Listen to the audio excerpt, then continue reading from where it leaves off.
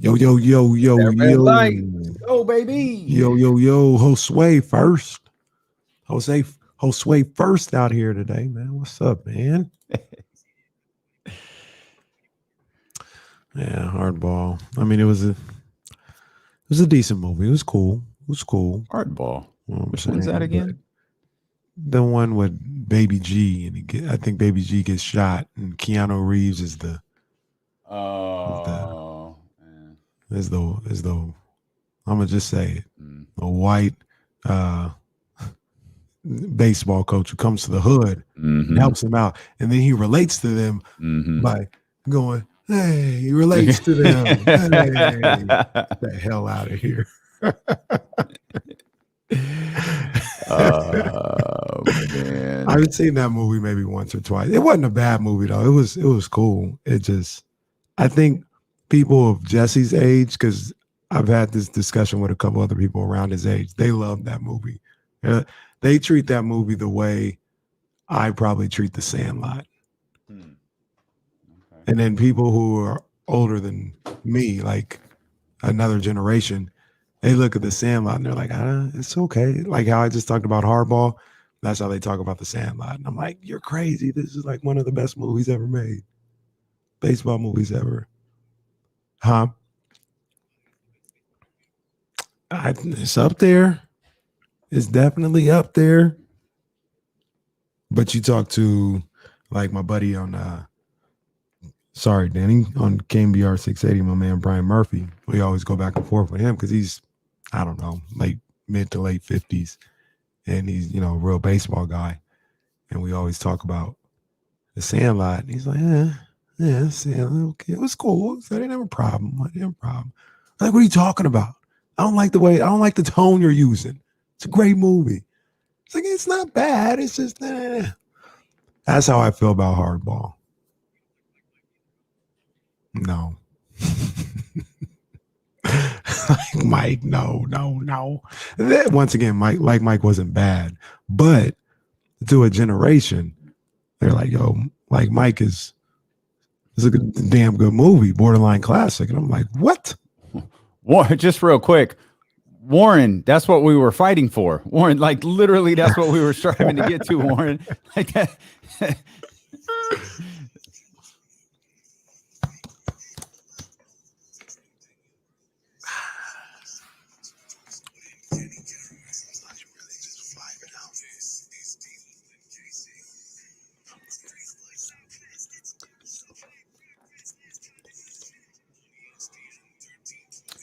Hope you're having a fantastic morning so far. Welcome into the Wednesday, September 15th edition of D-Lo and KC. I'm Damian Barling. He is Kenny Caraway. Yes, sir. Collectively, we're D-Lo and KC. We appreciate you so much for being with us. We appreciate those that are watching on twitch.tv/ESPN1320, on youtube.com/ESPN1320. We appreciate those listening on the Odyssey app and on 1320 AM. Remember, if you're in your car right now or you're on the go or whatever it may be, and you don't want to miss a second of D-Lo and KC, you can always download the Odyssey app and listen to us live and on demand. And it's a good show for you today. Matt George is going to join us coming up in the 3 o'clock hour. No, I just had something on my head, man. You always do. You always got something on your head right at the beginning of the show. I know. Go I don't know what it is. Go ahead. We just start calling the open KC's therapy minute. Like, what is it? What's on your mind, Kenny? I just don't understand why these people want to hide from the things they put out here. Okay, all right. I don't understand that. Kenny went 1997 Shawn Michaels on Andy. What's his name? Andy Bailey. Went 1997 Shawn Michaels on the dude from Bleacher Report. Just put out a little innocent piece of content and just want to talk to you. He didn't want to talk to us. I just want to talk to you, hey, look, Andy. I don't even know you like that, Andy. You could be a great guy. I'm assuming you are. Well, you came out a little hot. I said he need to come on here, come on a real station, and come on here and say what his chest. Was he on a fake station?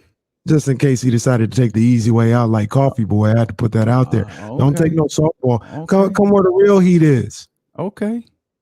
Okay. I said, come in here. I just want to talk to you, and I just want to hear you say it with your chest. When you say it with your chest, then I'll be like, okay, well, I disagree. This is how I feel. I think you lost your mind saying this. But like Jeezy said one time, they popping off, but they ain't wanting that. Well, let's catch everybody up for those who weren't with us. Again, often Kenny has stuff on his mind, never tells me about it before the show starts. That's what makes it great. Just decides, hey, you know what? I'm just going to throw, all that work you did for the first 7 hours of your day. I'm just going to throw a monkey wrench into all of it. This was supposed to be a quick comment, and then we got back to it. Well, we got to fill people in because, like, we want to believe everybody was here with us yesterday, but they might not have been. They might not have seen the Bleacher Report piece that went out there where they had De'Aaron Fox. They did a redraft of the 2017 draft and had De'Aaron Fox going 6th after Jason Tatum, which is the correct call, I believe. Donovan Mitchell. We had a little discussion there when we did our redraft, but thought Donovan, he's put in that work. He's that dude. We had De'Aaron Fox going 3 to the Boston Celtics. Celtics fan Jesse was elated. It was all good. Yeah. But he had Bam Adebayo, he had John Collins, and he had Lonzo Ball, not in that order, all ahead of, it was John Collins who was selected by the Kings. He had all of those guys ahead of De'Aaron Fox. But the part that I'd really like to ask him about, and again, he's got us on mute. He doesn't want to talk to Kenny. He'll talk to Jason Jones, but he won't talk to us. He wrote a glowing report about De'Aaron Fox. And I guess all I would want to ask him is like, fam, you really think that highly about Bam Adebayo and John Collins? Like, those guys are good, but our litmus test is always this. If the Sacramento Kings called Miami, do they do the deal straight up? If the Sacramento Kings called Atlanta's a little bit different of a situation just because of the makeup of their roster. Right. But I'm guessing they're going to find a way to make it work. Right. Oh, you want to do? Oh yeah, let's do that. Let's make it work. That's always our test right there, and I think both of them jump at it. And the funny thing about that, because like you said, Andrew didn't want to respond to me, but he responded to my partner at J Street Vibes, Jason Jones. I'm sorry, put your partner on what? On the J Street Vibes, man. You know he's still here. Stop playing. I can't remember. It sounds familiar. I don't know. I'm sorry. Go ahead. Yeah, they responded to him because Jason was like, "Yo, what happened?" Oh, Andy was quick to respond to Jason. Well, Jason, he didn't take no time to respond to Jason. And then the funny thing about it is when he said that, he goes, "Yeah, people were upset because I picked Alonzo to go ahead of De'Aaron. I'm sorry, like we were fine with John Collins and Bam Adebayo." No, so what he did is he took a quick peek at the mentions in the Bleacher Report tweet that went out, and Lonzo was the one who was referenced the most. Meanwhile, we're like, yo, no, there's like 3 other names that you could put in there, or 2 other names that you could put in there that don't quite fit. Look, I'll say this in all seriousness, like I'm having fun with it. You're having fun with it. It's all good. I really don't understand why somebody like Andy or anybody else or Coffee Boy is afraid, because that's what it comes out to me. Is afraid to come out here and just state their case. What we gonna do? Beat them up on the radio? No, we gonna just be like, "Yo, we thought this was this. What? Give us your reasoning." It's as simple as that. But they see us coming at us, and I don't know, man. They clutch the pearls. They walk away. I don't know what they do, man. They, like Jay-Z said, they ain't wanting that. Well, say it with your chest, or don't say it at all. Again, his report on De'Aaron Fox was glowing. Which is, again, it's so baffling as to why you thought Lonzo Ball should go ahead of him. Hell, even John Collins, I didn't get the whole thing, and we wanted to ask questions. That was the original thing that happened with Coffee Boy. He wasn't Coffee Boy till he became a smartass on social media. We hit him up that day he went at De'Aaron, and it was like, yo, can you join us? We're curious what the deal is. That's all it is. He's talking about you mad because your producer, I didn't respond to your producer. Like, no, bitch, it wasn't the producer. It was me. I reached out. You've been on my show. You've come on the air before, but now that things are a little uncomfortable, now you don't want to talk. Like, all right. And then Danny in San Francisco. I think can't Jesse remind me. I think he showed up on either Damon Rattle and Kolsky that day. I think so. Or he showed up on our crew who's opposite us on 95.7 The Game in San Francisco that very same day. Yeah, something like that. Unrelated. Yeah. But yeah, and then so Danny in San Francisco was like, okay, you know what? It's good. I'll reach out to him. Yeah. And he reached out, yo, can we get you on 1320 in Sacramento? He said, no, I'm busy. And like that was the like busy when? Like, because you ain't get a date, you ain't get a time. Like, I think you said busy when you meant what you was scared. Because you was a sucker for going at De'Aaron without having no reason to. Hey, look, man, I don't really know what the deal is. You know, I don't know. I don't think I look any type of way in my profile picture. I don't feel like I'm some type of menacing. Like, like I said, what these people think we gonna do? Jump them on the radio?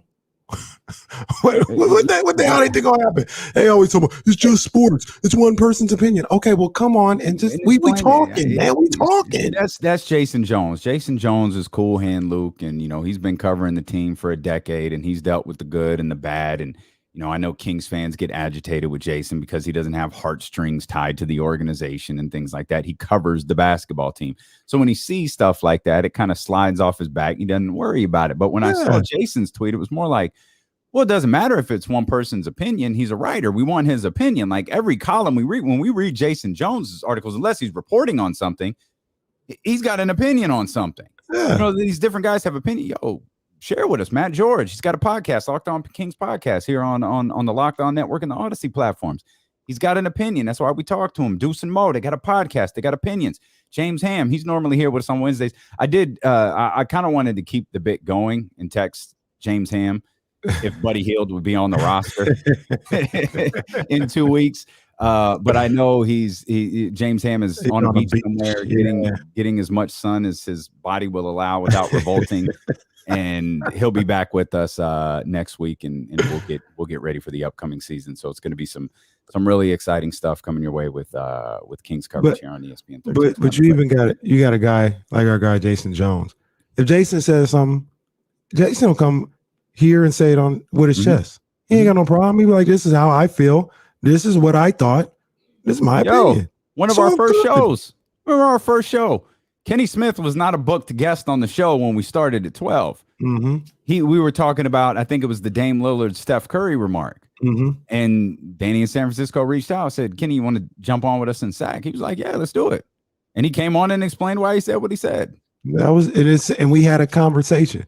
But some of these dudes, I really don't know what it is. Some of these dudes what it is. Really I do know what it is. I can tell you what it is. It's because people are so used to, like, the back and forth on Twitter has become like life. Like people think that that's real life. So when it's like that, there's a great video out there. It's like this short video, and it's a bunch of dogs. It's like these little dogs between a fence. And they're barking at each other. Bark, bark, bark, bark, bark, bark, bark, bark, bark. And then the fence opens and they stop barking and they walk away. That's the relation is, this is Twitter. Like this is what it's bark, bark, bark, bark, bark, bark, bark, bark, bark, bark. But when you move the gate of social media and you're in front of somebody, well, then all of a sudden that bark ain't there no more. It's something different. And I think people like they see like you getting challenged on social media. Oh, you're a troll. No, we're asking. Like I'm having a discussion with my man on what's my man Trey Lance TV. What is it? Trey Lance TTV. That's his name. He's talking about Ready to Die is overrated. And we just having a discussion. Yeah, he crazy, you know, but that's his opinion. We just having a little discussion about it. That's all. You can have discussions with people on social media without it being combative or trolling. But these writers, and they're certainly, you know, he's a writer with some followers. He's got a big platform in Bleacher Report. He's probably used to getting some crazy stuff in his mentions, so he kind of blows it off, doesn't pay a lot of attention to it. I would have thought when he saw Jason Jones comment on you that maybe, you know, Andy Bailey would want to jump in here. But no. But alas, the interesting thing about it is, like I said, maybe I need to change my profile picture. Maybe put a smile or something. Something less threatening, yeah. I don't look threatening. Yeah, menace to society. You look. but what people know, and it was funny, you know, with dudes or whatever, like, oh, Kenny cutting a promo on there. And maybe it sounds like, yo, Andy Bailey, you need to come on here and say it with your chest. All right. Maybe that's what it sounds like. I'm literally typing like, Andy, you need to come on the stairways and say it with your chest, man. We remember we read tweets, we read the context in our own mind. So I read your tweet as just I know you, so you're animated. Like I read it with a little more animation than your little Andy Bailey. Please come join us. It wasn't please. It was Andy Bailey. Come on here and say it with your chest. I read it a little stronger. But then when Deuce said, "Is Kenny cutting a promo?" I was like, I went back and read it, and I heard Andy Bailey, get your ass out here now. Andy Bailey, you come on here, you have your little redrafts, you talk about De'Aaron Fox going 6 and all this other stuff. Come on, D'Lo and KC, and say it with your chest. Take that stupid look off your that, and then all of a sudden, what Deuce wrote completely changed how I read the tweet. Definitely, this was absolutely how we planned on starting the show. 100%. We're glad that you're here with us. Just want to talk to you, Andy. Just want to talk. That's it. We'll keep trying. What happens first, Andy Bailey or Coffee Boy? Oh, Coffee Boy ain't never coming on here. Coffee Boy is scared to death to have a back and forth. Coffee Boy got his the same welcoming committee in Sacramento that Ron Burkle does, man. We'll step out. We'll come back. We'll keep it rolling. Actually, do want to talk Kings here. It's D'Lo and KC. Continue on Twitch, on YouTube, on the Odyssey app. We're here with you for the next 4 hours, man. Get comfortable. It's Sacramento's #1 sports station, ESPN 1320. Funny stuff. Funny stuff.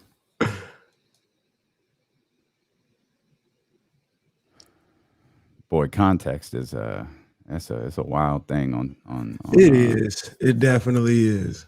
And that's why and I get that. That's why remember how I told you I was talking to that lady, and I was like, I'm not even gonna put this on the timeline because you might take it something completely where I'm not trying to go. I'm just literally trying to have a calm discussion. Right. Yeah. I'm not even gonna put it out there. I'm gonna just put it here, so you know, like I'm not trying to grandstand or nothing like that. And I think she reacted the same way she would have on the 100%. It's like, oh, that was a waste of time. I would have done the same thing with Andy if he would have had his DMs open. Dude, Mark's gift game is on point. Mark just tweeted, people out here thinking this is D'Lo and KC and it's Kane and O-Dog.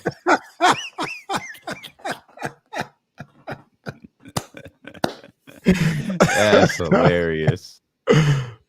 That's hilarious. That's funny. I caught up on Raising Canaan last night.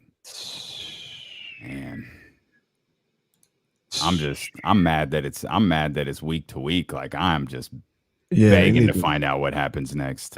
They damn near need to just release that whole thing. Yeah. Let us binge that thing. Man. Shoot, they let us binge that thing, man. It'd be over. Oh yeah. That's a one-dayer. That's a one-dayer. And finish that. You know who works on he might have worked on this one, and who works on he's definitely working on the Tommy one is our guy Deion Taylor. Oh, word? Okay. Yeah. Sacktown. Deion got to come on. He got to pull up, man. Man, there was a record out here that used to just hit. See, I didn't know he did. I didn't put 2 and 2 together and realize he did the music before he started doing the movies and stuff like that. Man, but what was it? Yeah, tailor-made music, man. Yeah. It hit. We used to rock that joint. And I can't for nothing remember what the name of it was. I don't even remember who performed it. And the other crazy thing is I didn't know him from any of that. I used to play hoop with him. I knew him from hoop, and we was in a couple of leagues, and we played 24. And then I ended up being in one of his movies as like an extra.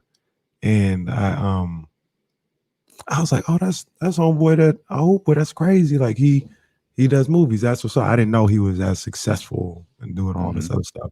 But he was what's the movie called? It's called The Hustle. Mm. It had Charlie Murphy in it. It Mhm. had Tamala, the girl from The Wood, Tamala Jones. Oh, Yeah, she was in it. And then remember Hits from the Streets? mm-hmm. He was in it. Mm-hmm. And what's homegirl's name that was in I think she was in it, but she was in the Next Friday, the auntie. Oh, I forgot her name, but I think she was another one that was in it. And he filmed that all around Sacramento. We was over there off of Florin Road, filming when I did it. He Ramsey, you ain't got no game, bro. He had me host. You ain't got no game, Ramsey. He was the first one who had me host a party when I started at KSFM. Oh yeah, I was scared to death. I was scared to, like, That's and I'm right, talking well, yeah, about like get Kim on a Whitley, mic yep, and do that whole yep. bit. Like I was scared to death. It's one thing to be on a mic with no one around. It's another thing to be on a mic with the club In front of popping. people. Yeah. Nah, Man, I wish Dion I could remember the name Dion of that got to pull record. up, man. I gotta reach out to him, man. Oh man, he make a great happy hour. Mm-hmm. Mm-hmm. He knows hoop and everything, man. I mean, he actually hooped. So. Mm-hmm.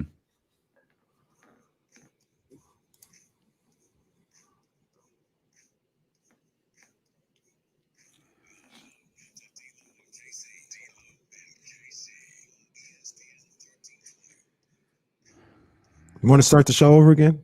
Yes. No, we just keep it rolling, man. That's kind of what you just come to expect. I swear that was supposed to be like a 30-second mention, and then we move on. Kenny's gonna have a moment as the show intros hit. Not something he brings up on the call, not something we communicate the night before. Just it's like something hits him, like that music hits, and it's like once I hear Nipsey, I think that's what usually happens. Kenny gets hyped. It's like, yo, it's showtime. Oh, I got an idea. I didn't put this in the rundown, D-Lo. I didn't put this in the rundown. Like sometimes Kenny will throw something at me like 10 seconds before the music hits. And now the trend has just been to just wait for the intro to play. And the funny thing about that is I was like, I fell asleep last night and I was like stressing myself since like 7 a.m. Like, I gotta get something in here, man. I gotta get something in here. Couldn't find nothing. As soon as the music dropped, all of a sudden I got the first segment. Wednesdays are tough till the King season starts because we're like Kyle Shanahan spoke today, and Kyle Shanahan said some stuff. I mean, he did, but really all Kyle did is confirmed what I think we all knew, and he tried to he covered it up a little bit on Sunday. But he confirmed what we thought about Brandon Aiyuk. We'll talk about that as the day rolls along. Urban Meyer talked today. I saw that. Dude, Jesse hit me with a baseball bat before the show started. Jesse said to me, as a matter of fact, Jake, I want to bring Jesse in the stream right now. Repeat the question that you said to me before the show started. All right. Yeah. The question was, what's more likely? Urban Meyer leaves to USC at the end of the season, or the Kings win a playoff game? I got, and he said playoff game. Yeah. He said playoff game, and I was like, man, that's tough. Because I don't believe Urban Meyer. I won't believe Urban Meyer's coaching the Jacksonville Jaguars until week 1 of next year when he's coaching the Jacksonville Jaguars. Well, look here. I mean, number one, you got Urban Meyer, who's just a wild card in general. He's just always going to do whatever. That's one way to describe him. But might not be his choice if he's in Jacksonville. I already said they might get that boy out of there because they gonna go about 2-15. Yeah, well, I don't think it's going to be a management thing or an ownership thing. If I stumbled across some Kenny Caraway tea leaves. And it was like, not vibing with adult men who make more money than you, huh? All right, this is a different power dynamic. That's been going on since late July when I started hearing that. Yeah, right. Yeah, we'll see, man. We'll see. I watched a little bit of the. I watched it. They had really hyped up this 86 Mets 30 for 30 thing. Yeah. And I mean, I get that's a team you hear about a lot. I don't know. I was a young baseball fan. I knew Dwight Gooden. I knew Darryl Strawberry, and of course, as an adult, I learned about their stories as I went along. So I get why the '86 Mets team is compelling. I didn't have any desire to sit down and watch, and I think this is like a 4-part. Hours. Yeah, hey, come on. I don't know that I need that. They tried to do a little Last Dance action. It ain't all that. You could have told us the story in 2 hours. You probably, yeah. I think that you could have.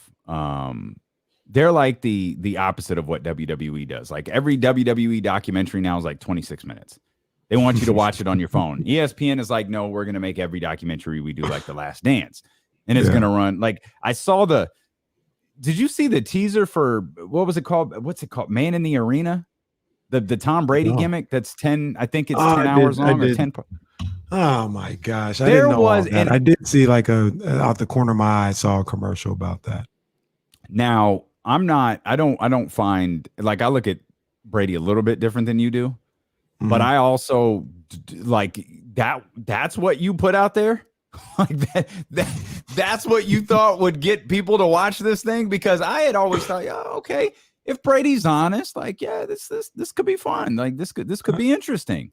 I'm curious. I mean, he's, one of the greatest football players we've ever seen, the greatest quarterback we've ever. I'm interested. And then they put out that teaser, and I'm like, I'm good. Oh, it looks so God bless and boring. Like, I'll take a pass. Yeah, I'm not really. I mean, I might check for it when it come out, but I'm not really interested. This '86 Mets thing, you ain't gonna catch me when I saw. Hours. No, hell no. I mean, if he don't get me within the first episode, I don't know if they're doing it with like The Last Dance, but if he don't get me in the first episode or two, I ain't coming back. I'll tell you that.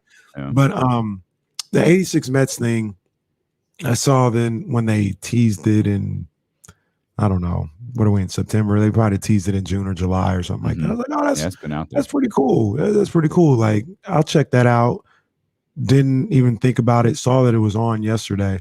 And so here's how I like to do things, Damien. I turned on the TV. It was about 10 minutes to go in the first part, the first segment, hour or whatever the case may be. And I was like, the second part was ready to go. You know what I'm saying? It's coming on at the top of the hour. It's going to watch the second part. I said, nah. I'm going to go back. I'm going to record this part 2 that comes on right now at like 7 o'clock. And then I'm going to scroll to about 10 o'clock. I'm going to record part 1, and I'm not even going to watch nothing until I have part 1 and part 2 right there. I don't want to go back and watch part 1. So I say all that to say, didn't get a chance to watch any of it because I ended up falling asleep last night. But I'm interested in it. 2 nights in a row. Yeah, I fell asleep. It was so bad last night. I fell asleep with my Invisalign out. Ooh, that never happens. That's you're gonna be in trouble for that one. I'm all right. I got the dentist ain't listening, man. You'd be in trouble. I might just keep them in all day. Might not eat today. I might. I don't think that I'll tune in tonight, but I get why people you're not are coming back for the next 2. And there was nothing wrong with it. Like, it was fine. Like, and but it was just like it's cool. Like it's fine. And I mean, Dynamite's on tonight. I don't know. Maybe I'll check it out. Like, it's whatever. But I did start thinking, like, I get why this is compelling. I get why it's compelling. It's probably more compelling because it's New York. And this Mets team, by the way, is really, really good. And anytime a 30 for 30 comes up, especially in Sacramento, people always talk about the one that was shelved because it glorified the former mayor when there were some fresh allegations out there against him. So it got housed, it got put away. Some people have seen it, some people haven't. I've never had any desire to see it. I don't really care. So outside of that, and I get there are some people who really want to see that.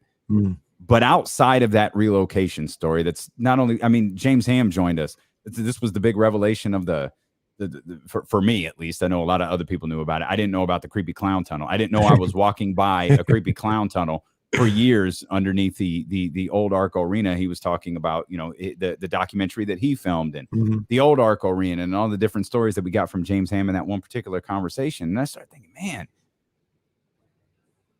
for a losing franchise, this organization could have some really compelling documentaries.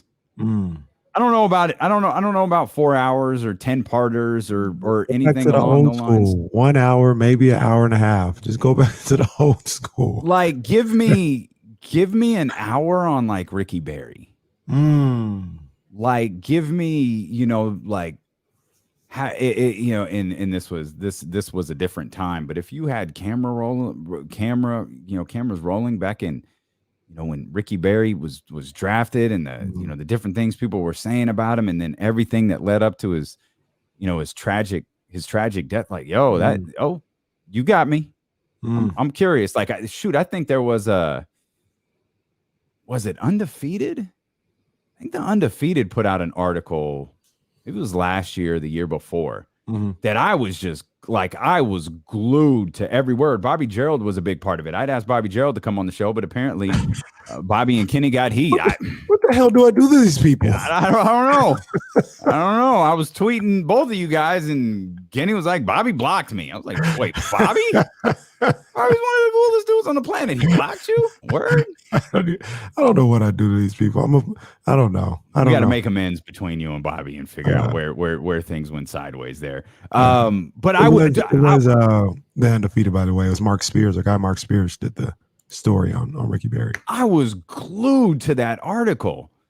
I was like 5, 6. Like I was very young in my Kings fandom at the time. Like I didn't know about it. Yeah, I didn't. I vaguely recall the story when he passed. Like I vaguely recall that. But man, that got my attention. That would be a good. I feel like that would be a good doc. Yeah, I was the same way. Like, I was really young when it happened, and I think I remember, hearing something like Kings draft pick pass away, or I vaguely, but I didn't live through it. And there's a lot of people. I know my guy, E. Hicks. He always referenced back to that moment. And I know maybe some older Kings fans will as well, as Ricky Berry was somebody who was going to change the franchise. Like, it wasn't just a draft pick. Like, they were like, yo, this guy could go. I'm looking right now at that Undefeated article that you talked about. The headline is, he was Reggie Miller with a handle. You know what I'm saying? Like, the expectations for what he could be were huge. And I can't I don't know. And if you don't want to go down the road, we don't have to. But was kind of that a little bit of the issue? Was the pressure, or? That's it. Nah, it sounded like there was some other stuff to it. Again, it's a tremendous article. I don't doubt that that's part of it. But it sounds like there's some. It sounds like there was some other stuff there too. That was talked about pretty in depth in that article from Mark Spears. But that was the first, like, immediately. That was the first one that came to my mind. Another young, like, King's recollection. I don't know that this is a doc. Maybe it's part of this person's doc, but the Bobby Hurley accident. Oh, man, that's one I do remember. I remember. Yeah. And then I remember, I lived there. Where, like, I remember reading that article, like, oh, wait a minute. This is the street, Bobby. And then I started looking around going, oh, I get it. There used to be nothing here. Because I think it was El Centro. It's still dark on that side that he crashed on. Yeah. And, like, I can look around and see, oh, I get it. If he was flying, I see how he got in an accident. Oof. Yeah, I remember that one as a little kid, and that was crazy. I mean, it's not like the down in the valley or whatever it is, but to your point, as we talk about this, I just feel like there's a story to be done on the Sacramento Kings. Like, it's just really wacky, some of the things that have gone on here in Sacramento. Like, and maybe Belo and JC in Minnesota, maybe there's a bunch of wacky stuff that happened with the Timberwolves. Sure. But off the top of my head, like, they just been kind of nondescript, right? It's just kind of, They've just been there. It hasn't been this a 2002 Western Conference Finals, greatest show on court, Bobby Hurley, Ricky Berry, almost losing the team, coming back. It hasn't been all these ebbs and flows over 20, 30 years. They got a Kevin Garnett trade and failed #1 draft picks. That's it. Like, I mean, I know people won't love this. Yo, what about like an honest story? If you could get them on camera, the fall of the Maloofs. The Maloofs are doing what, and I don't remember what was it, like a $6,000 Carl's Jr. burger. They had the hottest nightclub in Las Vegas. This is the one thing, you screwed up when you've got the hottest nightclub in Vegas and you still somehow went broke. Like, and not broke like broke, but like rich people broke. They went rich people broke, not broke. Yeah. But you had a nightclub, everyone was clamoring, like every celebrity, everybody wanted to come to, clamoring to be at. And you're doing the and again, I don't remember what it was, but I remember the commercial, the Joe and Gavin it was like a $6,000 burger or something crazy like that. To rumors out there about where their money went to, all of a sudden they're selling off, they're dumping the Monarchs because it cost them $1 million a year. What? Well, you did what? Don't make no sense, man.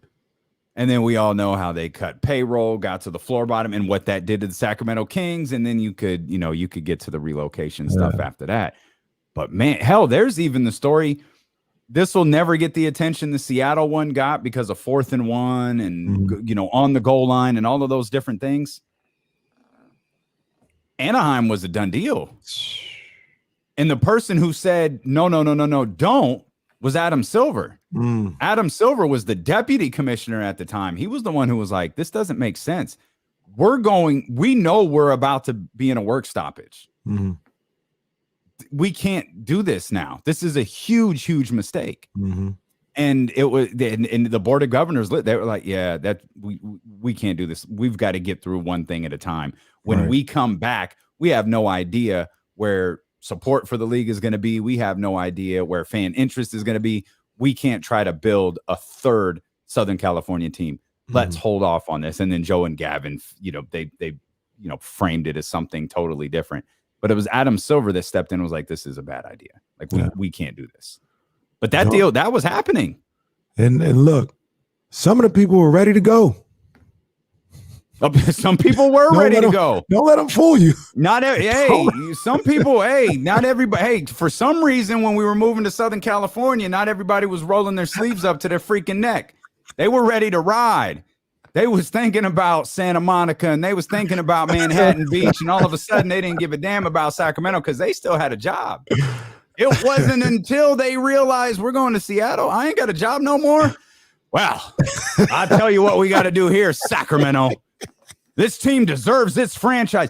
I'm telling you, man, the stories that have been told are just, that's why I have no desire to see Down in the Back. That documentary is true from what I've heard. And again, you could put it on ESPN Plus today and I would watch it.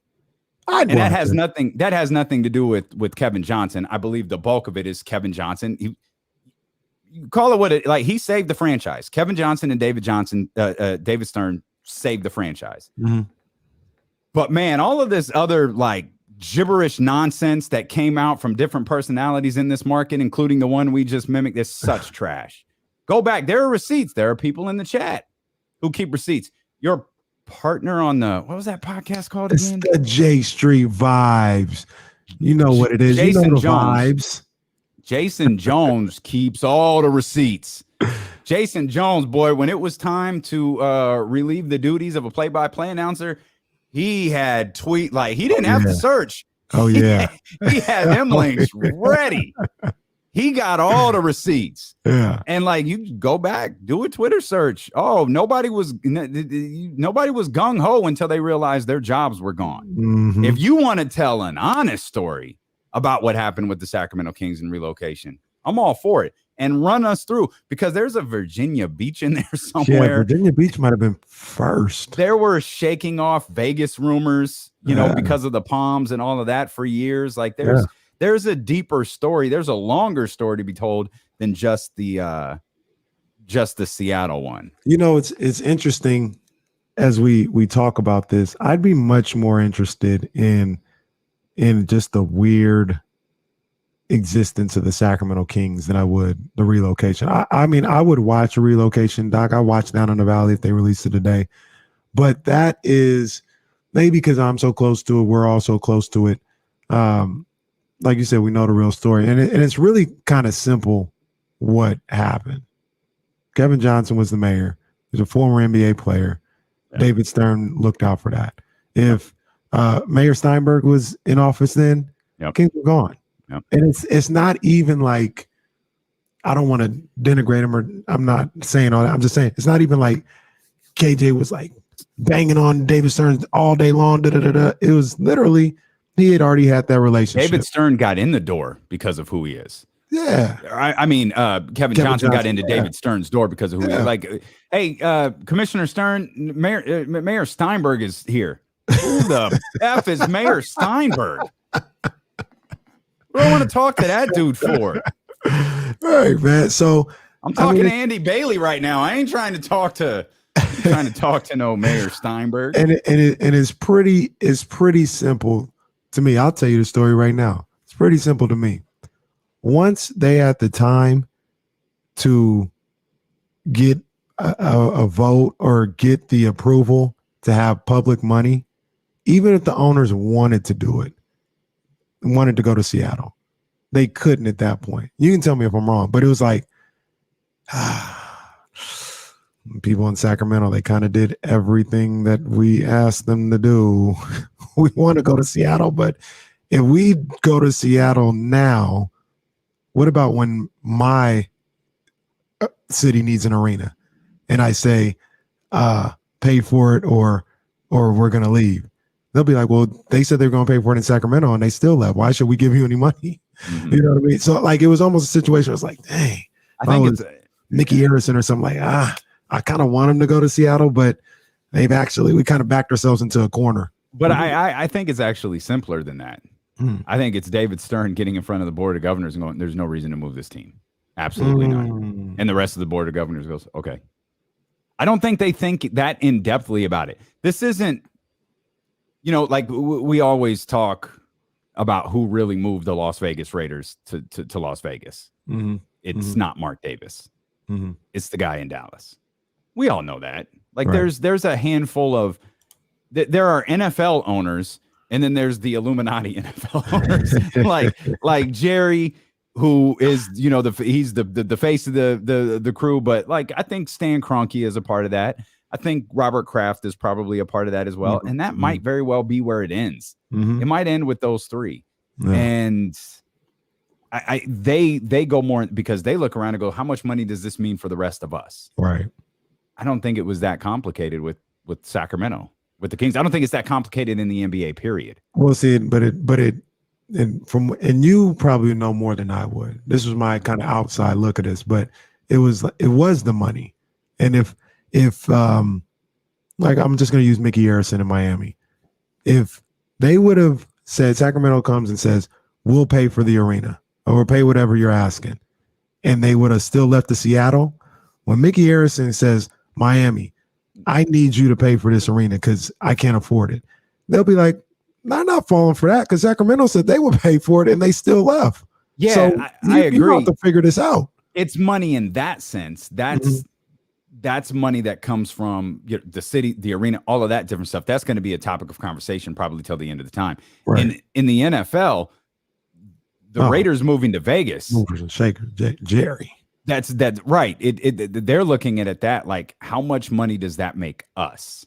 Yeah. Versus the Maloofs moving to, or the Kings selling off to a group in Seattle. What's that going to do for the NBA? It ain't going to do for the NBA what the Raiders moving to Las Vegas does for the NFL. Right. Exactly. The thing that, in my opinion, that had that type of influence for the NBA was Steve Ballmer. Because when Steve Ballmer came in with $2 billion, everybody, Rising Tides or something, everybody was like, oh, okay. I just did nothing and my value went up probably 50%, 75%. All right, I like that. Come on, Ballmer. Come on in. So that's what I was. But Jerry literally was. I remember they had the Raiders Chargers thing set to go in Carson because I was living in Carson at the time. Mm-hmm. I was like, that's gonna be crazy. And it was like right when they was about to all agree on it, it felt like Jerry came in there and was like, all right, this is what we're gonna do here. All right, this is what we're gonna do. Yep. You're gonna go to Vegas, Mark. You're gonna go to Vegas. Cronky, you got the one in Inglewood. Spanos, you come share this thing with Cronky, and we're all gonna get along and make a lot of money here. And they were like, okay. Kind of sound like him. Throwing a Greg Hardy's a leader reference, man, and you got it. But he knew, and I feel, a way about Jerry. I think a lot of people feel a way about Jerry, but that dude, he, from a business standpoint, he gets it. Yes. The Rams in Las Vegas, that don't work. Mm-mm. The Chargers in Las Vegas, that don't work. Mm-hmm. The Raiders, even though I think we read a tweet from someone the other day, an ESPN personality the other day, that said the Raiders have the LA has 3 football teams. He was on a flight going to Vegas and that whole deal, and it's like Vegas works for the Raiders. Yes. If Vegas is a destination market, it works for the Raiders. Because you're still it doesn't work for the Rams or the Chargers. You got LA regardless. Now you're adding a Vegas, and I mean LA for the Raiders. You got that regardless. Now you're just adding another market in Vegas by having them there. What other King stories would you want to hear in long form? I actually got an idea for a couple of others that we could dive into. Plus, we'll take our first look at week 2, the 49ers versus the Eagles. We got Matt George coming up in the 3 o'clock hour. Lots ahead here. Oh, and we got WWE Raw tickets on the way. That's happening next on Sacramento's #1 sports station, ESPN 1320. Man. Josue, I disagree. The Chargers in Vegas, Vegas seems to be a very supportive town. So I think anybody would have worked in Vegas. But what I was explaining was you put the Raiders in Vegas. Now you have Vegas and LA for the Raiders. If you put the Raiders in LA, you don't have Vegas no more. Vegas is not the Raiders. So I think it worked out perfectly. The biggest travesty is that the Chargers left San Diego. They didn't. They were getting overran every single time they played somebody. The stadium was. But I think it'll be even worse in LA. At least in San Diego, you had people in San Diego who were like, yo, our Chargers. You know what I mean? Ain't nobody in LA saying our Chargers. Not one person. I'm interested to see how that works out. You don't never hear nobody talking about the Chargers down there.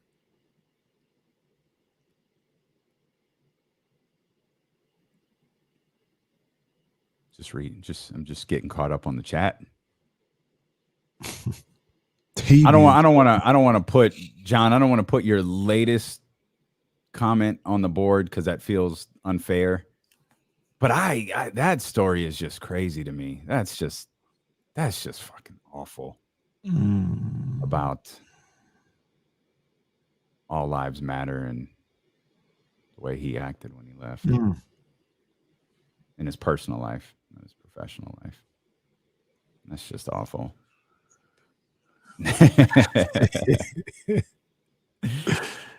Oh, man. Shout out to Steve Carson. I don't know if Steve Carson's listening or watching, man, but shout out to my man Steve. He just shot us a note here on the Twitter. Steve Carson was good. Which one of y'all, by the way, hey, Poker, oh Lord, Poker Pro wants to talk. All right. Which one of y'all in the chat is create your own esports league on Twitter? Which one of you is that? Because I don't know who, I don't know how to put this together. I don't see any. I know you're part of the crew in here, but I don't know who it is. Is this another Manny burner? Is this Manny's 10th account? Who is EEL Leagues? Which one of y'all is that? Because he tweeted like Dr. Dave Garcia, like he's John, he's the chat house because the tweet's funny. There's a squirrel playing defense. And he says, here they call this squirrel off night. Might have a better defensive rating than Buddy. Oh, it's got to be Brian Cruz. It's got to be a Brian Cruz. It's got to be Brian Cruz. I feel like I got Brian Cruz on Twitter. I just don't know who this is.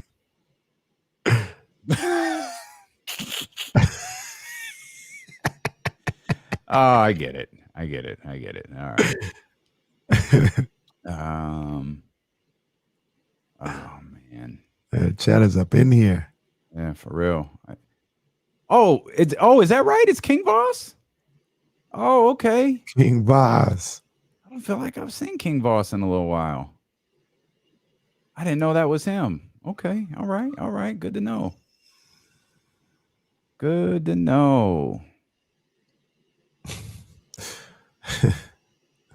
Roddy, you're 100%. I don't know if what you're saying is correct, but I'm just saying it's interesting to hear that terminology. Wait, who? Oh, Roddy. Oh. Yeah. I mean, if dads could just stay with their kids in that community, I mean, be better off.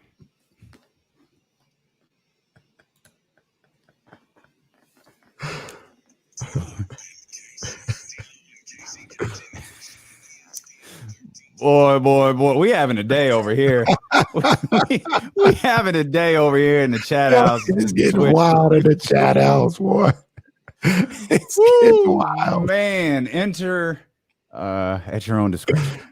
Twitch.tv/ESPN1320. I mean, they're all having so much fun, they've forgotten to hit the thumbs up. So yeah, man, hit them thumbs up, man. Hit the thumbs up when you get in there. Hit the subscribe button as well. We welcome all new subscribers. Again, it's a great community.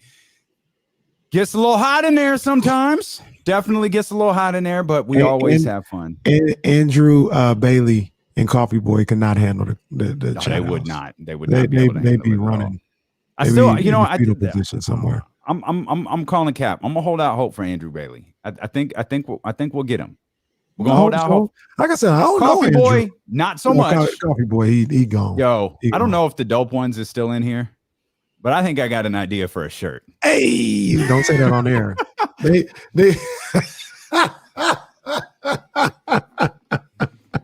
I have this horrible habit of just blurting stuff out on the radio, and you open Twitter and it's like, oh, that's all right then. We've got tickets to see WWE coming up in 10 minutes.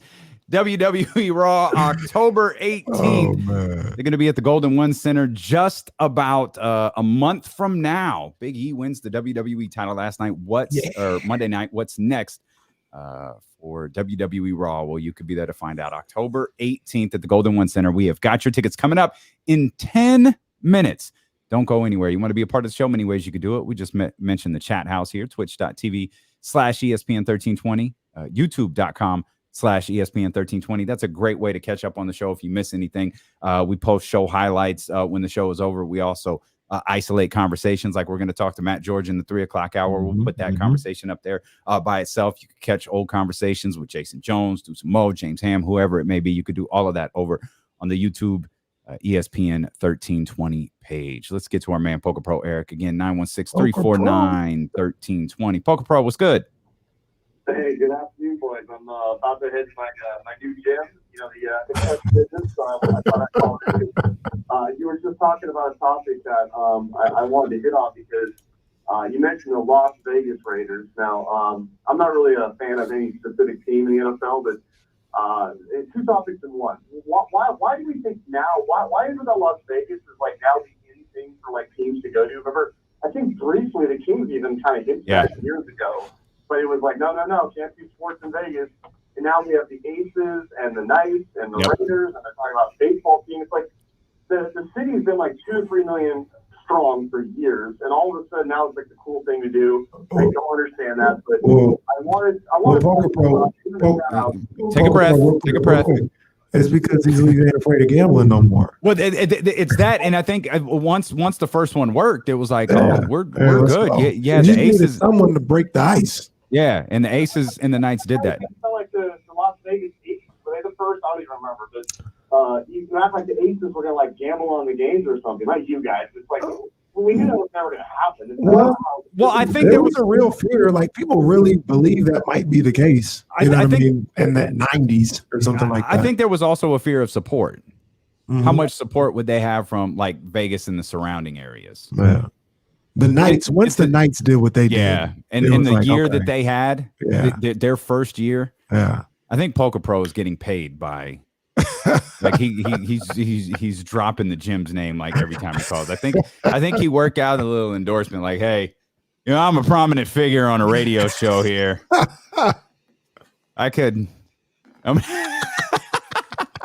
gonna start censoring Poker Pro Eric when he calls. Hey, I'm on my way to the gym. I'm going to beep.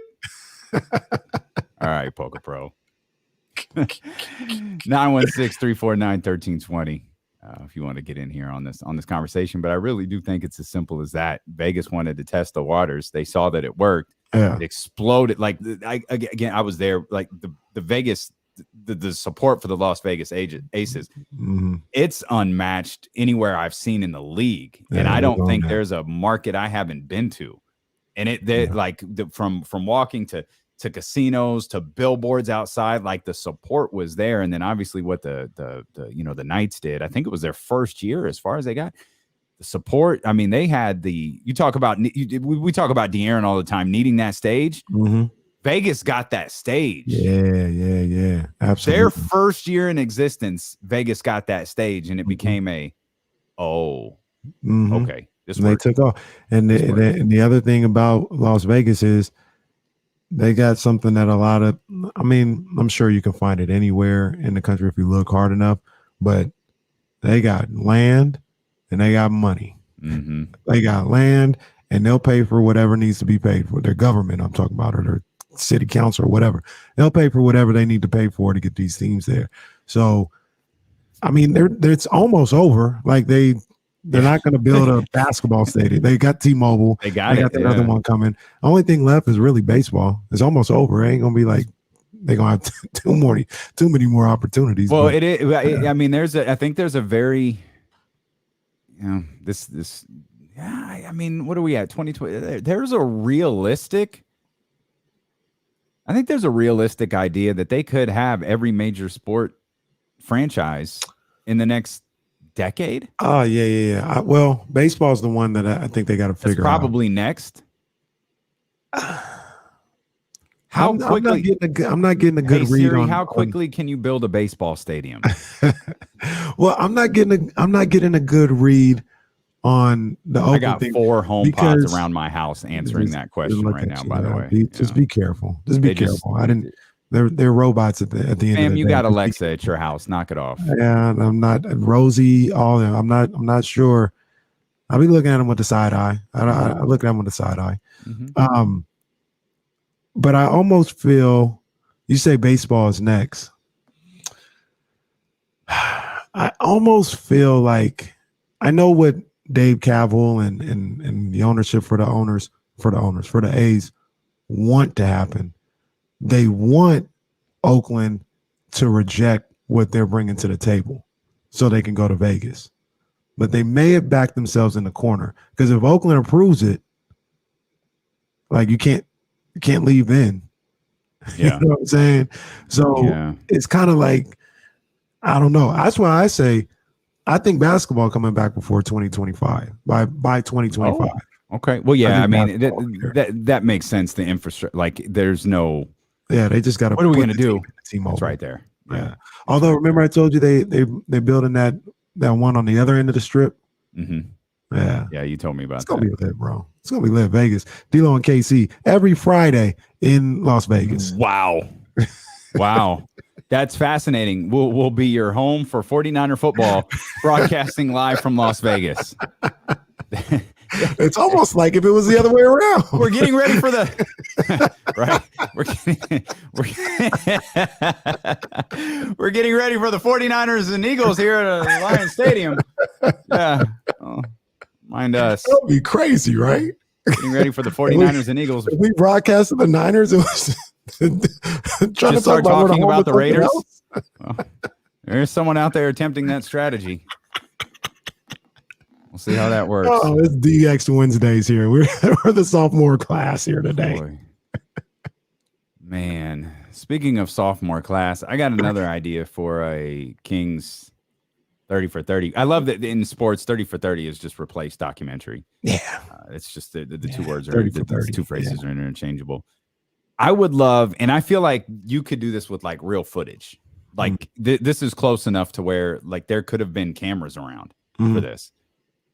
I would like to know what happened in that 2-week period from when James Ham reported that DeMarcus Cousins was going to get a $200 million extension to Chris Clark tapping him on the shoulder at the All-Star game and telling him that the Kings are in talks to trade him. And we had already known basically the deal was essentially done. Yeah. I would love to know what happened in that 2-week period that DeMarcus Cousins was going to be a $200 million King to him becoming a New Orleans Pelican.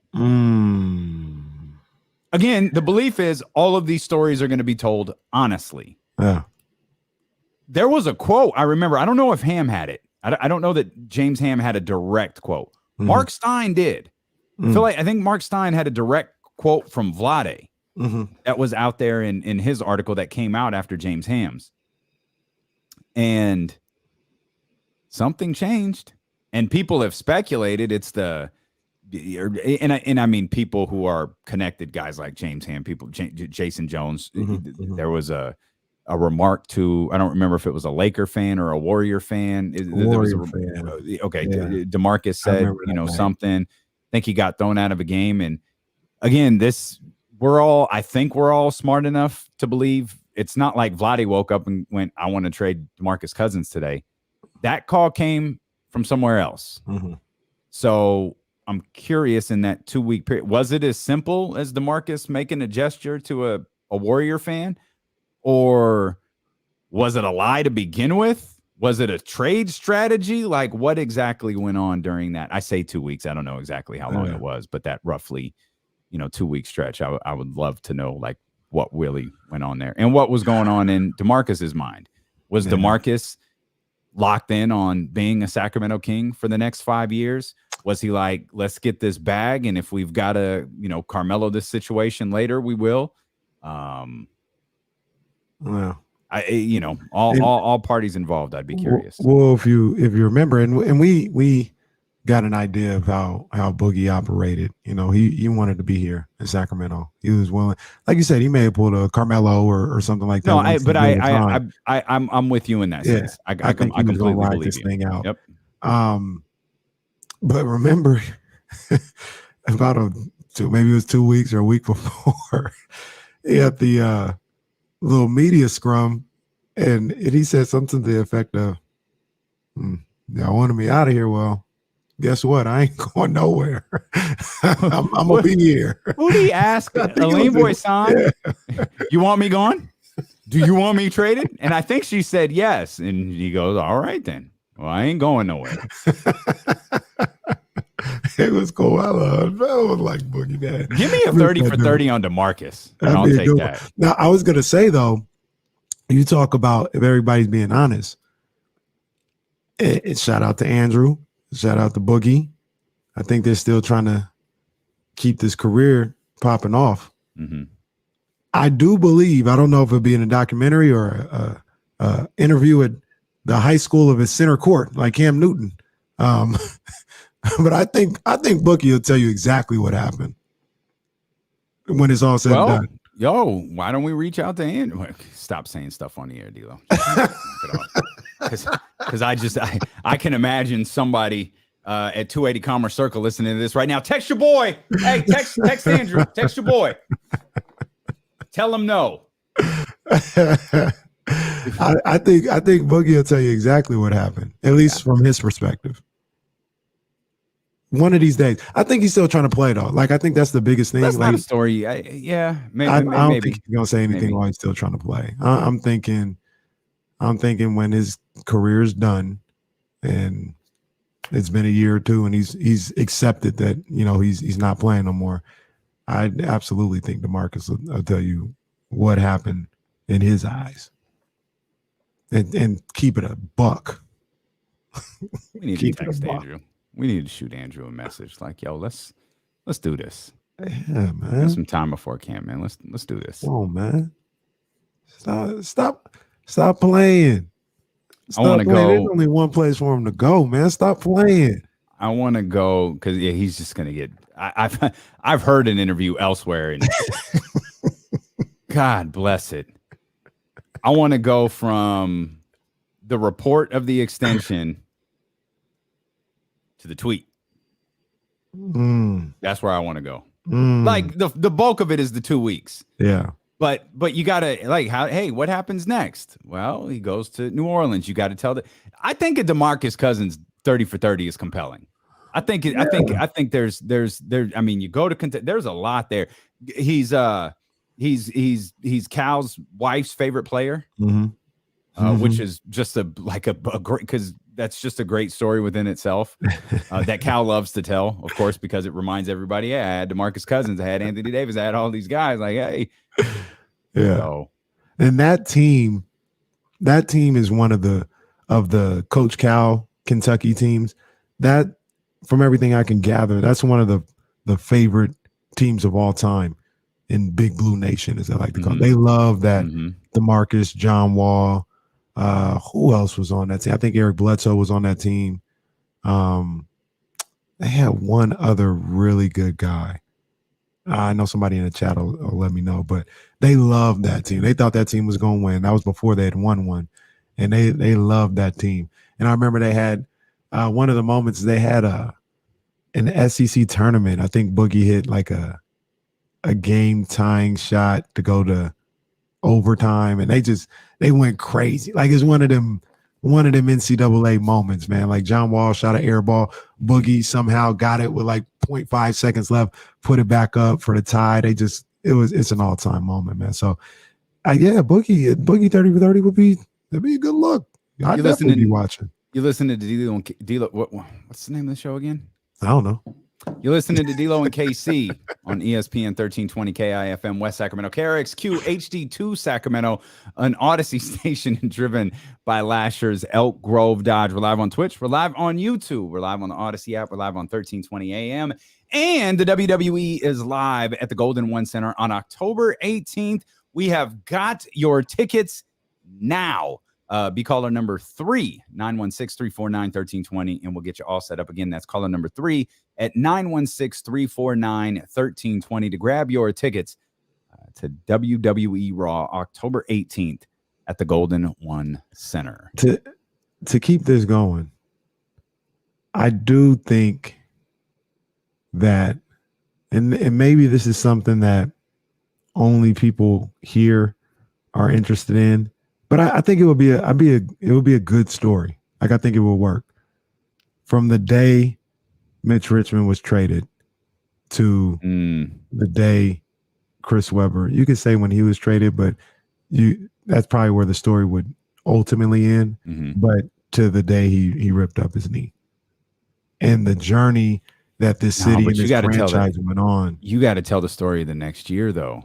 You can't cut it off. When he comes back. Yeah, I would say, maybe when he misses that 3 in Game 7 against Minnesota to tie it, that would be. Little did we know, but that's when it really ended when Weber went down. But that was it. I remember they battled back in that Game 7 where Kevin Garnett was just crazy, and I think Weber's 3 was to tie it and send it to overtime, and it might have went in and out. It was close. I think it really close. In and out. And just like that, the season was over. And this whole thing was over. It was all over. And they've never recovered since then. But from that moment, because I say that because which is why Rick Adelman did the big fist pump on the Kevin Martin layup, because he was like, I did not expect to be here. I'm going to show human emotion. He showed more emotion on that Kevin Martin layup than he did at the Hall of Fame. That's facts. When Kenny said when Kenny said he found this clip of Kevin Martin on the Kevin Martin clip, Rick Adelman excited. I was like, that was a lie. Mike Bibby hit a shot in the Western Conference Finals that Rick didn't even react to. I've never seen Rick like that before. It's a great clip. Yeah, but he but this, and like I said, maybe because we're here. But that moment, because you remember how it was when when Mitch got traded. Yeah. We were devastated. And go ahead. I wasn't. Not a knock. I told this story to our girl Sarah Hodges the other day on CBS 13. I wasn't devastated because I loved Chris. I was like hyped the day that Chris, like I remember that day vividly. I remember finding out when Chris Webber was traded. I remember all of that. It's like, yo, we traded Mitch, like because I have my jersey. We traded Mitch for Chris, dude. Like Chris Webber is a king, and I've tried to like rationalize it. Mitch is obviously extraordinary, but I feel like I gravitated towards Chris because there was something about that Michigan team. That Michigan team like spoke to us. Oh, for sure.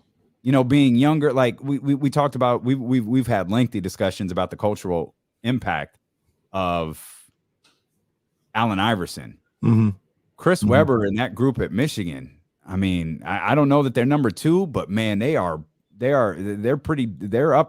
They're up there in terms of cultural impact. So Chris, I thought, yo, Chris is that dude. Now I didn't know all about Chris doesn't want to come here and this and that and all of those different things. I learned about those as time went along, but I wasn't devastated Mitch was gone. I was crazy excited. I was devastated. I was like, no, not Mitch, bro. And I like Chris too, obviously, Michigan. I loved him, but I was like, nah, not Mitch.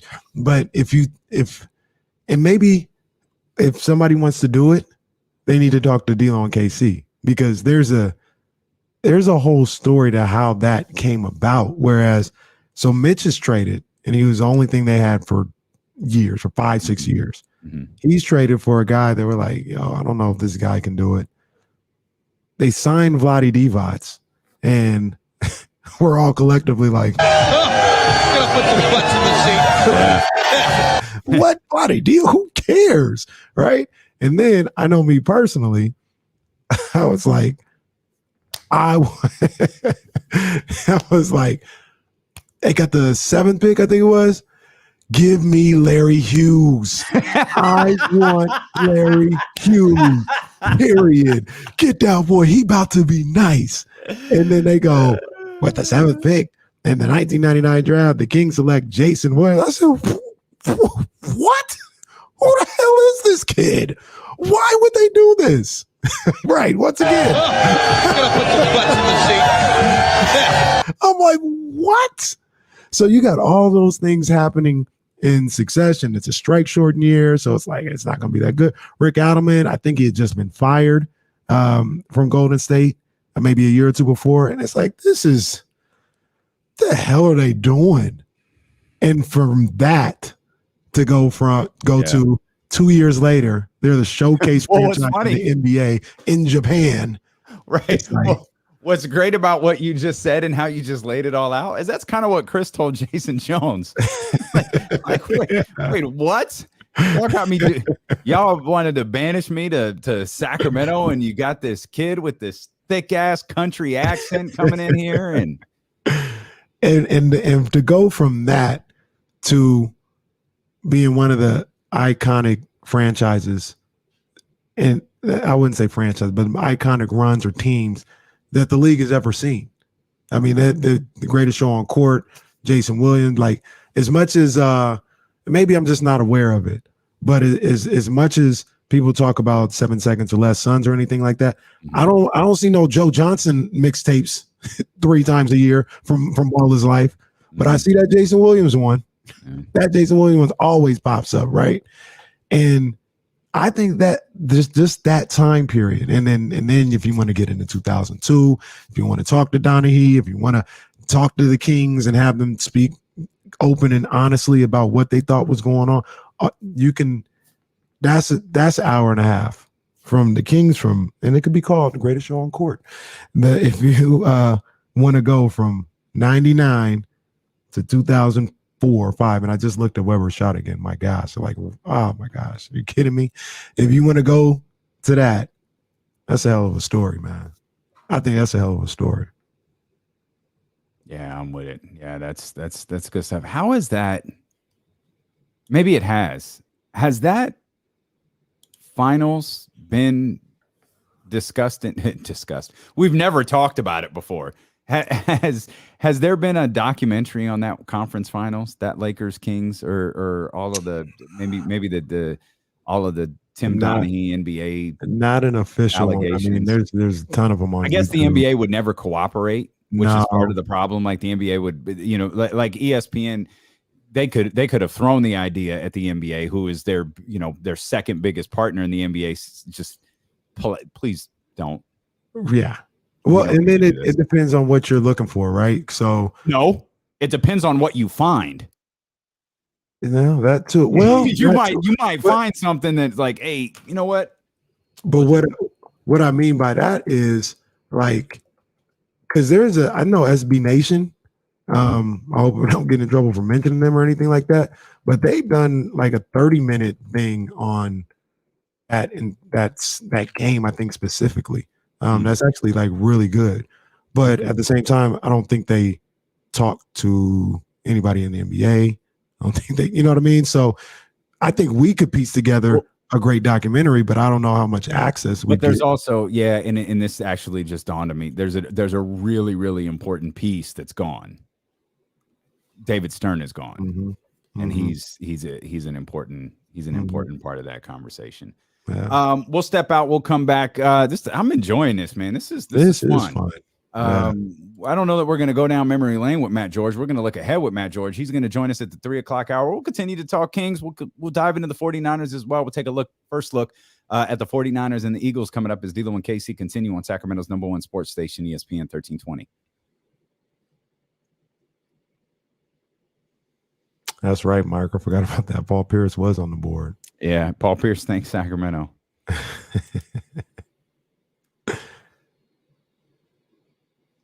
To be honest with you, Dr. David, I really wouldn't listen to anything he has to say about basketball. I'm just being honest. Yeah, either. I wouldn't listen to anything he has to say about anything. Yeah, there's that too. Yeah, I have beef with John. I had a beef with him too. Yeah, I don't like that dude. He's an ass. Yeah, he's an ass. Oh wow! I just read what you said, Dr. David. Yeah, that's like I said, man. You can't. Yeah, Milkoff. Can't listen to a guy like that. Can't listen to a guy like that.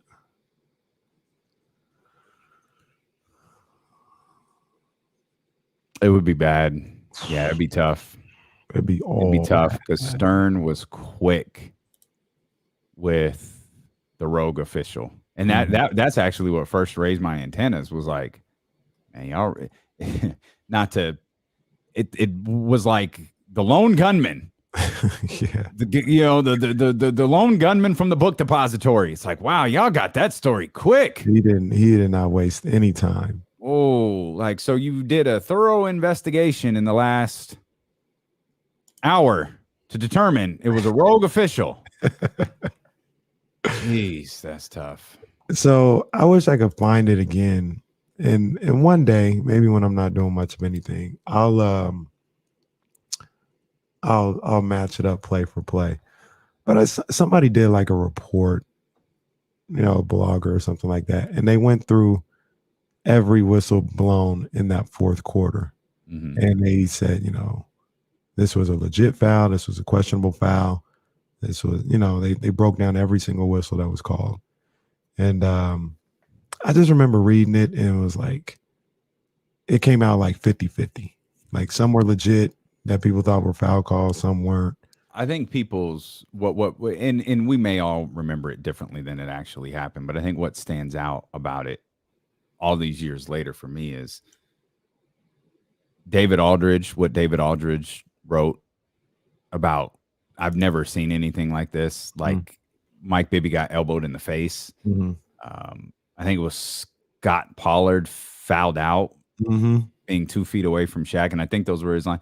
Mike Wilbon has said the same thing over the years. He was like, I've never seen anything like that in my life. Well, the one thing that always comes to my mind is there's a moment in the fourth quarter where a foul is called, and Rick Adelman is just staring, and he has a look on his face as if I can't believe this is happening. Like I can't believe that they're doing this. Yeah. You know what I mean? And he like it's to the point where I can't even argue. Like I just can't believe they're doing this right now. And it's crazy the discrepancy of the foul calls. Like even if you want to say they're actual fouls that were being called, you could tell they weren't making these calls all series long. Mm-hmm. And now all of a sudden in the fourth quarter, you're calling it. Hell, Shaq stepping over the line every time. Yeah. Like playing violation every single time. It's crazy.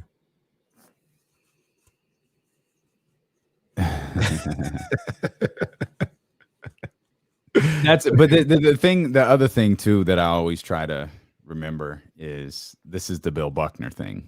This is the Steve Bartman thing.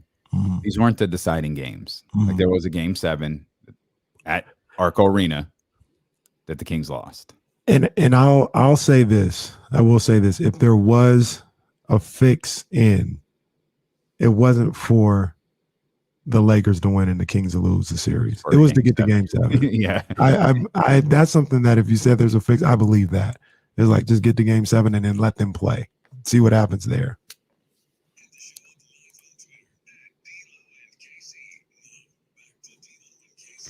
Hey, Jesse, we got a winner for those WWE tickets. Okay, Manny. Okay. Serial connection. Yeah. I love it. Congrats, Manny. That's good stuff, man. Indeed. WWE Raw. We'll have another pair of tickets tomorrow. WWE Raw is going to be at the Golden One Center on October 18th. Again, another pair of tickets coming up at 1 o'clock tomorrow. If you're worried about missing it, don't. Download the Odyssey app. You can discover hundreds of new exclusive music stations available now for sports and music fans by sports and music fans. The new Odyssey exclusive stations on the Odyssey app, brought to you in part by Macy's, Geico, and Coke Zero Sugar. Matt George said to join us coming up in the 3 o'clock hour, about 3:20. Matt will join us. He'll join us live on the stream on Twitch and YouTube and all of that good stuff, and we'll talk to him. We've been talking a lot about past Kings situation. Would the George Karl run be interesting? It definitely would be interesting. I don't know how much you can get out of it. Maybe that's a 30 for 30 short. Okay. Well, was Karl, and this is where bad basketball just starts to, was George Karl the overseer of DeMarcus, Rudy, and Isaiah, or was that the year before? I think it was Isaiah the year before. It was the year before because I don't think Isaiah was here. Yeah, okay, I didn't think so. That's when George Karl was talking about Seth Curry. Oh yes, it's a shame Seth Curry has made nothing of himself. That's what got. Now that I think about it, that's what got George Karl to yell at John Bull on Twitter. John made a remark about what he said about Seth Curry when Seth Curry was killing it in the playoffs, and I think he tagged George Karl in it, and George Karl responded. Now, George Karl, of course, didn't yell at him again, like you didn't go full O-Dog on Andy Bailey earlier today on Twitter. But you read it how you want to read it, and right. I think George Karl read it a certain way, probably in a smart-ass way, which is absolutely how John Bull read it or wrote it. Yeah, and George had to clap back at him a little bit. And that made me laugh. Yeah, George Karl, Sacramento. One of the. I can feel you could do a 30 for 30 on just call it the worst ideas ever, and it would just be a line of Sacramento Kings things. And that's what I'm saying, where it's like there's been so many things, and maybe we just know because we're close to it, but there's been so many wacky things that have gone on with this organization. Like for instance, I'm a Niners fan, obviously. I don't feel like all this has gone on with the Niners or with the Giants. Like it's really just been, for the most part, it's just been about what's going on the field, whether they're good or bad. There's been so many extracurricular stuff going on here with the Sacramento Kings since they got here. You know, whether it's, like I said, unfortunately, rest in peace, Rick Barry, or you talked about your number one draft pick getting in a car accident in his rookie season. the trade for Weber, going from ashy to classy, as Biggie would say, when you get Jason Williams and Chris Webber, and then falling off the face of the earth, and then being threatened to be relocated 3 different times. And it's just, we say all this stuff. We hadn't talked about a season really. I talked about the journey of getting from the beginning of Weber and Jason Williams, which is, I didn't even talk about, they were a good team or nothing like that. It was just how they got there. It's an interesting franchise. I think the franchise as a whole and their tenure here in Sacramento, that's a story. Hell, the damn owners on the catwalk. Oh. What? Yeah. The owners on the catwalk. Yeah. They played in the office building. Crazy. They first got here. Yep. So there was a leak in the roof at the old Arco Arena. The old. That was at Arco 2. Oh, was that Arco 2? Yeah. Well, that was the beginning of Arco 2. Yeah, it was a leak. I know. Didn't Jerry once pass out on the court? Yes, Jerry had a heart attack or something. I don't know. God bless, bro. We've got some weird stories here, bro. What? On the sidelines, Jerry just goes and collapses. Oh man. God bless Jerry. Thank God he's okay. This sounds crazy. I think maybe it was a dream. I don't know. I think I was at the game where the roof was leaking. Okay. Because I know I was a little boy. Yeah, I was a little boy. My auntie Wanda, she had tickets. Yeah, and I feel like I was courtside, and I just remember the game stopping. I remember something about a leaky roof or something like that. I think I was there. Okay, could be wrong. You would have been 7, 6, younger than that, probably. Wow. When did Arco 2 open? I feel like it was 88 or something like that. I feel like that's what I was thinking. I was 5. Man, 5 or 6. Vaguely remember it. What is the most interesting story for the 49ers?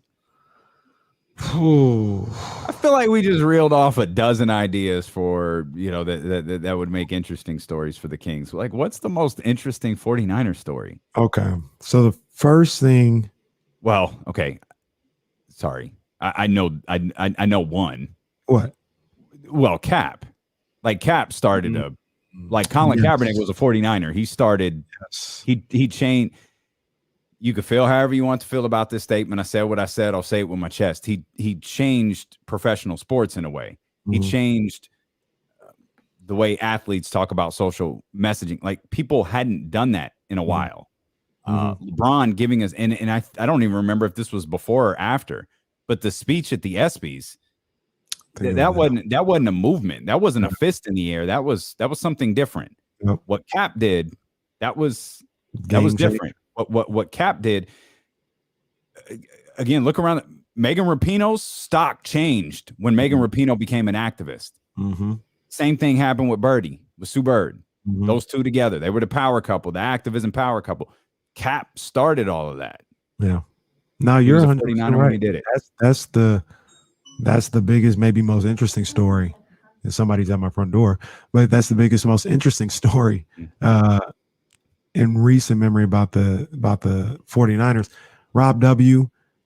I'm not going to call him that, but you're right. The 49ers not drafting Aaron Rodgers. That's not what the message says on. The message says the 49ers not drafting Karen Rodgers. Yeah, that's correct. Yeah, that's a hell of a story. That's a game changer. That's a game changer. Something in there with Harbaugh, the Harbaugh Jed York dynamic. I've heard some crazy stories about Jim Harbaugh and what he was doing at the headquarters. Oh goodness. Yeah.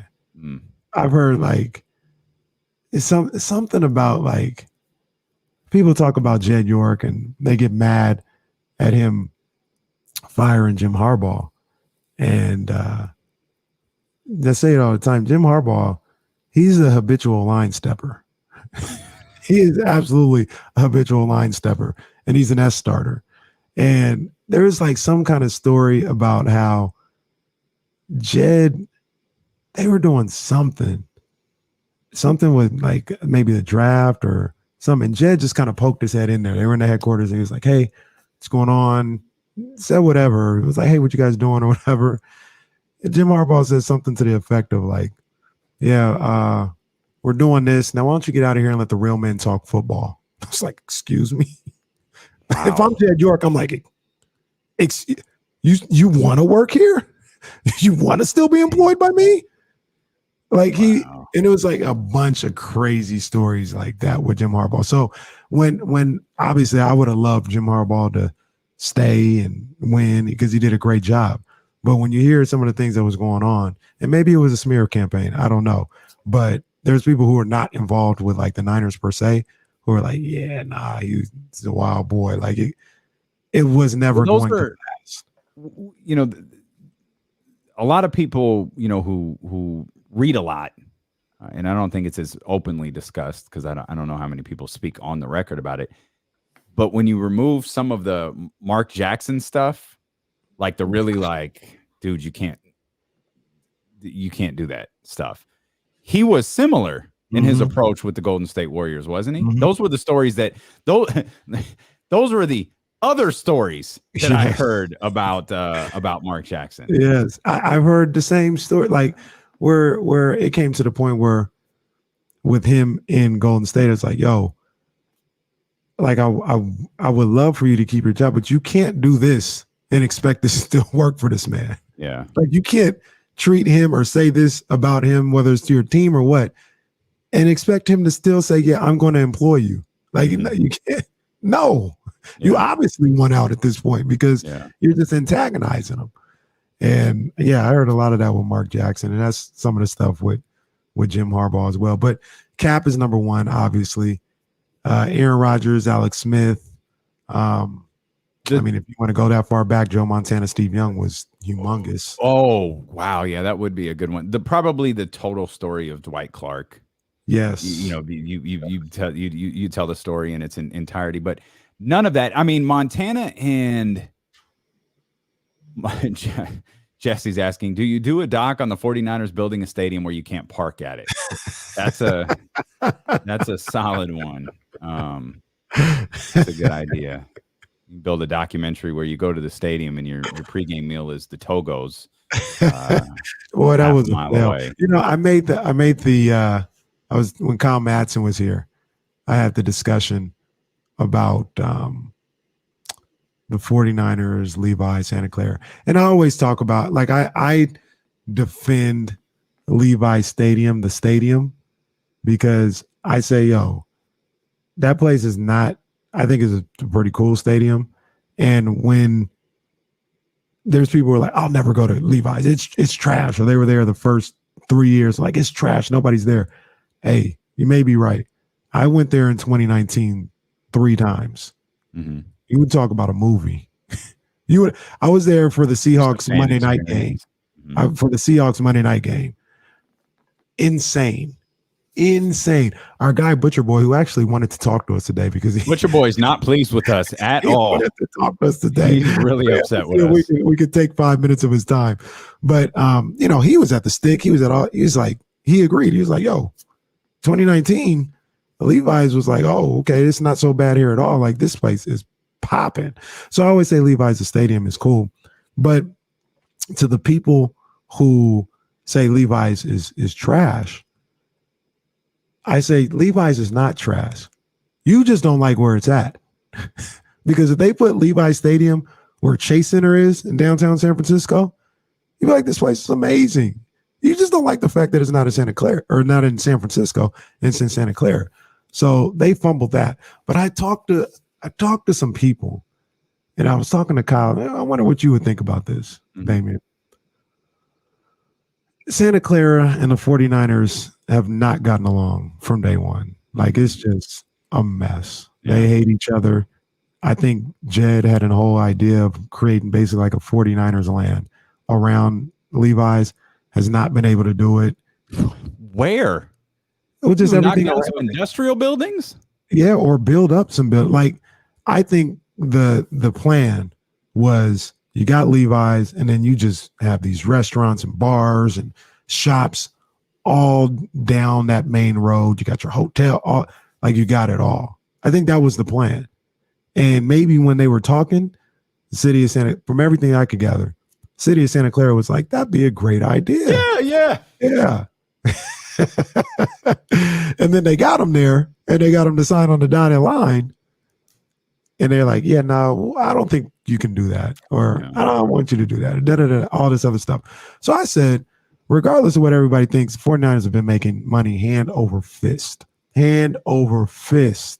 for the better part of almost 10 years. It's crazy. They almost been there 10 years. I think there's an out. Wow. Yeah. Jeez. I think there's an out in 20 years. And I said, okay. Hey, you mean 20 years from now or at the 20-year mark? At the 20-year mark. Okay. And I said, they're filthy rich. If they put it on the ballot, they might be able to get some of it paid for. What would stop Jed from just leaving and going back to San Francisco and at the 20-year mark and building a Levi's in San Francisco? Well, a couple of things. Where? They could find a spot. I mean, is Candlestick still open? Candlestick, they're like putting townhouses or something over there. Oh, okay. So it's not open. Are people going to complain how windy it is? Probably, but it's not open. But look, I know I'm not from the city. I know I understand the importance and the greatness of it. Knock down the Cow Palace. Oh, you can't do that. That's a wrestling landmark. What are you doing? No, so was Arco, and they're about to knock that down. So knock down the Cow Palace, build a new stadium right there. All right.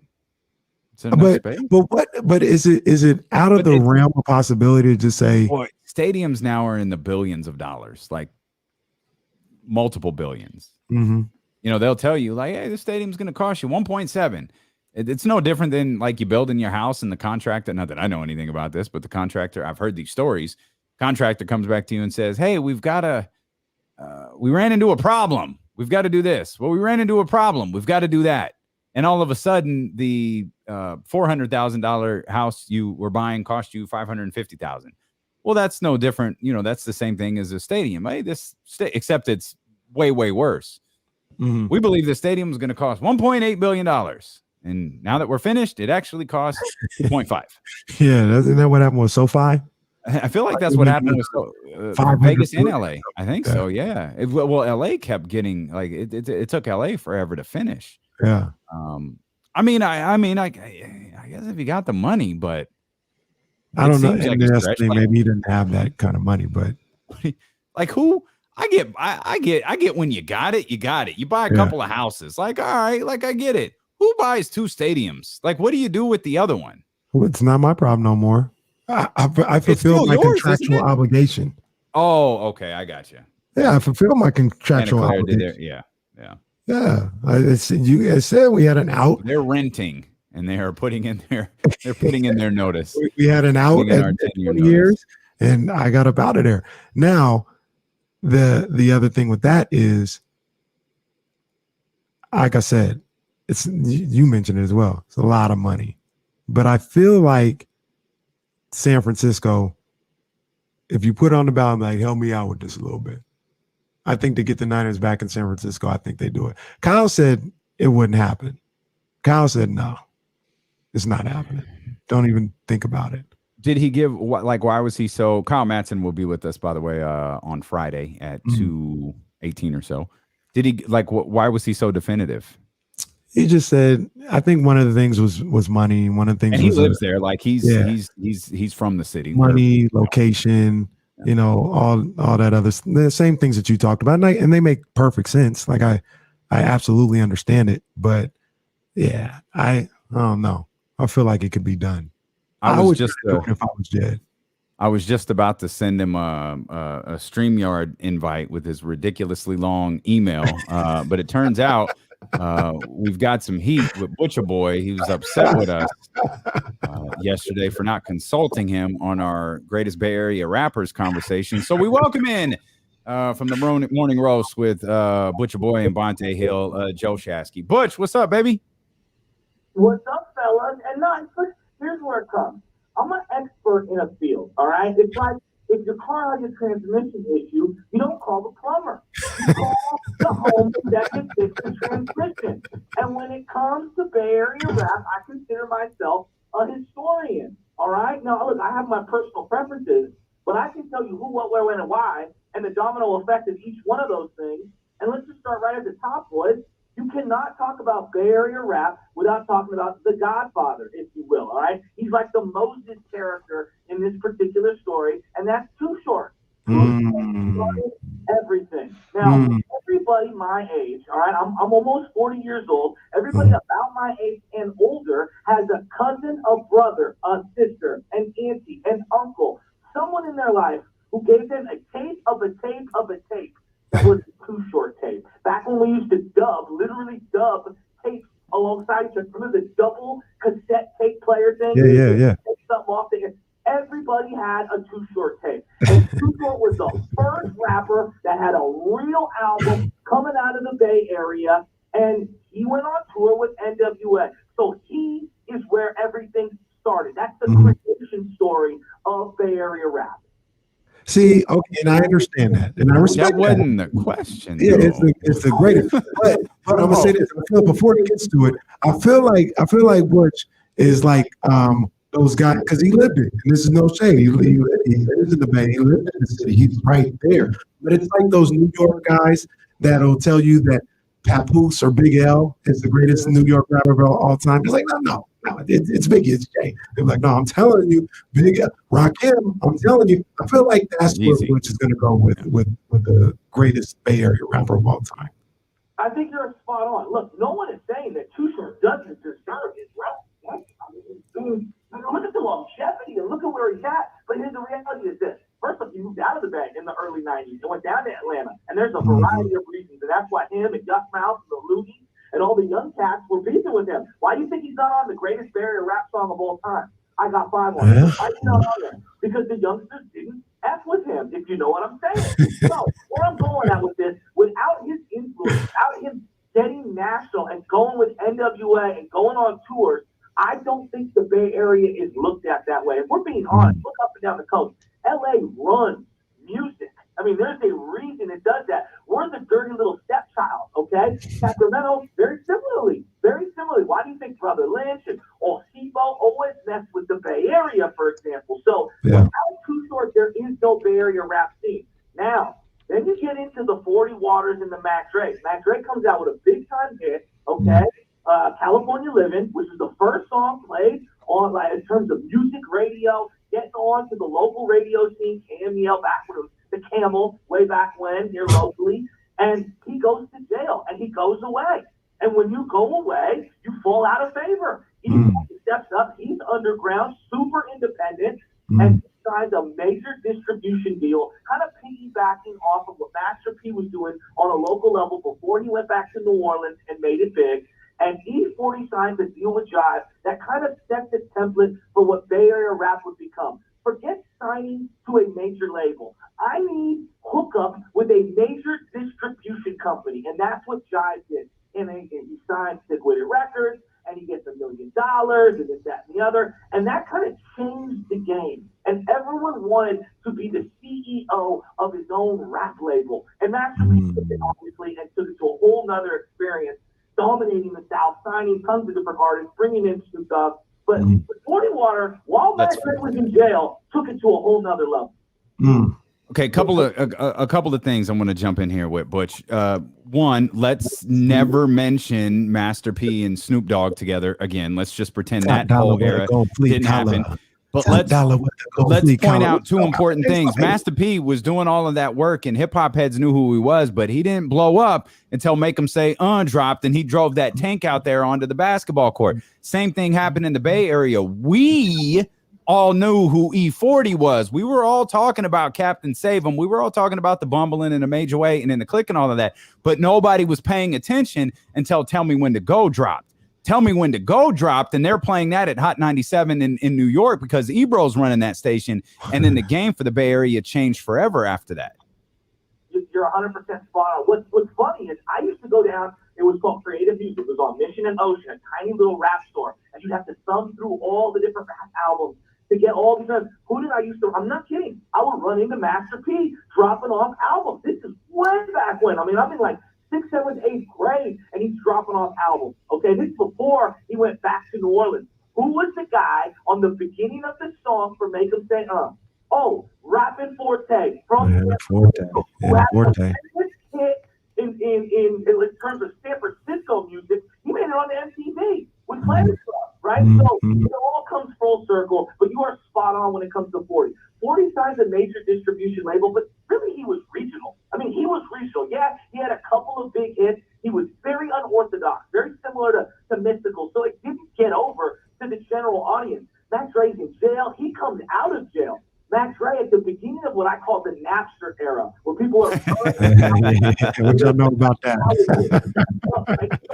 Colleges. I think for a long time, rap was considered a black man, they're selling to black audience, right? That's what they're trying to do. Max Dre very smartly said, I'm going to go to the white colleges because they've got money, and I'm going to sell concerts and gear and albums and stuff to them, and you cross-pollinate all of the gangster rap stuff with the college movement, with the action, the hyphy movement, and that's how that whole thing, underground-wise, controlling from the top of Oregon and Washington all the way down to San Diego, he became a cult hero underground-wise. Now, Max Dre never reached the popularity he should have because it was just slightly too soon. Had he been around for MySpace, had he been around for Facebook, Instagram, you wouldn't have needed MTV and BET Uncut to play your music. You could have sold all this stuff independently. The guy sold like 10 million albums with no major distribution deal in the early 2000s. It's impossible to think about that in that particular era. So he's more of a cult underground hero. We're talking like Rucker Park legend as opposed to Michael Jordan. We don't really have a Michael Jordan. That's really not what we have. But now E40, after Max Dre passes away, takes elements from the Max Dre movement, grows dreads out, and reinvents himself for like the second, third time, and ends up parlaying everything into a huge national presence, doing songs with Little John, doing songs with T-Pain, crossing over with all these guys he knew from the South and the Atlanta scene, the same way Master P did it, where you got to collaborate. Then he pops. Now I look at the guy. I love E40. I look at him now. He's got 4 or 5 different versions of himself. He's become the ambassador. He's become a mascot for the Bay Area. But the reality is his catalog speaks for itself. I understand people that want to say Max Dre is the GOAT. He's not, because he doesn't have the national success and the longevity that 40 Water has. So Butch, I got 2 things real quick. Number one, you're good. We're good. We got time. Let it rock. We're in class. Okay, we're in class. We're getting the education from my man Butcher Boy from 95.7 The Game.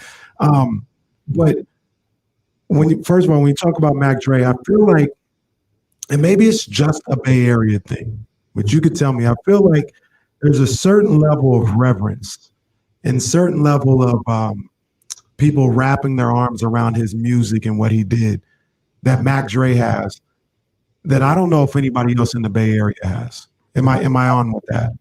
No, you're 100% on. Here's the thing, okay? There are certain people, Dwight Clark, for example, resonates more with people than even Ronnie Lott at times, even Terry Rice at times, because you could physically reach out and touch Dwight Clark walking down Market Street in San Francisco. You'd be at a club, my dad would say, and all of a sudden you look over, oh my God, there's Dwight Clark, like one of us. It's the same thing kind of Klay Thompson has going on right now. Name me somebody who hates Klay Thompson. Oh, they love Klay out there. Right? Because that person feels like he's one of us, even though they're totally not. That's literally walking down H Street with a bag of weed and sitting there high-fiving people, dapping them up. He'd show up to your house party in Chico after performing on stage with Andre Nickatina. Like, he really was that dude. You could literally reach out and touch him. Every person I know who went to any of his concerts, and I went to a bunch, and I was very lucky, you literally, every one of you has a story of hanging out with Mac Dre later on that day. You don't hear that from Tupac when it comes to the fans, and I love it. Oh, that was my second question.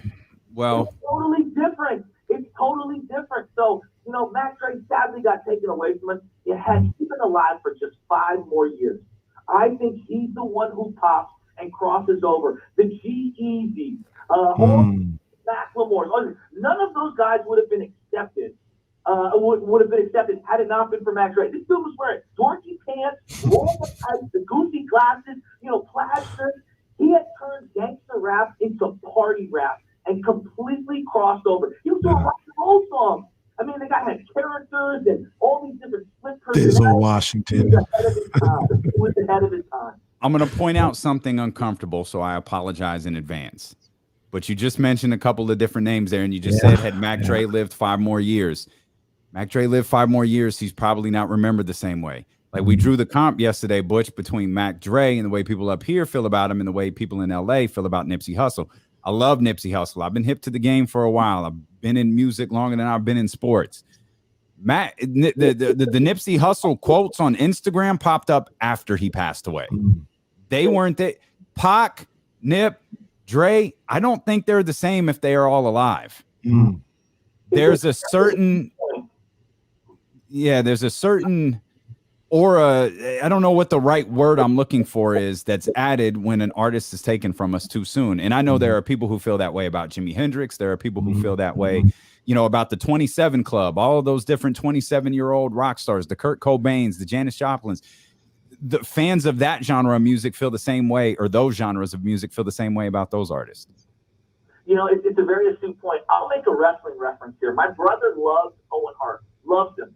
And Owen Hart was really good. But was Owen Hart ever really one of the top 10 wrestlers ever? Like, no, nowhere near that. But the way it went down, how tragic it was, we remember him as something greater than what he truly was. When in reality, he had a nice solo career. He's a supporting type of a player. Now, that's not Mac Dre. Here's where I would draw comparisons to Pac and Mac Dre. They worked their what off and put together unbelievable amounts of work.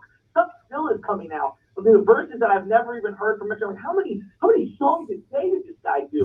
I will say this. At the time of his passing, he was very popular. Nicotina was a more popular underground rapper than Mac Dre. And Nicotina and Mac Dre put out an album together. Nicotina went to the back burner. Mac Dre came to the forefront and obviously elevated the craft and the music. I will say that some of his best work, because he was hitting his zenith right then and there. Very few artists get better over time. Look at Snoop's Doggy Style and listen to Snoop, Bossellini or one of these albums on No Limit. There's just no thank you. Top dollar with the gold flea collar. Y'all stop playing. No. You know what I'm saying? Very few rappers get better. Yeah. Right. One of those guys. Unfortunately, to your point, I agree. I don't think he is the same. I still love him.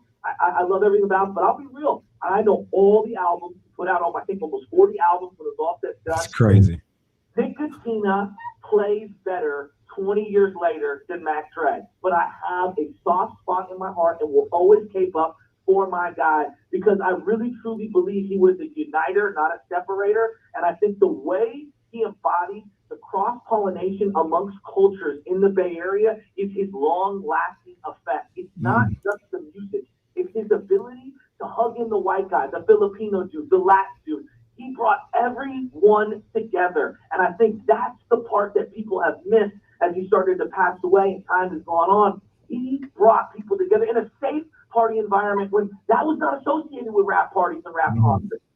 Yeah, but man, this might have to be a podcast one day. We got to break this thing down. I want to ask you a quick 49ers question, and it's a hypothetical.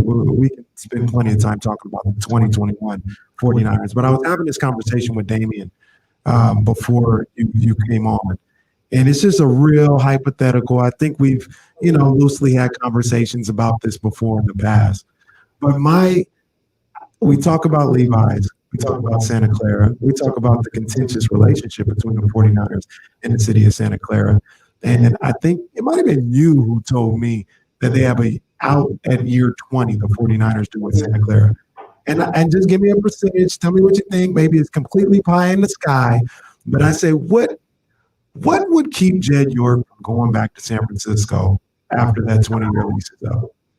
Man, I mean, pride, number one, which don't underestimate the ego and the pride of billionaires. That's number one. Look, they do not own the stadium. There's a third-party entity, Santa Clara Joint Authority System, that owns Levi Stadium. That's in case it defaults. It doesn't go on the taxpayers. It doesn't go on Jed York. It goes on the third-party committee that was created that runs and operates it. The Niners leased it out from them. Okay, why do you think they can't have concerts after 9:30, 10 o'clock on a weekday? Because the entire community doesn't want to have that happen. I mean, look, before the pandemic, I'd say less than a 0% chance. I mean, that's how slim it was. Now the city's kind of dead. I mean, if we're calling it what it is, like, we're gonna have to transfer all of these office spaces into condos. We're going to start knocking some stuff down. The city's dead. I mean, we have to reinvent and reimagine what we think about big municipality, downtown space. I mean, that's just what it is. No one's going back to work 5 days a week in the office. Those days are gone. You might go 2-3 days a week. Why would these companies spend that kind of money? I think there's going to be more space than we could have ever anticipated available 5 years from now, 10 years from now, 15 years from now. Anybody who works in the trades will tell you the money's dried up right now. Like, to build and put money into infrastructure, the companies just don't have that. The supply chain in every industry is down. It's a nightmare. I would say it's closer to 5-10% right now, but I didn't even foresee it coming this close. I mean, it would still take a quantum leap of a lot of things to happen. It's very slim, but I'll tell you this, it was sad to me seeing how sick SoFi and Allegiant Stadium was, because that's what San Francisco could have, would have, and should have had. I broadcasted from Chase Center yesterday. I was literally in a suite looking out at the freaking water. It was incredible. The Niners, it just didn't work. Can I give you a quick Tupac before we go, guys? Absolutely. And make sure when you give us that, answer the question, is if Tupac is a Bay Area rapper. Okay, so here's the thing. Tupac is a national treasure. I don't think he's a location. He is a true, what I call a traveler, okay? Like the Oregon Trail video game. This dude has literally lived anywhere and everywhere, and everyone should claim him. That's what it is, if we're being real. And because he couldn't get along with anyone either. He had time in Oakland when he was sleeping on Humpty Dumpty's couch. God rest his soul. He spent time in the Marin jungle.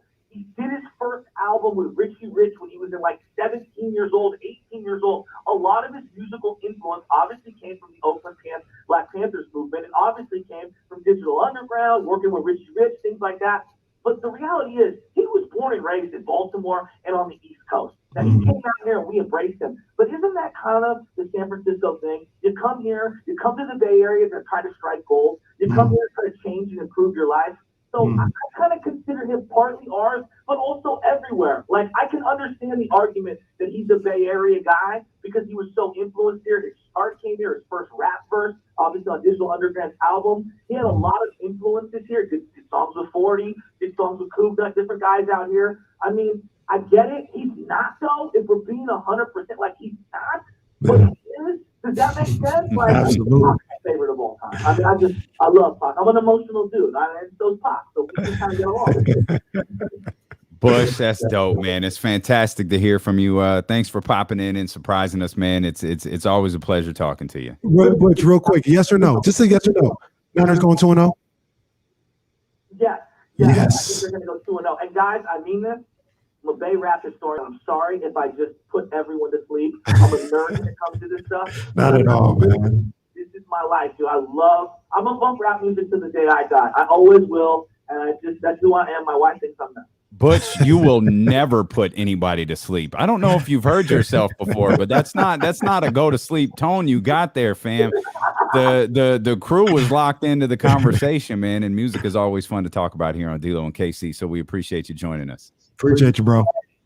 Hey, you guys have a good one, and don't sleep on the music coming out the city right now. There's a lot of young cats I'm putting on that I didn't for a long, long time, man. A lot of hitters. And Zach, too. Mozzie's killing it, even though people are getting hurt all over the place. But they need to chill with all that. Yeah, we appreciate you, Butch. Thanks, baby. Thank you, man. We probably could have just let, but Butch probably. But Butch, there's a good chance Butcher Boy's still talking. I mean, it's not out of the realm of possibility. I could have won. My man got knowledge, man. He got the knowledge and he got the gift for gab.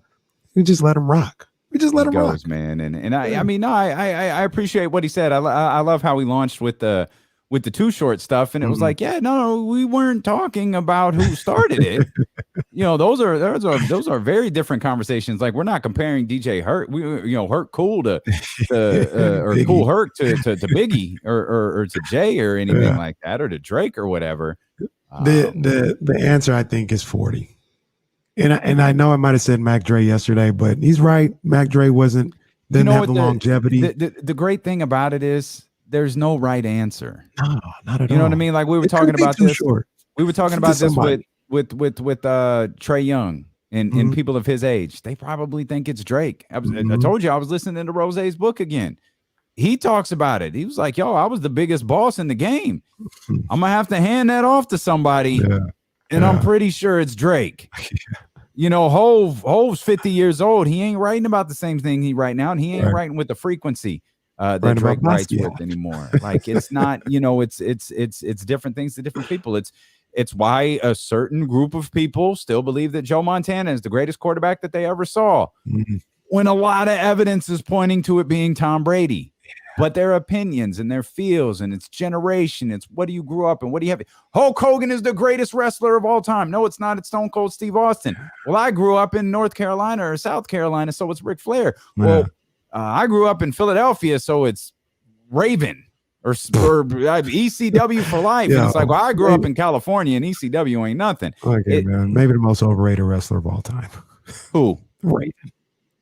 Well, I mean, he was Raven was what he was. He was great for Philly, and that's it. Like there's a reason that ECW was in Philadelphia and Philadelphia only, or you know, it was along the the East Coast a little bit, but it wasn't national like the WWE is. But there are people who were there who loved it. There are people who grew up watching Joe Montana who loved it. There are people who grew up listening to Too Short who loved it, and that's what they hold on to. That's what they gravitate to. The best rappers of this place, the best rappers ever. It's the same conversation as the best quarterback of all time, the best basketball player of all time, the greatest athlete of all time. It's all subjective. It's all opinion based. The only thing that's factual is that D-Lo and KC is the best radio station in Sacramento. Now that's 100% accurate. And we've got 2 more hours to go. We got Matt George coming up. We'll ask Matt George his favorite rapper. Like a rhinestone, rhinestone. I'm gonna ask him. I'm afraid he'll tell us. We'll come back. We'll dive back into we actually haven't talked about the 49ers and the Eagles. I'm going to be honest. I don't know what we're going to do next, but we're going to do something, and it's probably going to be a lot of fun the way this show is going here. We're back with more on Sacramento's #1 sports station, ESPN 1320. I think there was a Danny in San Francisco. Yeah, Danny in San Francisco is in the house. What's my man? I agree with him. Where is it at? I was Jay Korb. He said, so I kind of agree. Nipsey he was a little bit ahead of where Mac Dre was when Mac Dre died. Oh, I think he was way ahead. I don't want that to be a knock, but that second sentence. No, I know what you mean. Yeah. That second sentence is the big one. Yeah. Like he was entering that next. He got the mainstream album that Mac Dre never got. When Victory Lap came out, he got nominated for a Grammy and well deserved. Like that was. Yeah, I heard Victory Lap. I was like, whoa, this dude, he's made it. Like he's here. He's gonna be one of the greats. He is one of the greats. So he was a little bit ahead. But yeah, I mean, unfortunately, like you said, a lot of people loved him. But the quotes didn't pop up until, after he passed away. Yeah. But yeah, it put him on ahead of where Dre was. Unfortunately, it put him onto a different stage. Not necessarily a bigger one, but a different Just one. A different one. Yeah. Well. And now, I don't know that there's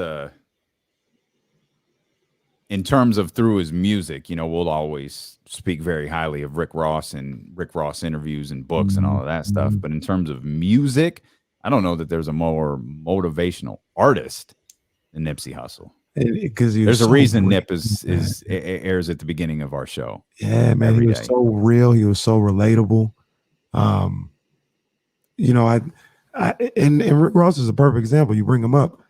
He's one of those guys, Nipsey was, where it was like, yo, I gotta step my game up, or you might be going through it like, it's not really hitting the way I wanted to. And you're Nip, and it's like, it's okay. Because Nip will tell you it wasn't always hitting for me. I just had to keep working it. You know what I'm saying? Marathon, all this other stuff. Rose, you listen to Rose, and my favorite line when I hear Rose is like, I need to do more. I'm not doing enough. Man, Rose out here talking that talk. Yeah, I'm not doing enough. And my man Coop Froggy Frog is in the building, man. Shout out to my man Randall, the family. And I disagree with you, Coop. He What said what Coop Vallejo say? ain't even the Bay though. Nah, I disagree with that. Vallejo's the Bay. Nah, that's absolutely. To me, that's where the Bay Area ends. Is Vallejo. Come to think of it, isn't that where the bridge is? Like the water's. Yeah. Isn't that where the bridge is? Yeah, that's the Bay. Now they're on the other side of the bridge, to be fair, but still. Still a bridge. Still a bridge. Well, but the point is, I guess you could say that's still a Bay Area. But if you were to say it stopped where the water stopped, it would stop before Vallejo. I'm from the I still say Vallejo's the Bay. Vallejo. Vallejo is the Bay. Fair Y'all play. having some fun in here. Y'all want to go ahead and hit the thumbs up? Yeah. Lazy. 93 people watching just on YouTube alone. And y'all want to just go ahead and hit the thumb. Watch how quick it takes. Boom. Thumbs up right there. That's all it takes. Roddy, don't be so quick to dismiss K Dot, man. Oh, so he may not have like 40 albums like Mac Dre has, but he got like 3 classics. Yeah, he hasn't missed. Feels like he hasn't missed not one song. Yeah, seriously. He hasn't missed.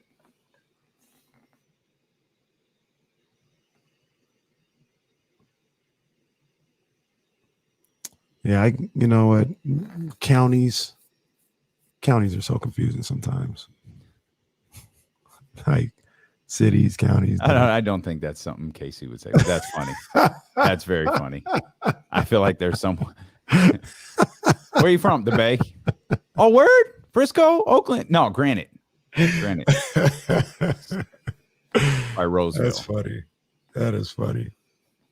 I was about to say something. Oh, okay. I got a question on the other side, and I promise we'll get back to sports.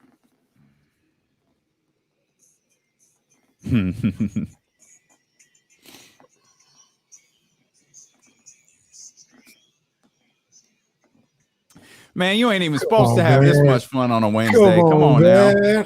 This is one of them beats. Go ahead and let that rock. We had the Bobby Sperter. We had the Junior Mafia Get Money. And when this Mac Dre come on, I can't help it, man. I just got to do a little, just do a little something, man. It's just, that's an all-timer out here in California, Northern California. You're supposed to feel music. Yeah. You feel good music. Yeah. That's a record that you feel right there. Absolutely. That's a record that you feel right there. So real quick, because this is a sports show, we are going to talk sports. No, it's not. This is D-Lo and KC. That's a good point. Come on now. This is D-Lo and KC. So I always wondered this, and maybe you got an answer for me. Because we were talking about like the Bay Area, my man Coop Froggy We ain't Frog talked about sports all day. No. We was talking about a suicide, a car accident, and we was talking about beef between star players and general managers. Sports has been a backdrop for the entire show. The Giants won last night. We'll get to that later. And the 49ers play in like 4 days. We got you. Right. We got you. Don't worry about it. So my man Coop Froggy Frog, shout out Randall, shout out to the family. He says Vallejo is not the Bay. I vehemently disagree. And then somebody came in here and talking about San Francisco County and all this other stuff. And it brought up a question that I always have. What is the difference between, so New York City is New York City, right? New York City is the boroughs too, correct?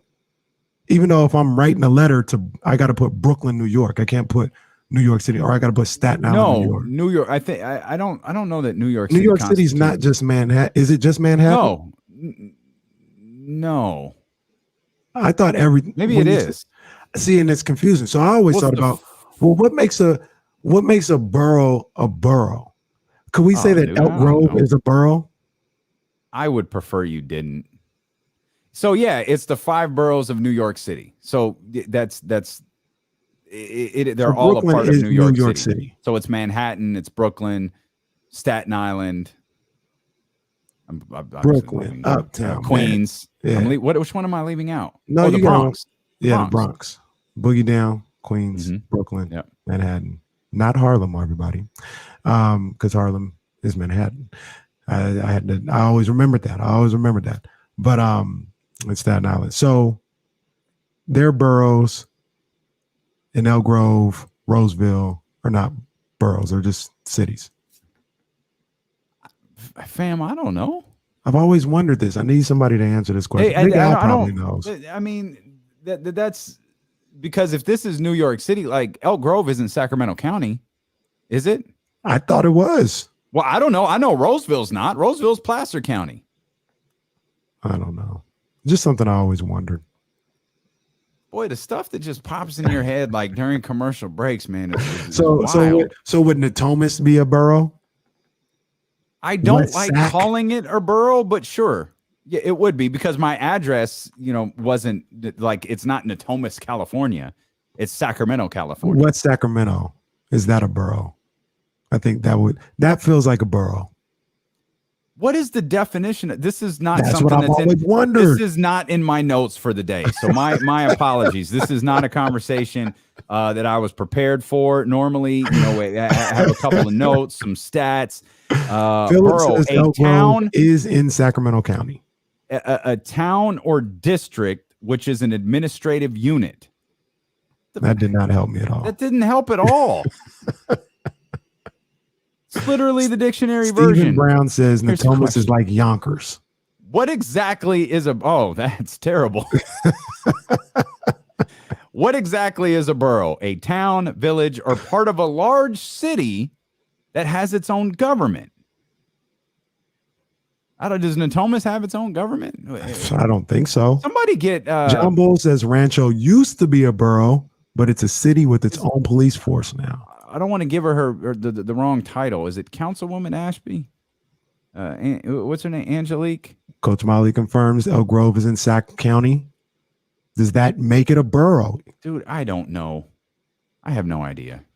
Fair Oaks is Mount Vernon. Is any of this the Bay Area? That's all I need to know. Oh, Are don't we start that because are we in the Bay Area? Them damn Bay Area people. Every time they want to feel good about themselves, want to say, "Oh, well, we all know Sac ain't the Bay Area." Wasn't there? You want to ignite me? You want to trigger me?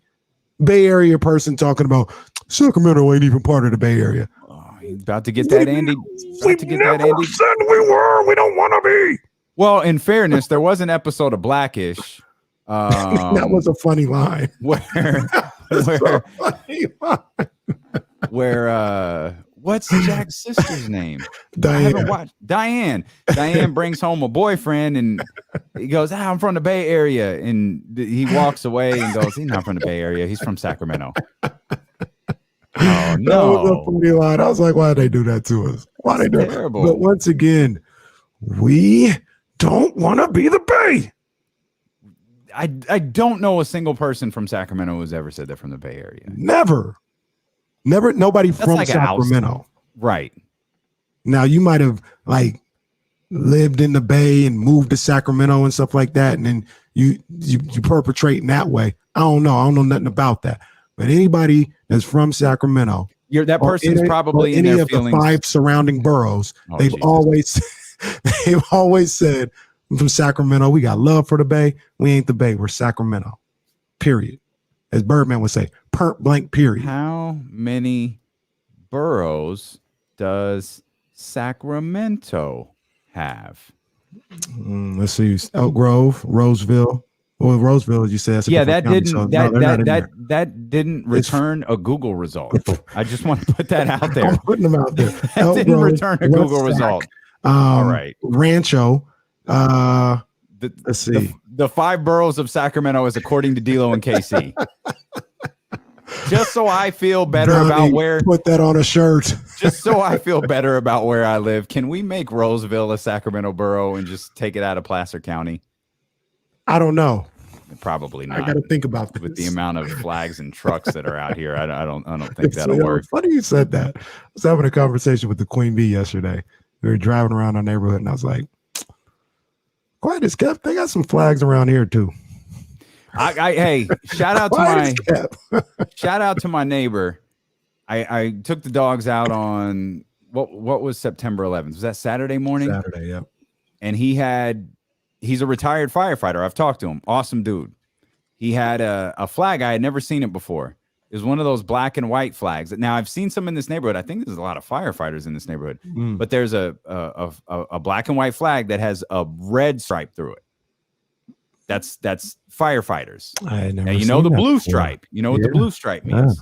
I had never seen that before. Well, he put up an American flag. He had two, an American flag, and then he put up the black and white flag, and half the bar was red and half the bar was blue. And I thought, okay, he's retired. Okay, all right. He didn't have those up on September 10th, but he didn't have them up on September 12th either. I thought that was like, all right, cool. Now there are people who they bought the little remember the Rougeau brother flags, the real small like plastic ones that they used to go to the ring with. They surrounded their lawns with them on Saturday. And I was like, okay, this is new for some of them. They're still out there. We never really talked about that because it's a tough day. I'm a history buff. I kind of engulfed myself in like those documentaries that took place from 9/11. Oh my gosh. Still, it's never not going to be tough. I started to watch one on Apple TV and I just stopped. I was like, it's never not going to be tough. That is just, I can't imagine, man. I really can't. Let's we didn't talk about that day at all on Friday. Let's get some of these phone lines. Let's go to we got a break. Damn. All right. Sorry, Mitch. Sorry, Ramsey. Hang on. Sorry to Mark, who already hung up. He wanted to explain Burrows. Call back. You know what? Actually, Mark, please call back. No, let's explain not. Burrows.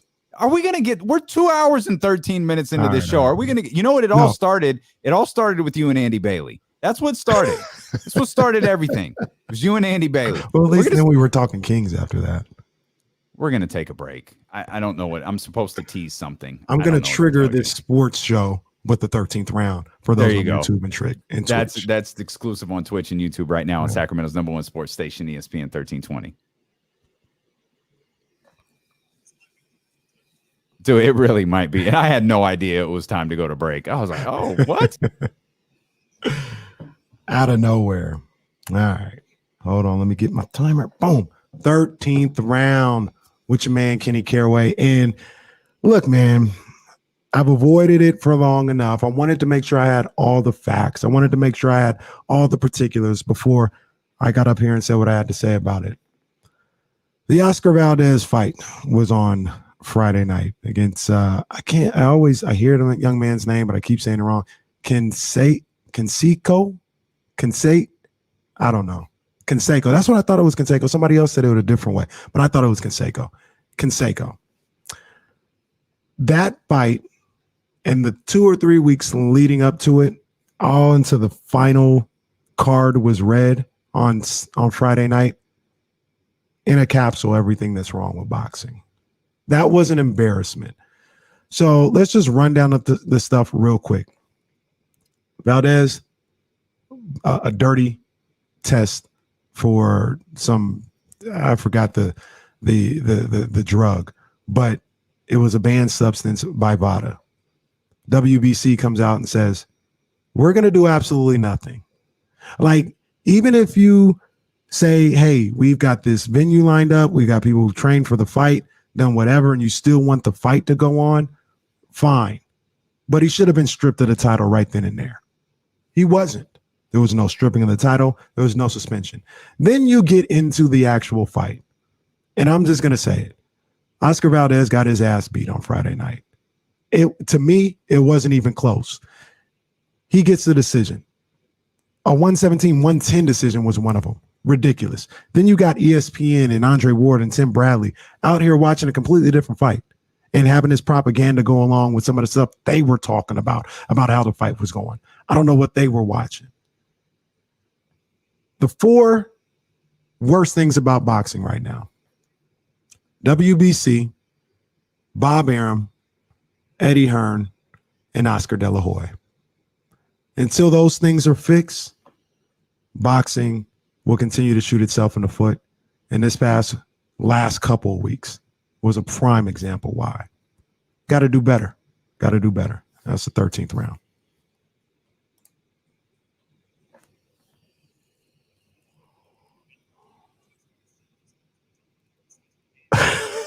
Oh, Jesus. Bro, the crazy thing is they're tapped in today too.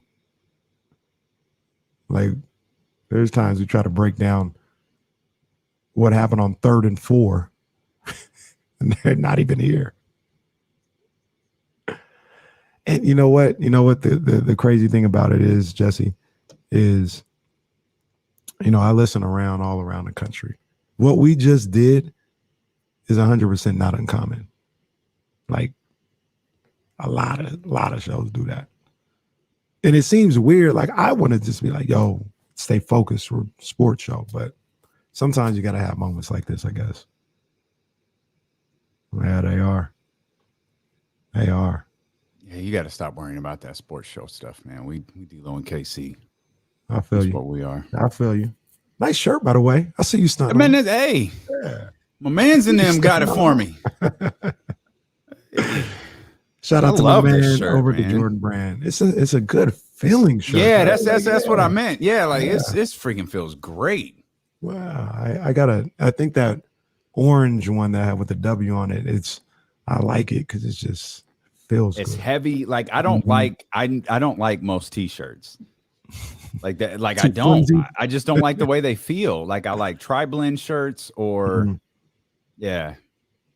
There's just some that I don't like, but I like this one. Yeah.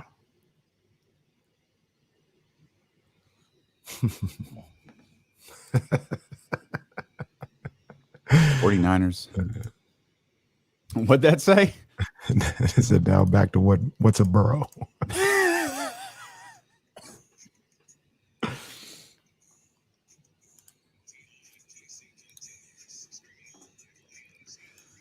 Oh, man, it's been fun today. We hope you've got the Odyssey app on your phone already. If you don't, download it. Not only can you listen to D-Lo and KC live, you can listen to us on demand, and you can listen to exclusive stations that are curated for sports listeners like you. You also find your favorite artist on Odyssey, too, on the all-new Artist radio stations. Check out the new Odyssey exclusive stations on the Odyssey app, brought to you in part by Macy's, Geico, and Coke Zero Sugar. Matt George, host of the Locked On Kings podcast, which is available on our Odyssey platform as well, is going to join us in just about an hour from now. We'll get back to these phones. 916-349-1320. Let's start with our man Mitch in New Jersey. Mitch, what's good, baby? Mitch. How we doing? We good, man. How you doing, bro? Pretty good, Casey. We're in the playoffs at least, but I wanted to mention, would you consider Will Smith or Tone Loc one of the best rappers? Well, I'm just telling you what I remember. No. I love Will Smith, but no. Okay, all right. Will Smith, come on. He changed careers and he just got it even better than Will Smith actually isn't a bad rapper, but no, he's not one of the greatest. So I'm going to be honest. He said he could have been.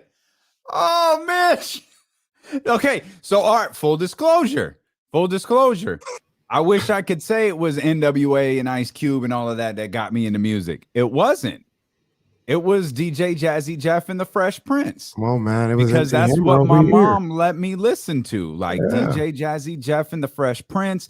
That led to obviously the Fresh Prince Bel-Air. That got me to Run DMC because that was, it was harder, but it wasn't NWA. Right. It wasn't until like I remember the day I begged and begged and begged, Mom, please, I won't say anything. Can I get the Predator album? Predator, I think, was like 92 or 93. So I was like 12. Like, please. And back then, that parental advisory code was the real deal. Yeah, it was it ain't happening. So my mom was like, all right, you got one shot. If I catch you talking like this, is gone.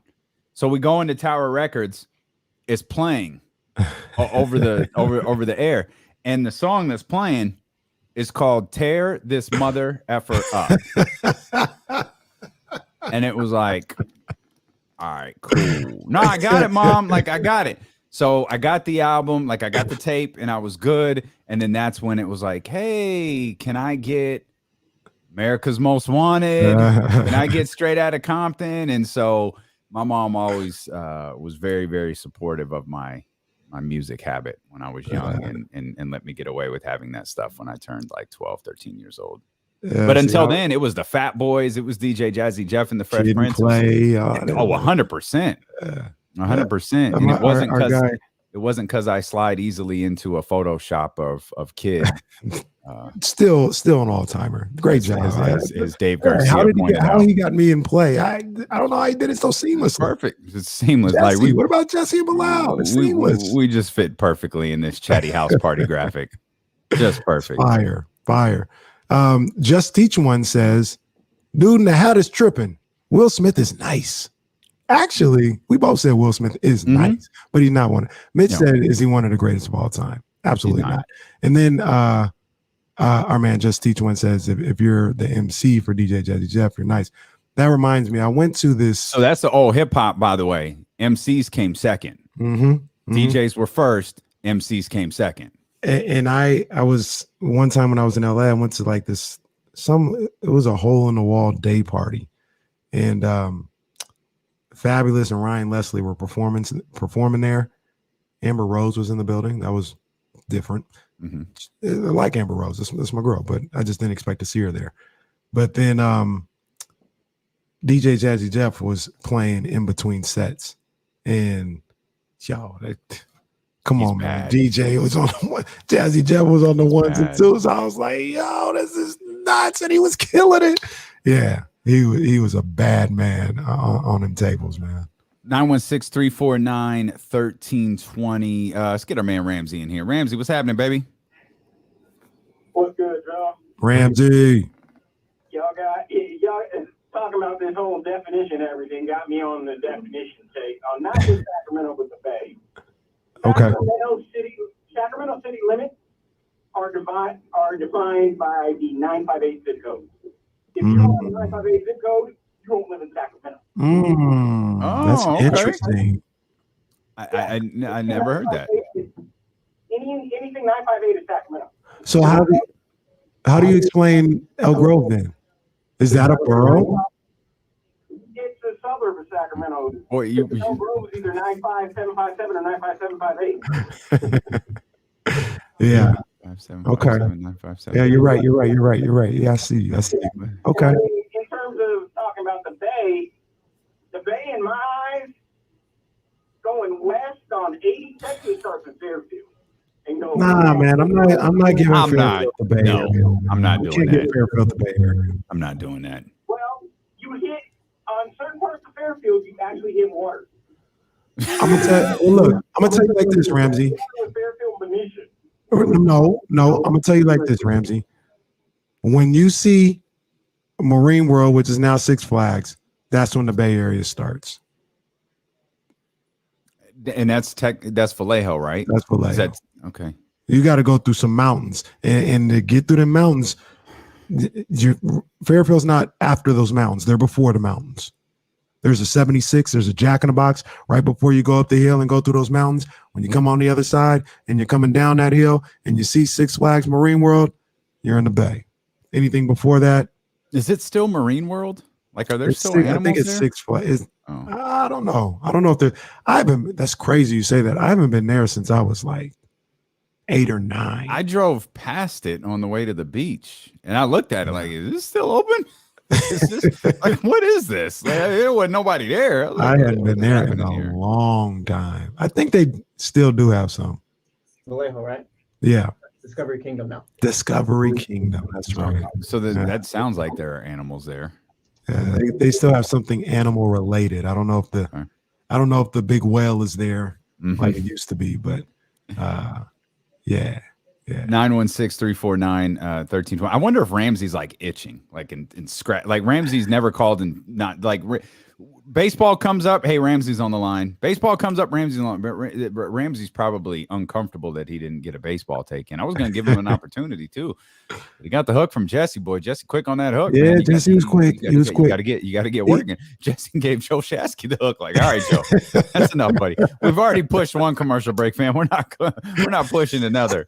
916-349-1320. This Butcher Boy might still be talking. Let's get to Trent here. Trent, what's happening? Hey, how you doing? I just wanted to comment about the Bay Area. It does actually start in Vallejo. There it is. Yeah. Even if you look it up, it says North Bay. Everybody raps about it, North Bay, being from the North Bay. Mhm. Drop down Hunter's Hill, what it's called when you're coming into, you can see Discovery Kingdom right there's the crest on the right hand side. That's the hill I'm coming down when I come off the mountain. That's the hill. We just call it what hill? It's called Hunter's Hill. Hunter's Hill. Yeah. There's a rest stop right there. Comes straight down under that is the Yeah. Fast. Hey, everybody, the Romper Room, everybody's from there. Romper Rome. Yeah. The Rom. That's what's up. I I agree with appreciate you, you, Trent. Yeah, That's what's up, man. man. That's good stuff. We're learning a lot today, folks. We are. We're learning a lot. I got another thing for us to learn. You have a 279 number. You're not from Sacramento. Is that the new? I would be furious. Is that the new area code? Yeah. That they? Oh, I'd be pissed. I'd be like, absolutely not.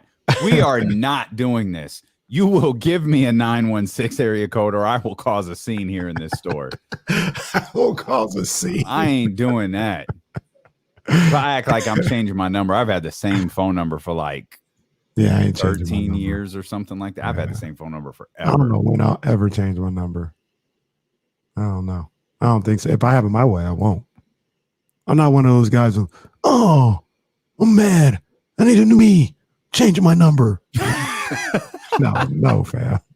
It's not gonna happen. Yes, sir. Yes, sir, Mr. Caraway. Here's your new 279 number. You know what? I don't need a new me that bad. I'm good. Old Kenny Caraway still popping. I'm gonna go ahead and keep my 916 joint right here. Facts. And the crazy part is, I don't know nobody's number.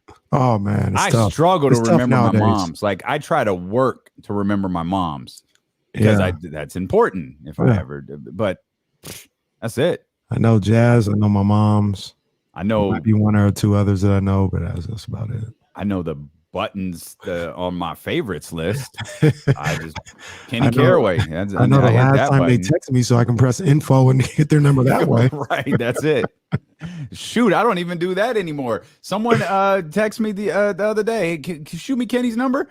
No problem. I just went to Kenny Caraway, share contact. That was it. I don't know.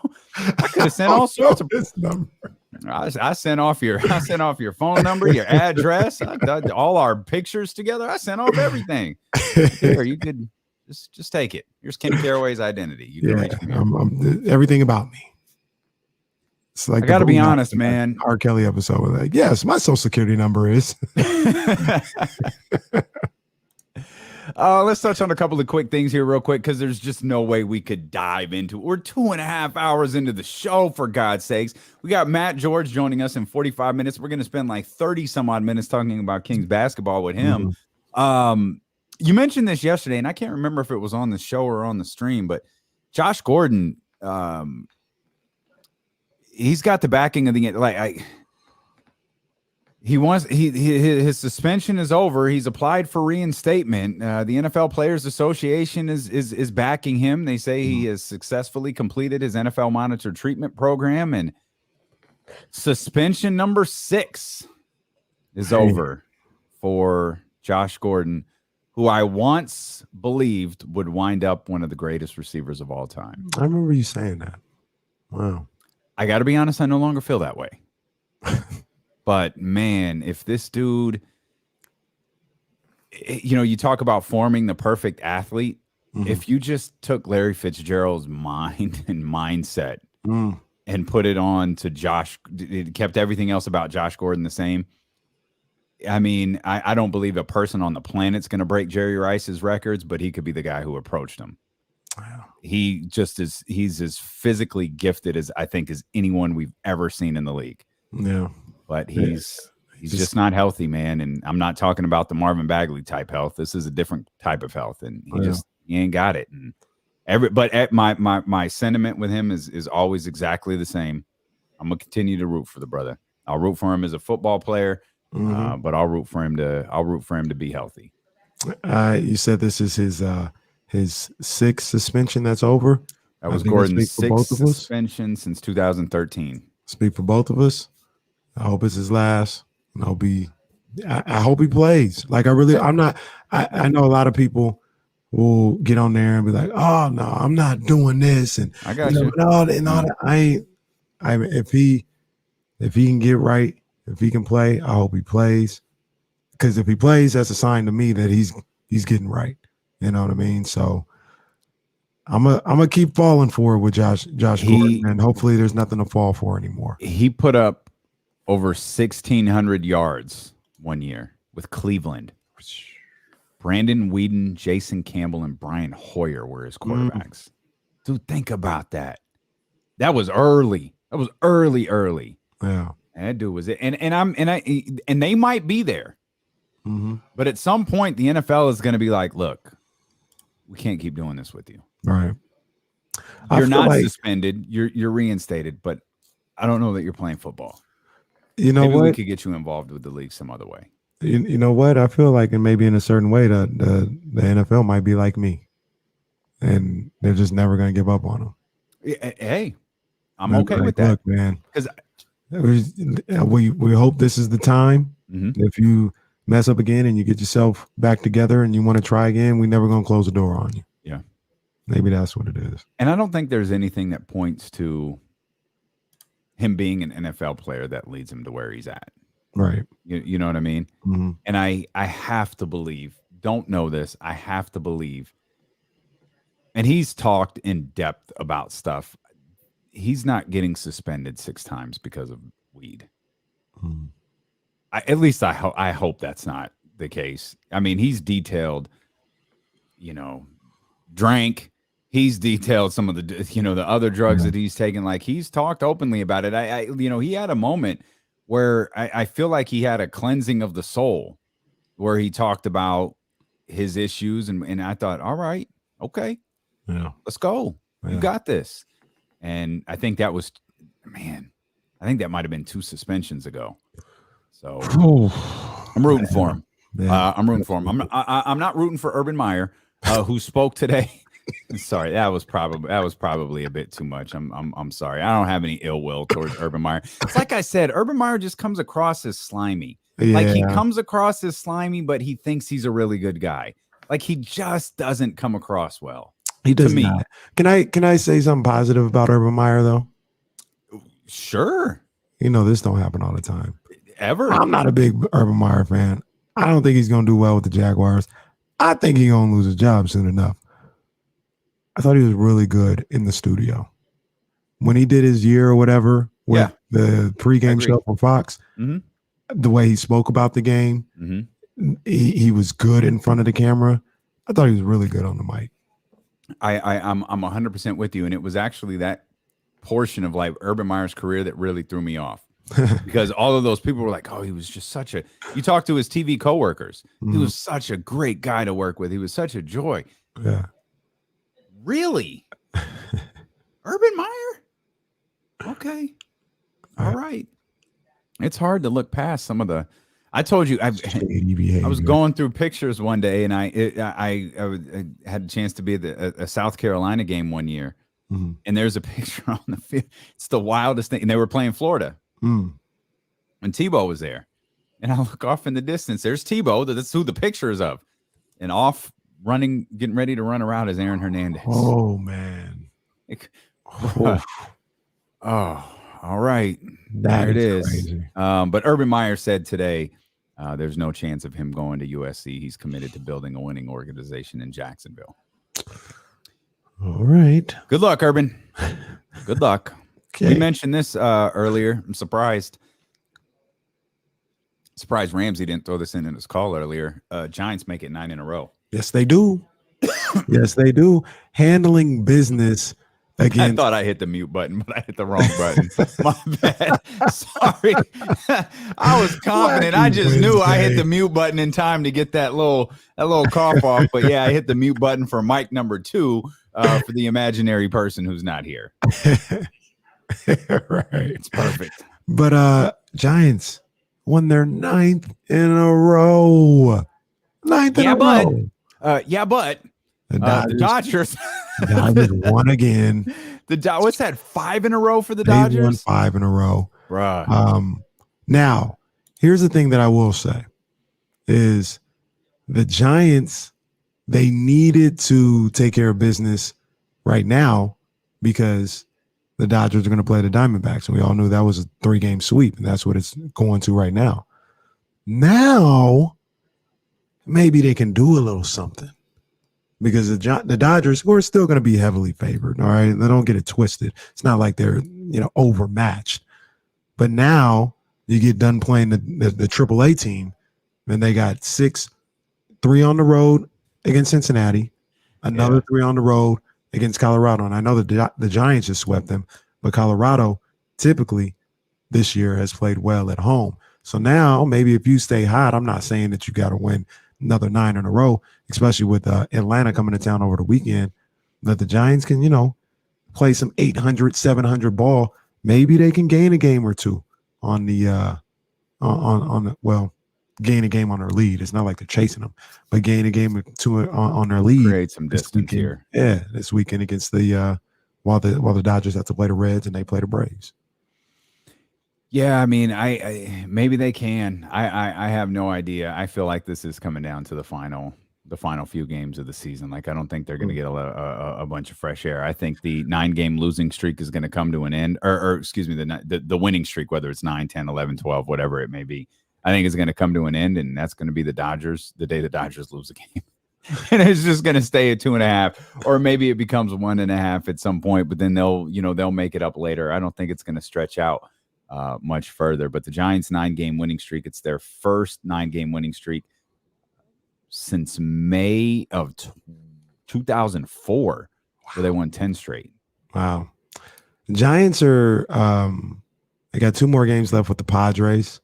After that, 15 games left in the season, Damian. Remember we was talking about, oh my gosh, they played 30,000 games, and I felt the same way. Yeah. And here we are.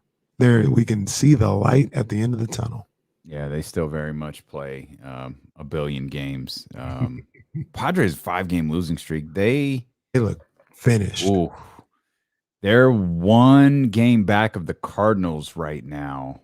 They're like 22.5 back from San Francisco. Remember this? How tough it's not that the division isn't tough.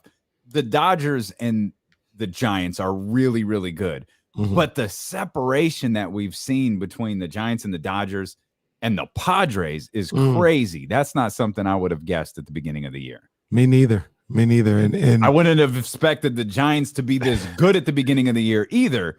But I even as the Giants got rolling, I didn't expect this size separation between the Giants and the Padres. To be completely honest, we probably thought, at least I thought, the Giants and Padres will be flip-flopped. Like the Dodgers, sure. Or excuse me, the Padres would be the one challenging the Dodgers for the West. And the Giants, if they could just play some good baseball, would be fighting for that wild card. Like that's what we were talking about before the season. And it's the exact opposite way. The Padres look finished. You want to talk about who wants it? I mean, this second wild card, everybody's playing terrible. The Cardinals have finally started to get some things together, and now they, like you said, they lead the second wild card. Yeah. But the Padres, they've been stinking it up for a while, and they're still just wallowing around there, half game back. They look finished. They look done. Yeah, but they're not. Yeah, they're not. Yeah, they still in the fight. They still standing. They still strong. Some would say. They're not getting the drop. Oh, that's fine. That's why Padres don't get the drop. Padres don't get the drop. No, not at all. Oh, by the way, the Dodgers clinched the playoff spot yesterday. So with their did they pop champagne? Yeah, you actually were the one who told me the story. From what I heard, I didn't see any footage. Sources close to Kenny Caraway and the Dodgers. Wow, who had this? Who had this on their bingo card? Well, I got people everywhere. I got moles. I got people everywhere. I hear. But yeah, it was just like a champagne toast. Okay, a little Luke Belair in a glass. I'm with that. I'm with that. Act like you've been there before. I mean, they can do whatever they want. They can do whatever they want to act all. Yes. Okay. Hang on. Before, okay. We don't need that. Don't do that. Don't do that. Let me just snatch that division title from you, and let's get ready. We want to be in the playoffs. You think it's your birthright? We want to be here. I'll say this: for what the Giants' expectations were and where they were last year, I'm fine with their response. I normally don't like that. I think it's because it winds up being like 5 champagne celebrations. And then at some point, like by the time you get to the last one, it's not special. At least as a viewer, it's just like, dude, what do you really again? Like, take your goggles off. You look stupid. Like, knock it off. But the Giants and the Dodgers aren't in the same place. So the Dodgers, whether you like it or not, or whether you acknowledge or not, they did win a World Series last year. They're looking at it like this is where we're supposed to be. Let's have our little champagne toast. Let's keep it moving. We ain't even ahead of the division. There's really nothing to celebrate. We're not the leaders of the NL West right now. I'm good with that response. I thought it was appropriate. I was about to say something nice, but you stopped me in my track. You said they won a what?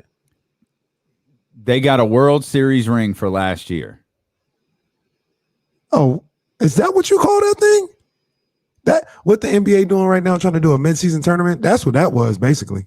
That was a midseason tournament that they won. They just never finished the season. It might be a midseason tournament, but they won a World Series. They called the midseason tournament the World Series. Anyway, I will say this, though. I'm just, getting my bravado, talking my stuff. I completely understand the Dodgers. I don't even know if you want to call it celebrating or whatever. Yeah, we're in the playoffs. Let's move on. We're trying to win this division or whatever the case may be. I like I said, I'm it's just tough talking to celebrate trash. when you're 2.5 games back. It's like, wait a minute. Yeah, it's cool, but like this ain't what we're trying to do. I'm just talking trash. I completely understand the reason why they did that. We're gonna step out. We're gonna come back. We got Matt George joining us in about 30 minutes. We'll talk more Kings basketball. I actually want to talk Stockton Kings basketball. I like that. At some point as well. Deuce Mason posted something a couple of days ago. It might have been yesterday. It was like, oh, hey, all right. It was. I think it's the first time this has ever happened. We'll tell you what that is. Maybe we'll talk about the 49ers and the Eagles. I'm not really sure. Thankfully, we got a handful of days before that game. You can get in on the conversation if you'd like. 916-349-1320. Check us out on Twitch. Check us out on YouTube. Check us out on the Odyssey app or stay put here on Sacramento's #1 sports station, ESPN 1320. All right, quick. Oh, shoot. Quick confession. These are my. I don't have a house show. And I'm gonna need go ahead. You can go, but I got to get up for a second. I'll be right back. Go ahead. You can get up. I'll be right back, everybody. I'll be right back. Right back.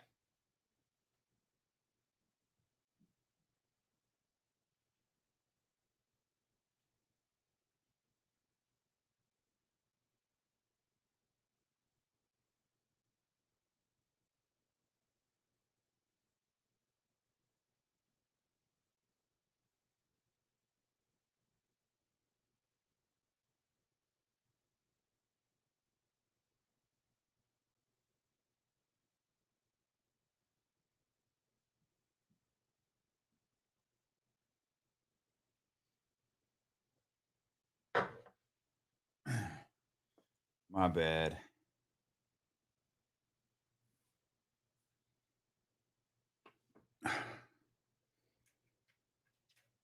My bad, y'all. I had cut my finger on Sunday making breakfast. And man, when I say I cut my finger, dude, I mean I cut my finger. And I was trying to be cute and not have the Band-Aid on because I thought it was kind of done and starting to heal. Spoiler alert, wasn't done. And I also I realized about an hour ago, like, the hell? I ain't got a house show planned today. So my bad. I'll clean that up tomorrow. I was trying to make breakfast potatoes. I was using one of those, what are they called? Mandolin slicers. Normally, like if you've ever cut your finger on one of those, it's like kind of smooth, like because the blade is so super sharp. Like it doesn't, at least in my experience, it doesn't hurt that bad because you just kind of, not to be gross, you just kind of like slice your skin. Bruh, this shit hurt like bad. I knew right away. I was like, oh, I'm screwed. This is all bad.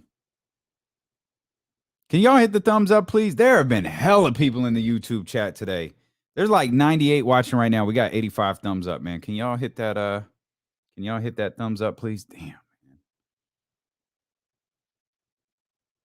Yeah, mandolins are dangerous for real, Bryce. Them joints got me.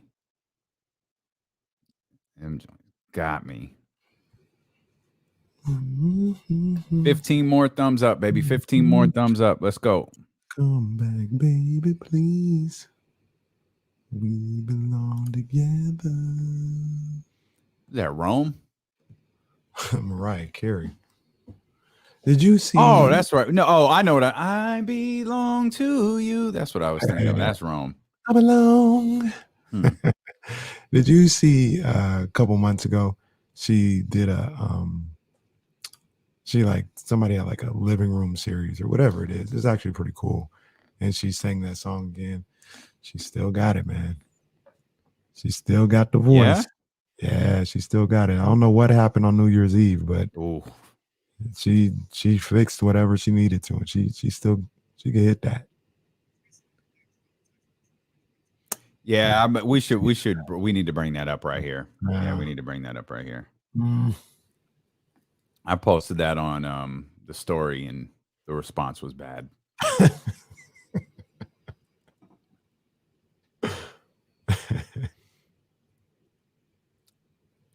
I mean, I guess. Yeah. Yeah. That's when you got a good blade, when you cut yourself and it doesn't hurt, except it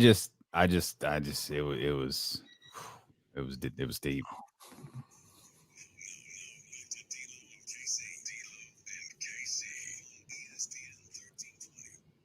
Matt George of the Locked On Podcast Network, host of the Locked On Kings podcast. He's going to be with us here coming up in about 30 minutes. Breaking news on ESPN 1320 is powered by Odyssey and presented by BetQL. Become a better sports better. Get smarter to beat the books.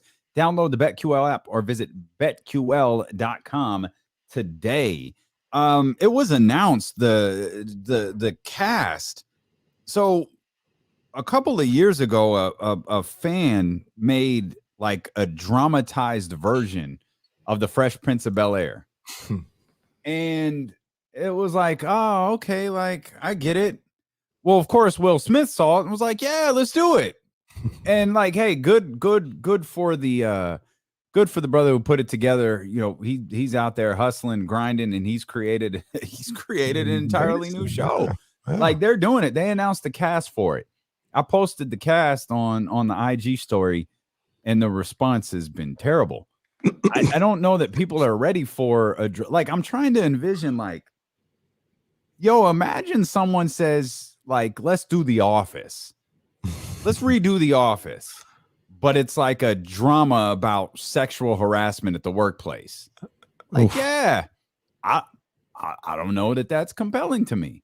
Yeah. They're telling a drama, like a dramatic version of the Fresh Prince of Bel-Air. And it's like, yeah, that's going to be tough to do, man, because it's going to be tough to not compare it to the comedy version that you used to laugh at.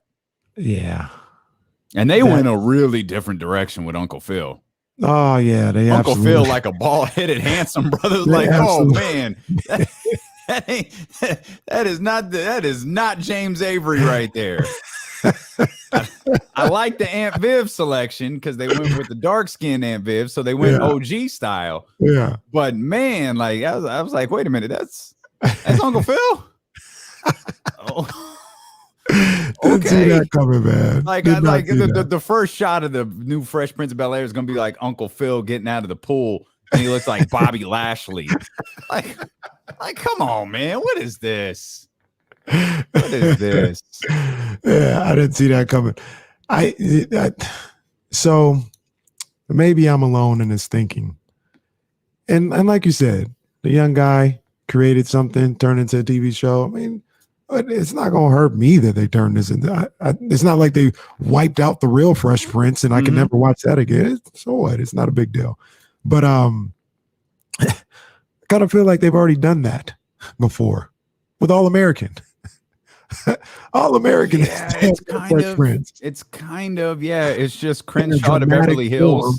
Yeah, it's Crenshaw to Beverly Hills versus Philadelphia to Bel-Air. Yeah. Yeah. But you know, you're right though. People are up in arms. I'll about support. this I'm happening. gonna support it because I I'll watch love it Will too. Smith. I'm gonna Yeah, support I'll it. watch it. I don't know if I'm gonna like it, but I'm gonna support it. They said there's gonna be nods to the original show, so I'm just like, but they won't be the like. I don't imagine the big ripped handsome brother grabbing the guy who's playing jazz and throwing him out of the house. Like I don't see that happening, but I'm sure there's I'm interested. Did you ever watch the reunion show? The one that was on, what was that, Peacock or HBO Max? It was HBO. Yeah, I did. I had never noticed the Will Smith thing before, where he reads people's lines. I know, right? That was The scene with was it Don Cheadle? That was crazy. I was like, how have I never seen this before? He's literally mouthing his lines. That was a trip. That was good too. I thought it was really good. The Uncle Phil part got me. I wish they had included OG Aunt Viv a little bit more. That was a little weird. At the it was like it's better, but it's not like better. Right. Because she was obviously there, but they didn't have her like in the group. You know what I mean? No. And I thought that was weird. That was odd. Even their one-on-one was a little odd. Like he just alluded to stuff. He didn't really. It was one of those, I apologize if I disrespected you. Which we all know that's not an apology. Right. It was one of those, man. I apologize if is not. Yeah. I'm sorry. That's how it came off. Maybe he really genuinely was like trying to apologize, and that was a real one, but it just came off. Well, I mean, at this point, if you're Will Smith, if you had a battle with her, you won. Yes. Like you clearly won. Yes. Now move on. Yeah. She seemed, happy and at peace, but I did a lot like the Chris Webber, Jalen Rose thing. I did not walk away with a warm, fuzzy feeling from that. It was kind of like, all right, like it's there. It wasn't, I don't think it was enough, but it was there. Yeah. It was a great tease when they put out the picture of him with the two Aunt Vivs. That was a great tease for the reunion. Yeah.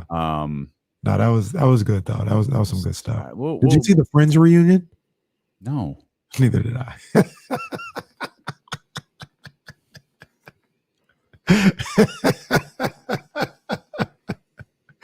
Not gonna be able to do it. Have you seen? Well, I was gonna say, speaking of Friends, have you ever seen have you watched the morning show on Apple TV? No. It's Jennifer Aniston, Reese Witherspoon, Steve Carell is in it.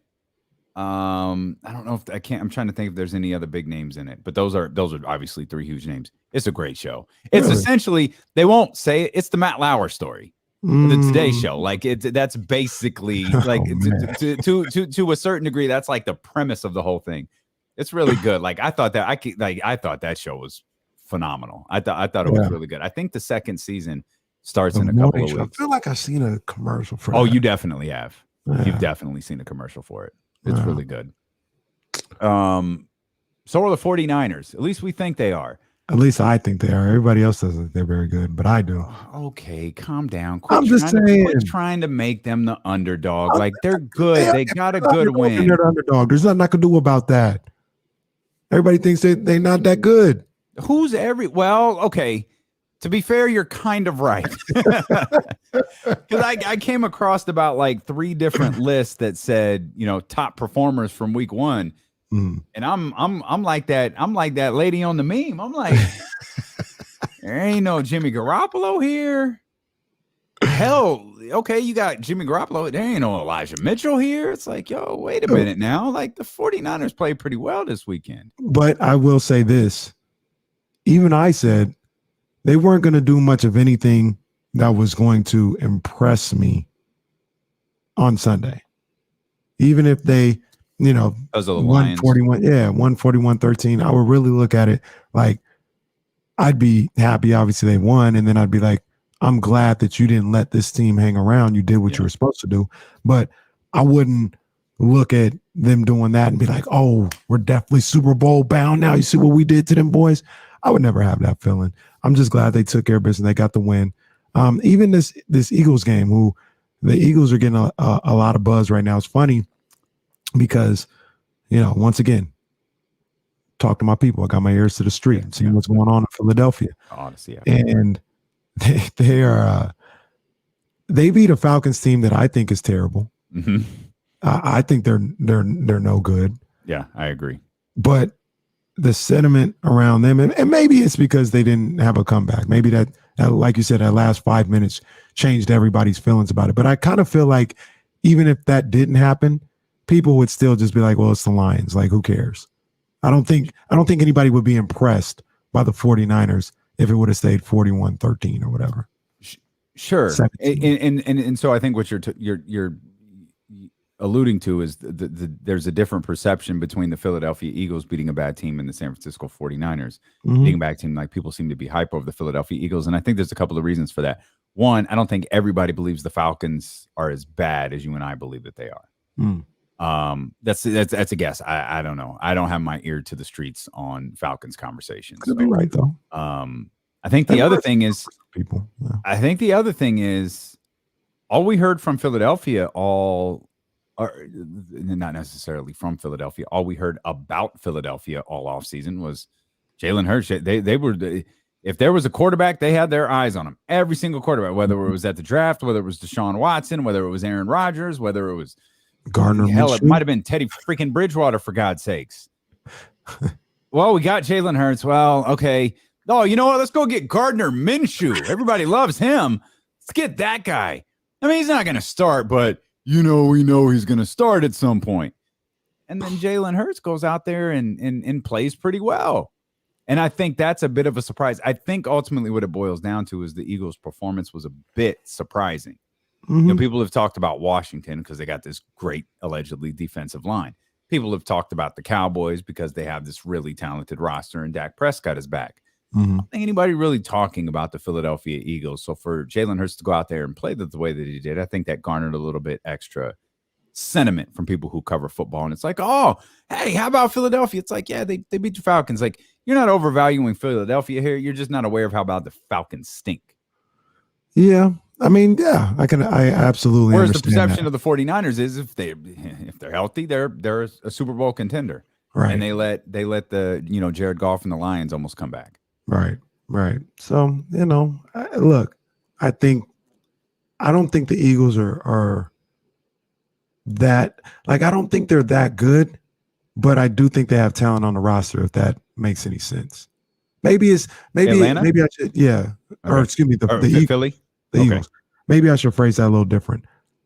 I should say I want to see what they turn into. And even this week isn't going to tell me everything. You know what I mean? If they went out and beat the 49ers this week, I wouldn't look at them as, oh, they're officially, a team to be reckoned with. But they've got my attention. Absolutely. They got my attention beating the 49ers a lot more than they would Atlanta. Yeah. And the 49ers absolutely. would have my attention too. Well, they wouldn't. I wouldn't be tripping. You got first two games on the road against an Eagles team that might be solid. Might be. Mm-hmm. So you're dealing with some injuries. You gotta, learn how to work with that. You come out of this thing 1-1. It's not the worst thing in the world. Contrary to what people believe, I do not think the 49ers are going 17-0. I'm actually pretty sure they aren't going 17-0. Is there a BetQL bet that we could put for that about whether or not the Niners are going 17-0? I think I might put my money on them not going 17-0. I wouldn't recommend wagering on that type of stuff either way. Okay. All right. The last time they won the first two games on the road, though, was 2019. This They is were true. 2-0. Won the first two games on the road. You listening to D'Lo and KC on ESPN 1320 KIFM West Sacramento, KRXQ HD2 Sacramento, and Odyssey Station, driven by Lashers, Elk Grove Dodge. Another thing that I saw, Jimmy Garoppolo threw for 300-plus yards in week number 1. He's only thrown for 300-plus yards in back-to-back games once. He's only done that one at a time. If I had to guess, it was the Cardinals, and no, that wasn't back-to-back. I don't know. Cardinals and actually, I don't have the. I don't think it's important to the conversation at all. I'm just trying to, have a little knowledge, but I can't think. I thought it might be the Saints game for sure, but the game before that was the Ravens game. He didn't throw for 300 that game, so one day I'll figure it out. Is that kind of surprising? No, and I'll tell you why. Okay. I feel, for the most part, like the games that we saw on Thursday night, the game that we saw on Monday night, you're not going to get that with Kyle Shanahan.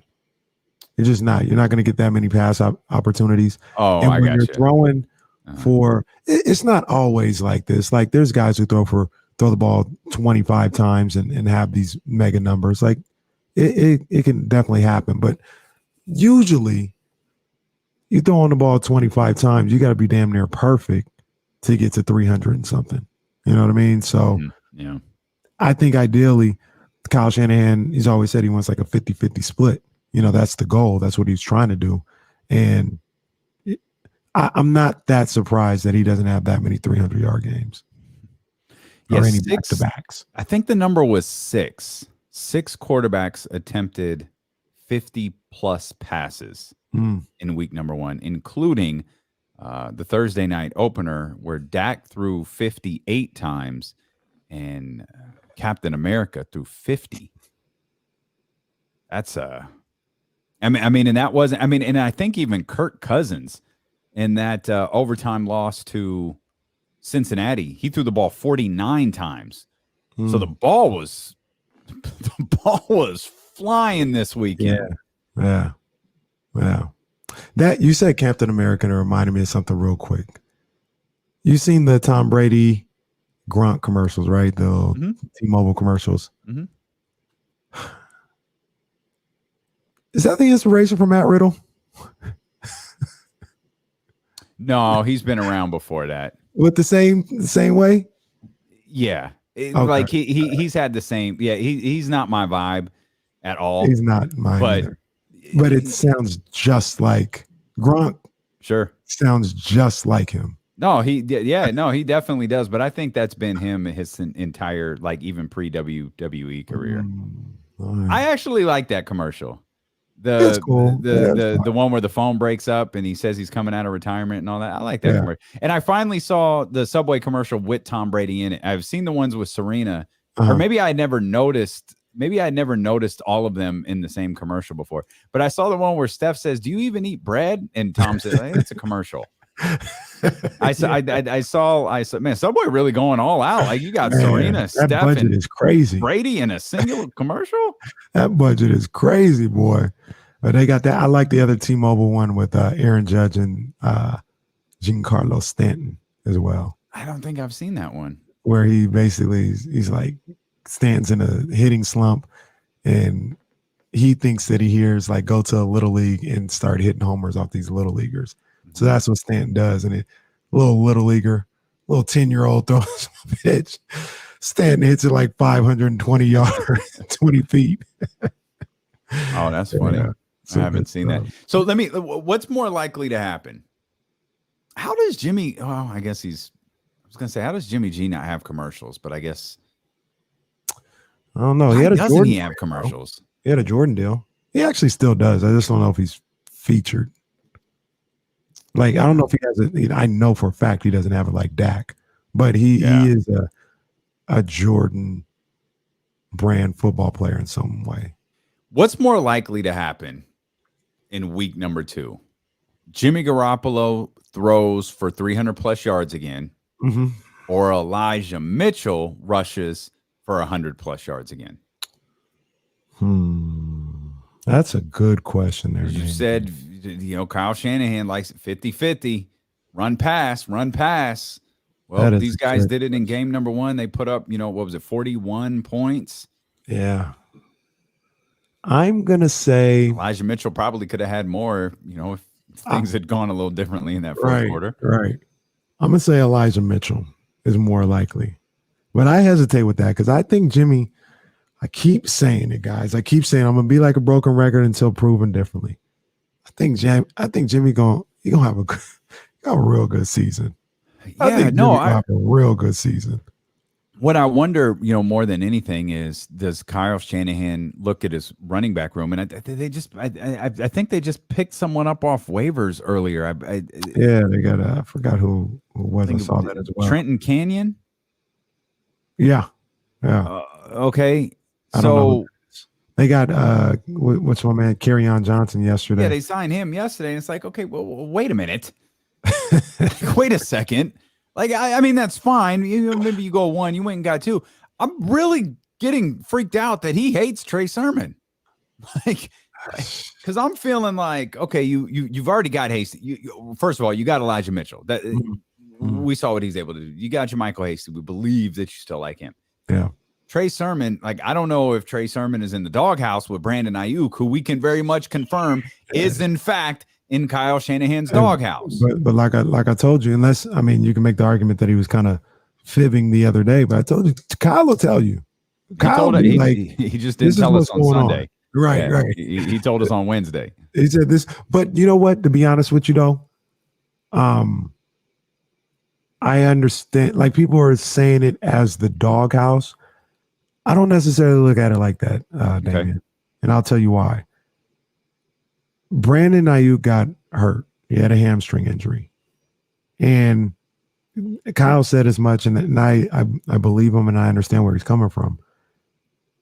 I think this had more to do with the play of Trent Sherfield than it did Brandon Aiyuk inability to perform. I think Brandon Aiyuk was hurt. He was missing reps. He missing practice. And Trent Sherfield had an opportunity, and he took that opportunity. And by all accounts, by coaches, players, I think Jimmy Garoppolo said something about the way Trent Sherfield had played. Reporters, he's been balling. Like, he's been flawless. And he had there was a door that was open, and he hopped through that joint. So was it just open because I didn't get the impression from Kyle Shanahan today, and we'll cut up the sound. We'll have it for you tomorrow as we have a more in-depth preview of this game. But I didn't get the impression from Kyle Shanahan this morning that door was open because of the hamstring injury. I got the impression that he's not pleased with the way that Brandon Aiyuk performs on a practice field. I mean, no? So from what I could gather when I saw some of the quotes, it was more so of, Aiyuk hasn't been sharp. Part of that has to do with the fact that he hasn't been playing, but part of that is also Trent Sherfield. Here's I got one of the quotes right here. It says, anytime you have a setback with a hamstring and you have a guy behind you playing as well as Trent Sherfield has played, I know that Trent wasn't a first-round draft pick, so that might not be as obvious with the talent level, but he has been a hell of a football player since he's been here. Aiyuk has been a little inconsistent since he's been in and out with his injury. Aiyuk still has a chance to get that spot and not rotate as much. Trent just doesn't make that very easy. I'm happy with Aiyuk. It's nothing against Aiyuk. I'm just also happy with Trent too. I like both of them. I think both of them can be better. And then somebody asked him, they said, where does Aiyuk need to get better? And he said, it's like every player. You have to grow in every single area. I know it seems like we're punishing Aiyuk because Sherfield got even reps with him, or we rotated those guys. I'm not going to say Aiyuk has to be A, B, or C to get back out there. It's more that we've been practicing the last month, and one guy has been there every day, and the quarterback has a lot of confidence in him. I do. If he wants to be out there every play, he has to be a lot better than the guy behind him.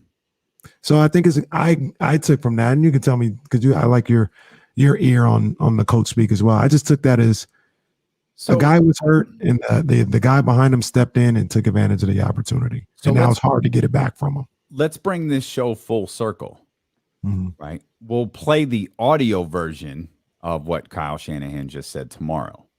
And sometimes the audio version sounds a little bit different than the transcript does. Yeah. We were talking about your tweets to our mans at Bleacher Report. Old Andy Bailey. And Andy Bailey may have read Kenny's tweets with a certain tone. If you want to come on these airwaves and say it with your chest. He may have read Kenny's tweets like Booker T cutting a promo on Hulk Hogan. He may have read it like that. When in fact, hey, Andy, come say it with your chest here on D-Lo and KC.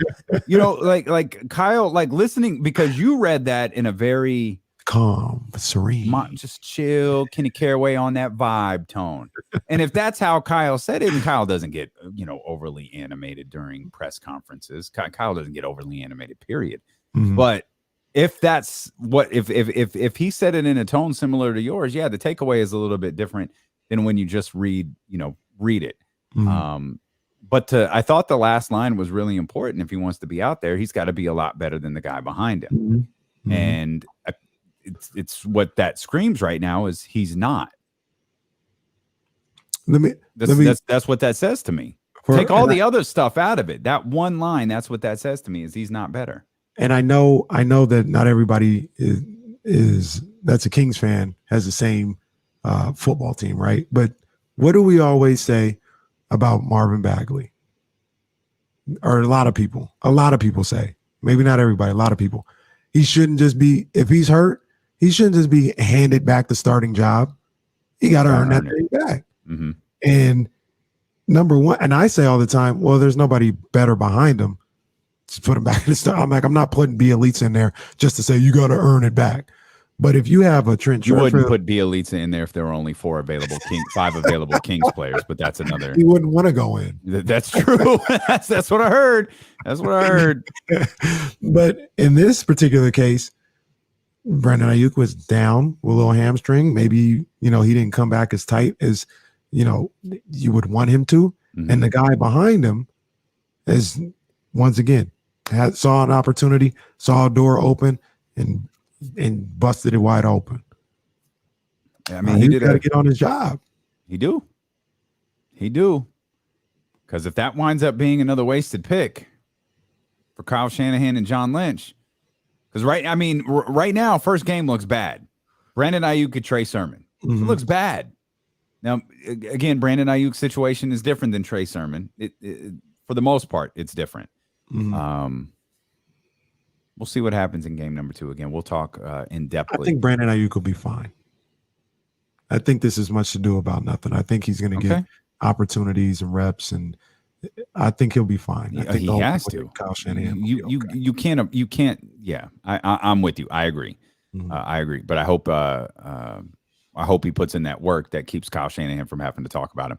100%. At the press conference. We're going to talk. We're going to switch gears. We're going to go from the 49ers to the Kings. We're going to talk with our man, Matt George, host of the Locked On Kings podcast, next here on Twitch, on YouTube, on the Odyssey app, and on Sacramento's #1 sports station, ESPN 1320. Yeah. Pod Matt up here. Georgie, what's up, buddy? I don't know how I feel about that Nemanja Bjelica slander. I don't know how I feel about that. Are you a belly guy? George, what's up, man? All things considered, what's up? All things considered, at the end, no, I wasn't. But Belly gave us some fun moments. Belly, Casey, you got us potted up, Casey. Yeah. Oh, I'm still. There we go. Should be good. Okay, there you go. We're good. Yeah.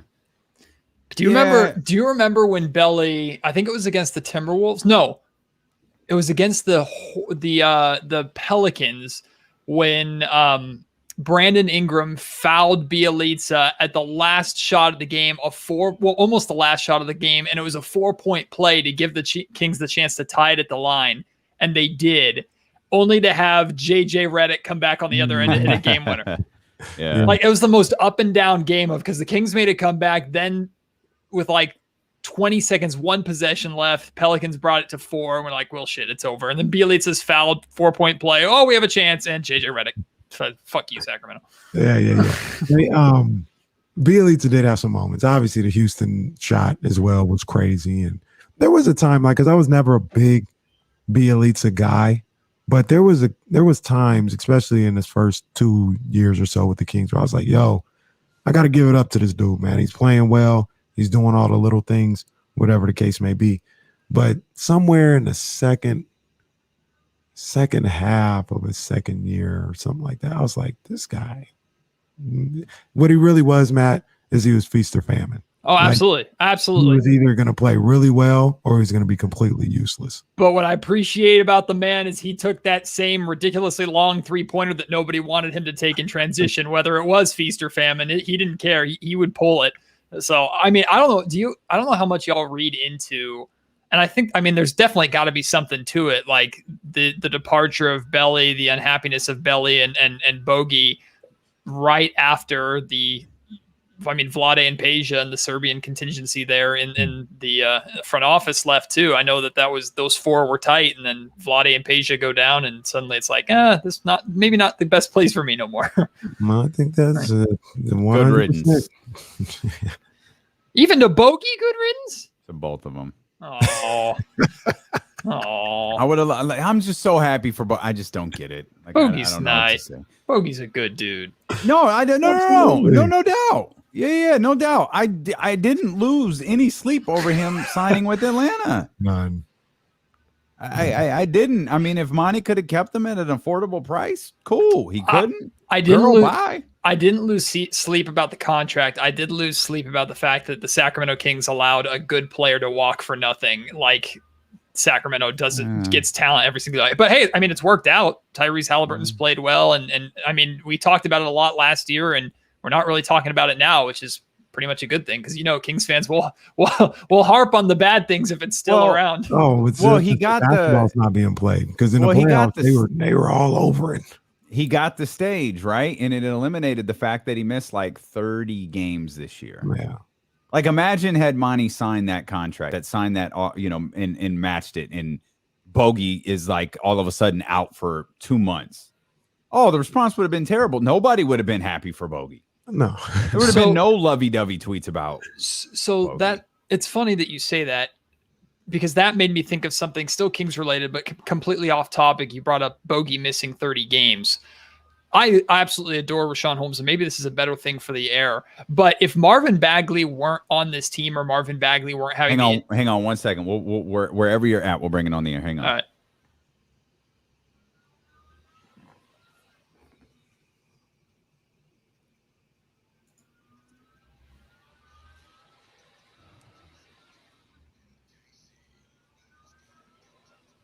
Wrestling fans, friendly reminder, we've got WWE Tickets Your Way coming every day this week at 1 o'clock. Make sure you're locked in with us here on D'Lo and KC, whether that's on the Odyssey app or 1320 AM, or that's on twitch.tv/ESPN1320, youtube.com/ESPN1320. Those are watching.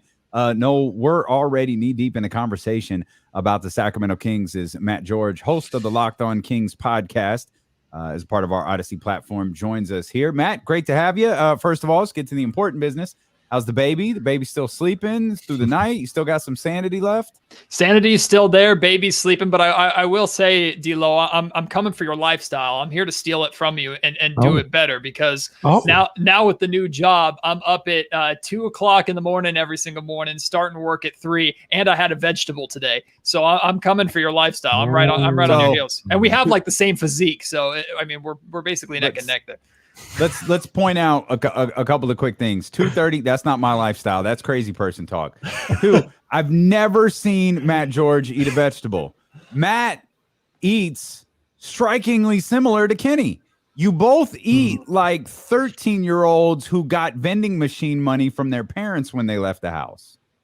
Yeah, Like, specifically, what vegetable did you eat, Matt? It was celery. That's a real vegetable. Okay, I good don't for like you. celery. Does it count that it was packed with peanut butter? Does that ruin it? No, that's fine. See, and I'm a salad guy. I dig me some salad. I'm not a big fan of celery. I mean, it's cool. I don't not like it. It's not like peas or something like that. Like, I hate peas. Oh, peas are gross. Cool. But Damien, you sound crazy, boy. I be eating I eat my vegetables. I love broccoli. Love broccoli. Gross. Terrible. Nah, you sound crazy, man. I Go- love me some broccoli. Go bite into a top of trees. That's what Corn. broccoli is. I love spinach. There you go. Cooked Kale. or raw? Cooked. Okay, that's cap. No one loves kale. We eat kale because it's good for us. No one Kale- loves Nah, it's good. it. Kale's You got to good in cook it though. smoothies. Good. Raw kale is tough. Maybe I had Raw kale is tough. Like you have to work to make raw kale good. Like, you've got to cut it really small. You actually have to wring raw kale. So like, if you're gonna make a kale salad, you cut it really small, and then you grab it and you squeeze it. And squeezing it brings the moisture into it. Otherwise, it's like eating chopped up paper. I don't know what Not Jazz that I've ever eaten chopped up paper, but I can imagine. chopped up paper. I don't know what Jazz did to it, but it was good. I like There it you go. every time she makes it. I did my best, Kenny, and I came in and completely derailed things in the first couple of minutes. So I'm happy to do it for you guys. Well, no. Yeah, actually, it started with a question about the baby, but the truth is, the second we brought you on, we got to talking about the Kings, and this was during the commercial break. And Matt joined us a couple of minutes early and was catching up on the end of our conversation, and we, made a crack about Nemanja Bjelica, as we regularly do here on this program. And you were like, hey. I don't know that I'm willing to appear on D-Lo and KC if all of this Nemanja Bjelica slander. But you were getting ready. You were headed somewhere. The conversation kind of went from Belly to Bogey and some thoughts on Vlade and Peja and all of these different things. But you were going somewhere right as the commercial break was ending. So now that we've caught everybody up on what we were talking about, I'm curious where you were going there. Yeah, so we were talking about like Bogey in Atlanta, and had Bogey not gotten the stage and been a starter on a playoff team that turned some heads in Atlanta, would we have felt the same way or had that same remorse of seeing Bogdanović leave and had so many? Which not all of us had, by the way. Right. Well, most of us had, but you brought up like Bogey missed 30 games or something like that with injury. And it reminded me of something that's been floating around in my head for a while. And I've talked about it a little bit on the Locked On Kings podcast, but I want to be careful to make it not a negative or looking for a negative out of Richaun Holmes, because I'm a huge fan of Richaun Holmes. But if Marvin Bagley weren't on this roster, or if Marvin Bagley didn't have the injury issues that he's had, would the Sacramento Kings fan base be more frustrated with Richaun Holmes? Because Holmes has missed a significant chunk of time in both seasons that he's been here in Sacramento, not to Bagley levels, but he's missed a lot of time that I think has been overshadowed just by the amount of time that his front court partner in Marvin Bagley's been out. I'll tell you this, Matt, and I'll answer it this way. We will be now. That's it. We weren't when it was two years. Yep, that's right. Yep. But we will be now. Yep. If it's the same situation that goes on moving forward. I hope it doesn't, but the injury concerns for Richaun Holmes they're fair and they're legit. Yeah. So that leads to another interesting question about Richaun Holmes then, because I think we can all agree that the Kings got Richaun Holmes on a good deal, right? They're paying him a lot more than they were. But if Richaun maybe only gets a tiny bit better, or for the most part gives you that same consistent everyday production that we've grown to love out of Richaun Holmes, but he doesn't get very much better. Like, he doesn't really improve as a rim protector. He doesn't improve as a floor spacer. Is he not outplaying his contract, or is he not playing up to his contract at that point? Does he need to get better to justify the money that the Kings gave him? I don't think he needs to. I think he needs to to fit with what you said a moment ago. He needs to stay healthy. I think if he continues to play the way, because to me, for what you signed him for, which I think we all agree is fantastic. Like, you couldn't have signed Richaun Holmes for a better contract. If Monty signed that with the thought of, okay, you got a big boy deal here, now we need you to change your game completely. Your biggest weakness, get better at it. Yeah. That's probably a poor strategy. Now, certainly there are players that you do with it, and quite honestly, De'Aaron Fox is probably one of them. We're talking two very different contracts with Richaun Holmes and De'Aaron Fox, but I don't think it's like, okay, De'Aaron, go lead the league in 3-point shooting. But when you sign this 5-year, up to $190 million extension, there are elements of your game that, of course, we want to get better. That's not the same type of thing Richaun Holmes signed. We all want Richaun Holmes to get better, but if Richaun Holmes is on the floor performing the way that he did last year for 75 games this season, I'm very, very happy. Yep. I think I am too. And Kenny, I think it's also like, I heard a lot of people say when evaluating whether or not the Kings should pay Richaun Holmes this summer, a lot of people were saying, well, if Richaun Holmes is the starting center on your basketball team, you're probably not a very good team. Or if Richaun Holmes is the starting center on your team, you're probably not a team that can go deep in the playoffs. That's where I think the next step is for Richaun, is that he can be a consistent everyday starting center, compete at a high level with this team making the play-in or the playoffs. That's what's next for him, really, to earn that contract, I guess. Yeah. I mean, kind of like what Damian said, exactly like what Damian said, to be honest with you. If I'm Monty McNair and I'm signing Richaun Holmes, it's to sign him to do exactly what he's doing right now. It would be great if he gets better as a scorer, as a floor spacer, or anything like that. But if for the next 4 years, he gives me that 14-7 or 14-8 or whatever the case may be, then it was a good signing. That's the way I'd be looking at it, because for better or for worse, I'm not expecting him to improve his game offensively.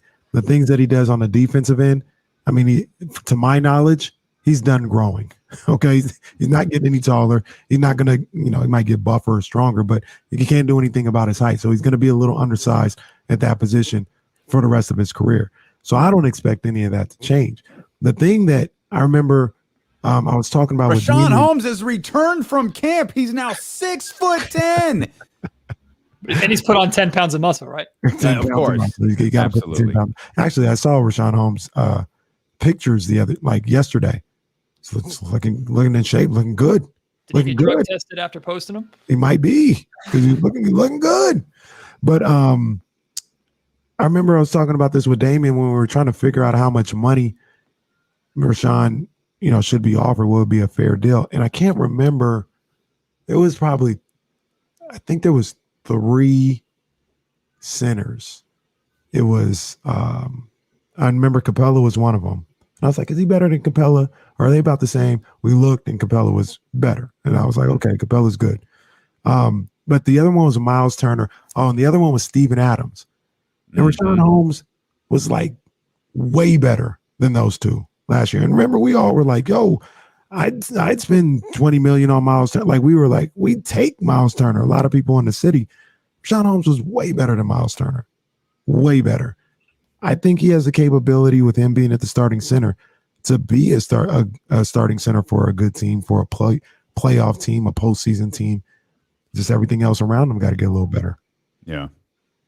I think there's really just 3 things that I'm asking from Rashawn Holmes this year. Continue that amazing push shot that everybody loves. Stay healthy, and then block a few more shots. As much as I'd love to see him space the floor and add that to his game, and I've seen him working on it. I know you guys have been courtside during warmups watching. He works on it a ton, and in warmups, it looks really good. And it was funny going from his first year with the Kings to last year.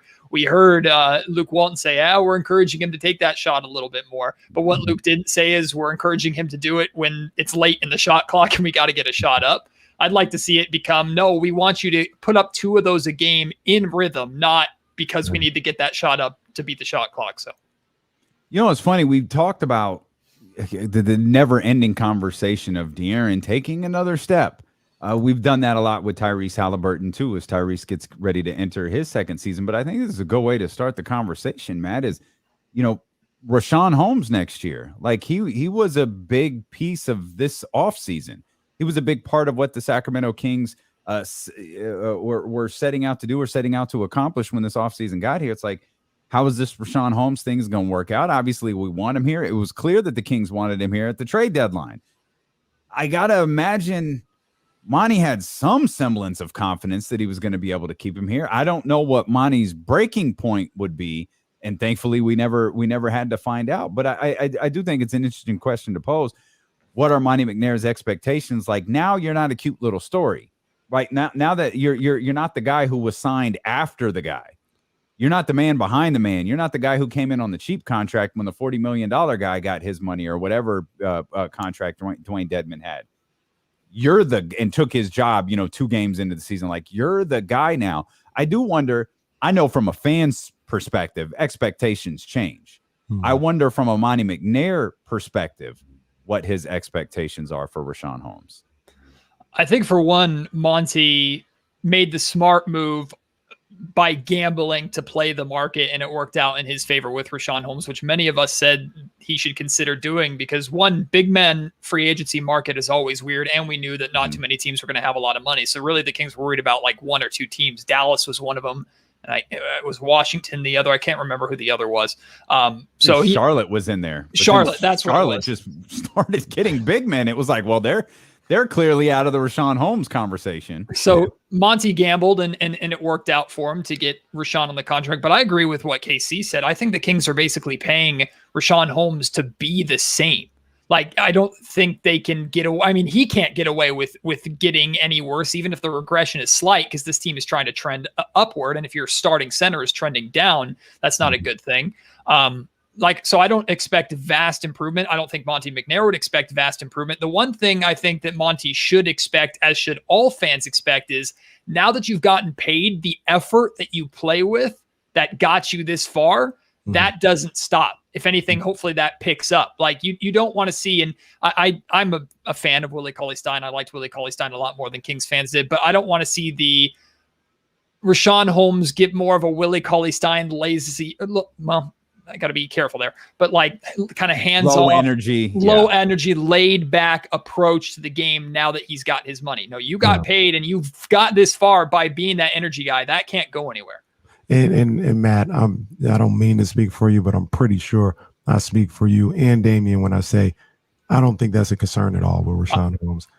That's the way he plays is just in his DNA. He only knows one way to play, so I don't think that'll be the case at all. And that'll be a good thing for Kings and Kings fans, because I know, like you mentioned, Matt, they really just love the way he approaches the game, and I don't think that's going to change at all. Matt, we have a question that we've been asking, I think, 7 straight weeks to James Ham here on Wednesdays. He's not here today. He's on vacation, champagning and campaigning somewhere. Big ups to James Ham. So we'll ask you. Opening night, Marvin Bagley, Buddy Hield on the roster?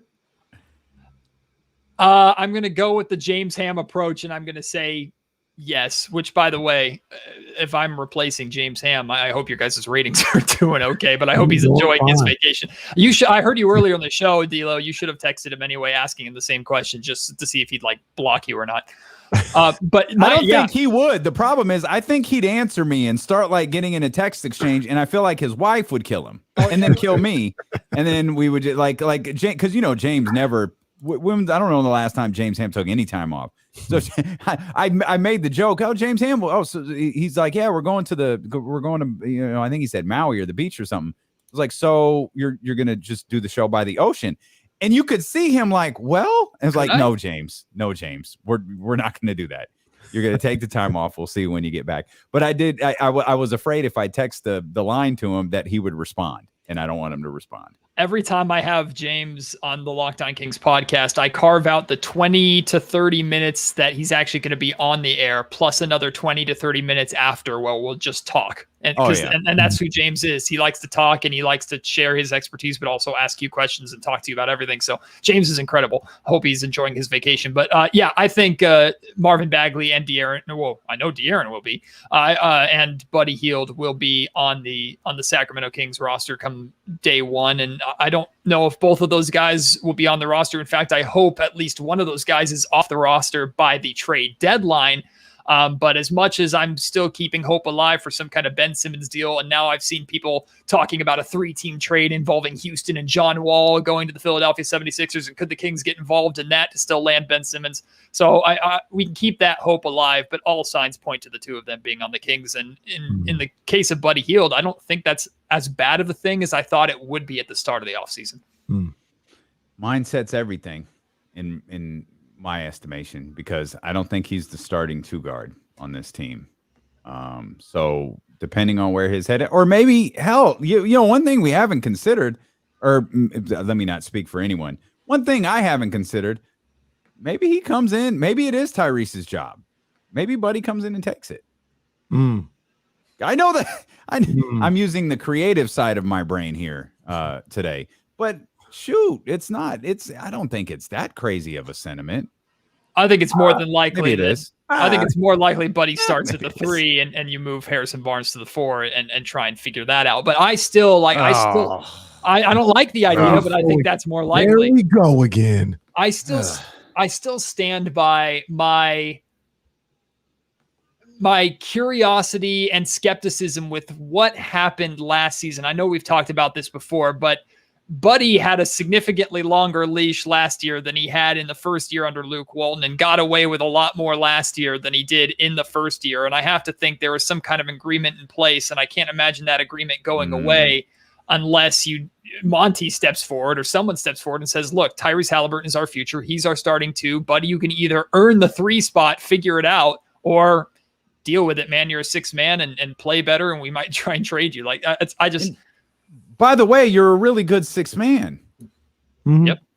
But it's optics, right? It's optics of not being in the starting lineup. It's optics of not being one of the best players on a bad basketball team, which is why I thought like Buddy going to LA would be really good for him. And even Buddy going to Philly would be really good for him because he's going to a place where their best players are established and he knows that he's a complementary piece. Here in Sacramento, he could argue, no, I'm still one of the top dogs here on a bad basketball team because I get my numbers. And when I'm on, this team wins. Well, no duh. When everybody's on, this team wins. You're not on enough. Yeah, you're not on enough. And even when you are on, they're not winning that much. The only optics that I'm worried about is the standings. All right. That's the optics that I'm worried about. And Buddy Hield, I would tell him like this, like if you got him here or whatever the agreement is, hey, you started here, we're going to still be looking to trade you, whatever. I would tell him, at the beginning of the season, if I was Luke or Monty, I'd be like, look, this is what we're trying to do. All right. We're trying to make the playoffs. If you're part of that, that's great. If you're not and we're winning, then you're not. If you can't accept that, then we should just send you home now until we can work out a trade. Because we don't have time for all this pouting and all this. I need everybody on the same page. And then if you're not on the same page, if you got your own agenda, you can take that home and we'll work on trading you. Simple as that. Well, question in the back. Yeah. Who's saying that? Luke and Monty. They can sit them down. That don't sound like Luke Walton to me. It needs to be Luke. It might need to be, but that don't sound like him. He might have tried in year one and it never came to fruition. But I tend to more agree with D'Lo. He tried and he did in year one. Well, at least he benched him. Maybe Luke is a big professional wrestling fan and he's just working us. Maybe he's this hard-nosed dude behind the scenes and he's just this say nothing in front of the maybe it's all a work. To be honest, maybe he won't break kayfabe. To your point, Damian, the players seem to say that. Yeah, I think Rashawn said that. Well, like, Luke will curse us out in a heartbeat. And everybody knows the Rashawn Holmes story about him being, hot after Luke Walton being hot, with these guys being on the phone after a loss and all this other stuff. It seems to be who the players see him to be, at least from time to time. I don't know. I don't know if that's accurate or it takes a whole lot to get to that point. I don't know. I just need Luke to go Paul Heyman one time in one press conference for us. Just one Paul Heyman type promo just to give us something to gush about so we know that it exists. Then he can go back to his calm, quiet, low voice demeanor. But Casey, I will say what's changed for me the most over the course of a year is now I'm a whole hell of a lot more willing to put up with those buddy arguments and that buddy pouting and figure that out a lot more than I am willing to figure that stuff out with Marvin Bagley. A year ago, it was completely flip-flopped. It's like, I'll work with Marvin to figure it out for him. Buddy, I'm at the end of my rope with. It's completely flipped with me because now it's like, buddy, okay, let's figure this out because you have an elite skill that we can use. Marvin, I mean, God. See, I'll go on the opposite side with this one, Matt, because I don't think I've had this conversation with you. And we'll have it right now. I'm on the opposite end because I'm looking at Buddy Hield. I don't need you. I don't need you. I got Davion Mitchell. I'm the only one in Sacramento that seems to feel this way.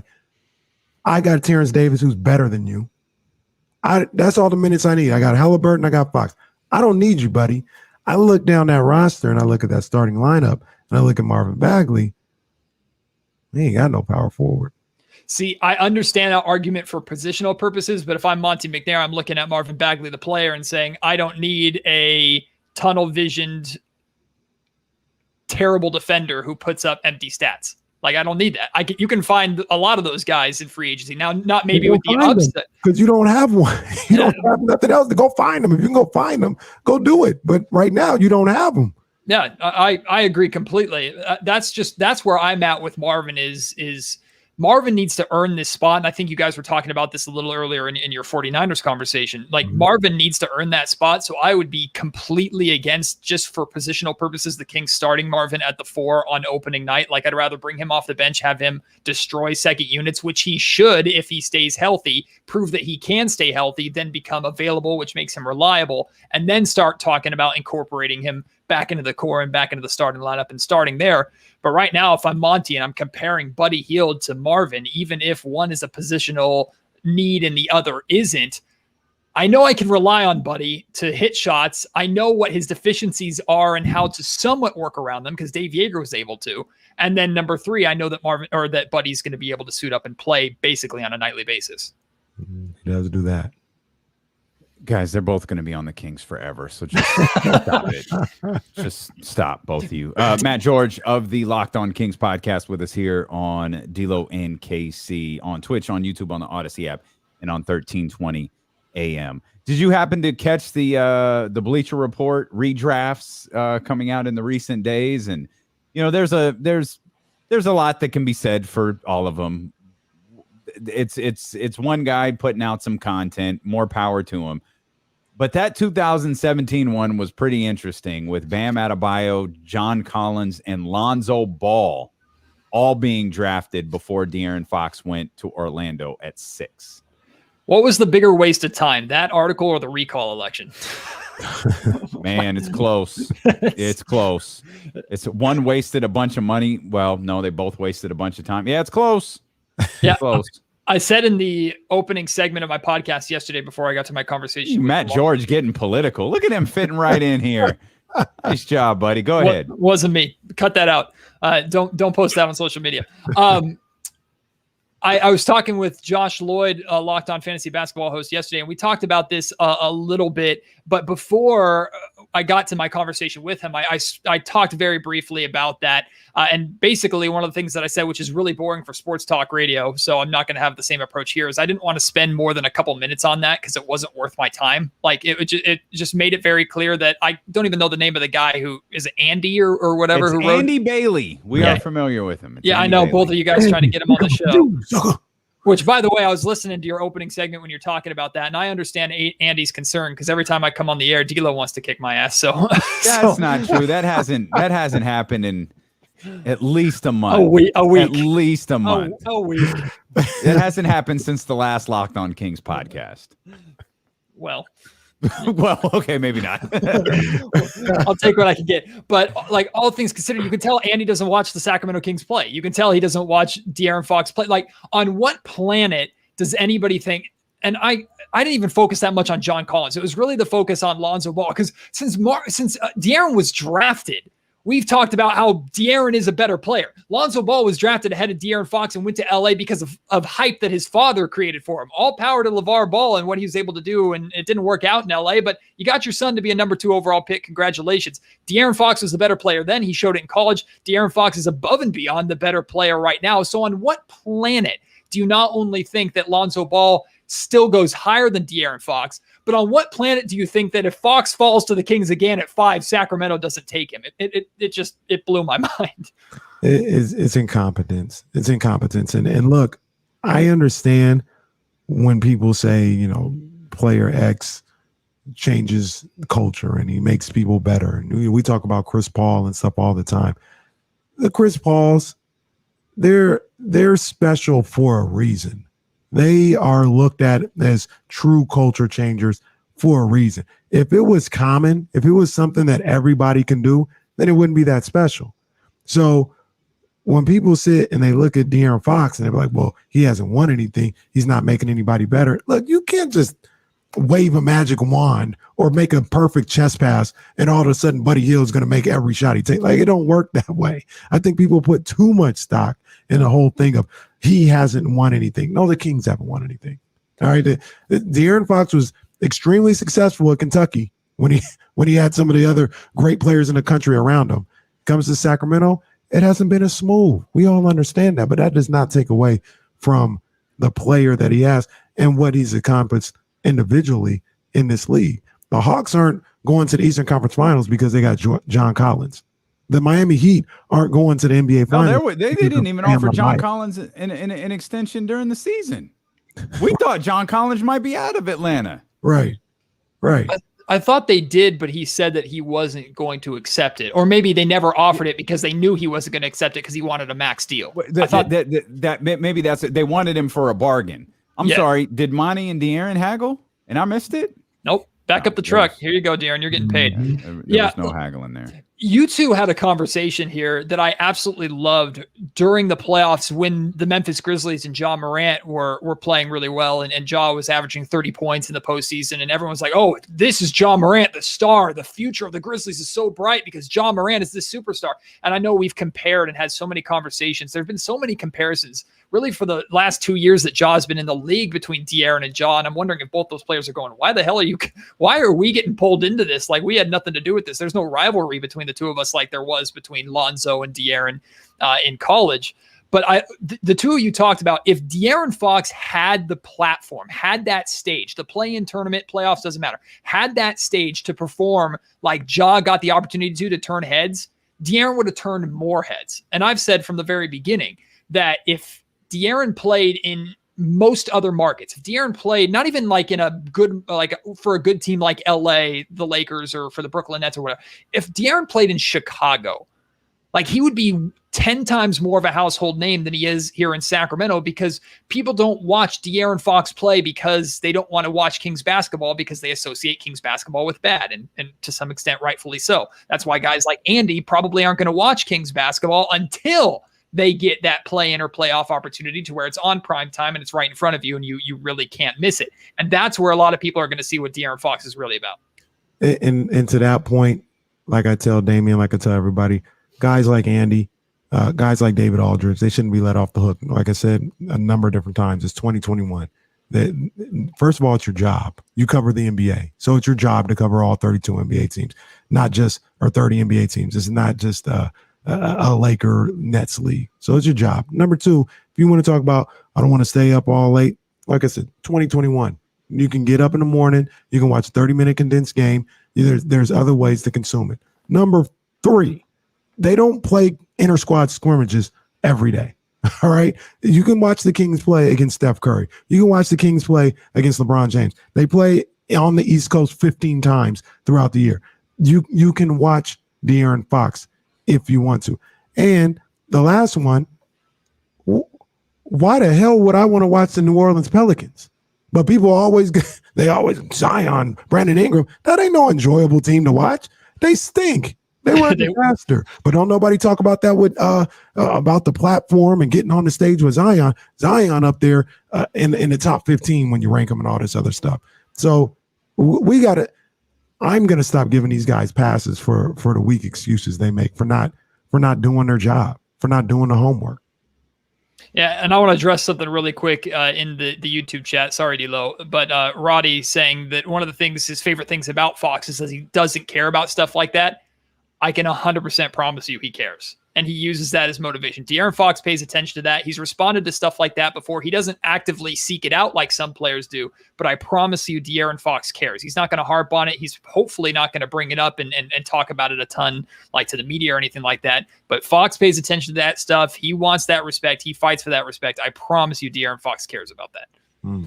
Also, for the crew over there on youtube.com/ESPN1320, we posted a poll question for you to take part in. So you could head over to youtube.com/ESPN1320 and take part in that poll question. Matt, you mentioned that you heard the beginning of the show. We got off, of course, Kenny.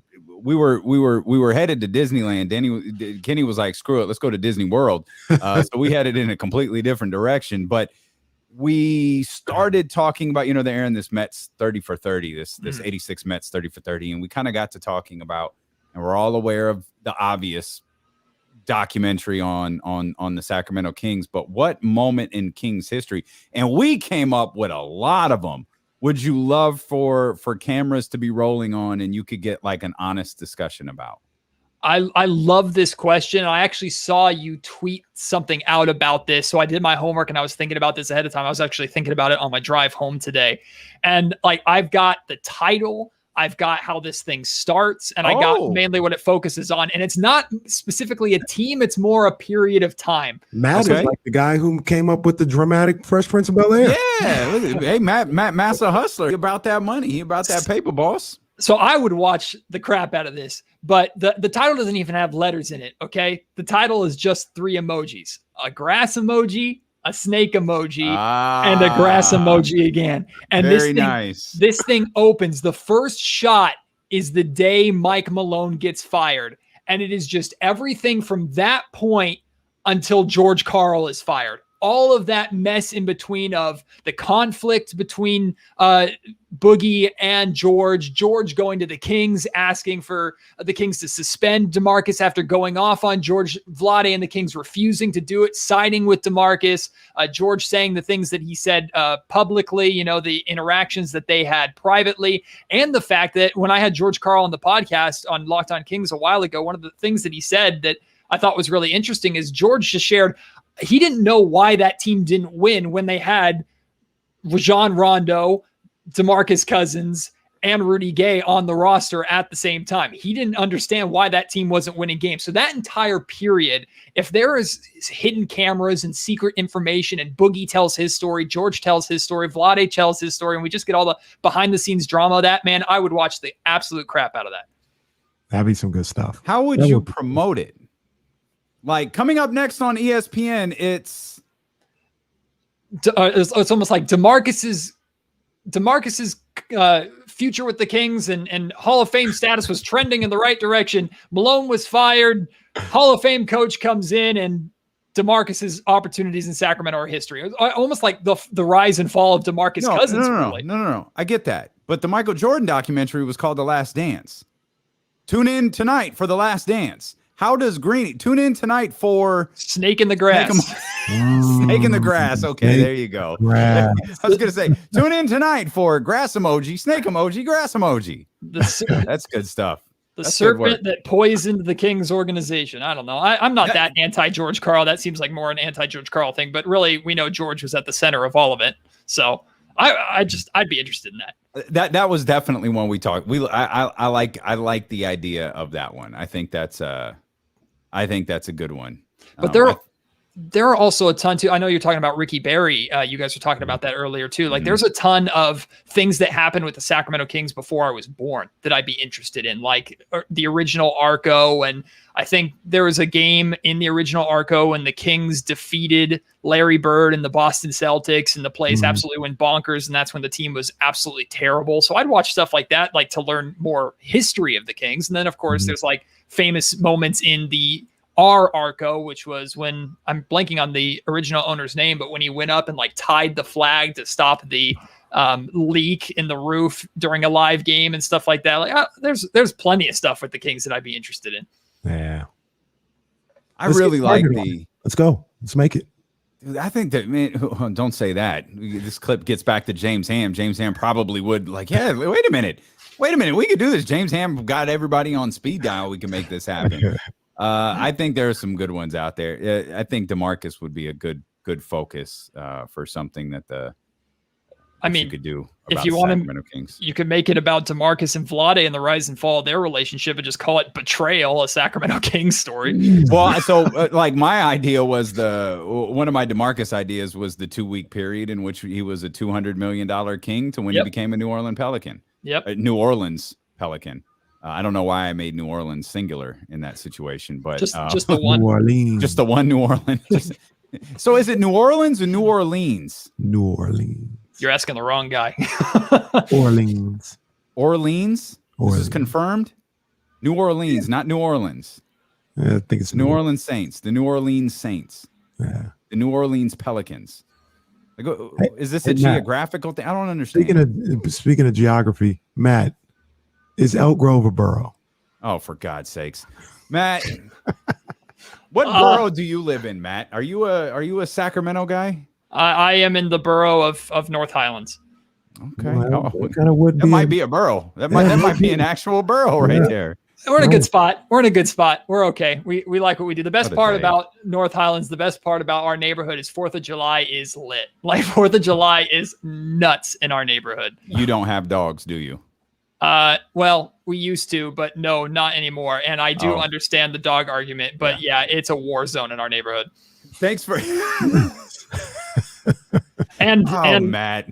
If you look at me, I don't. Some things are unsaid, but I stand out in our neighborhood in some ways. Yes, you do.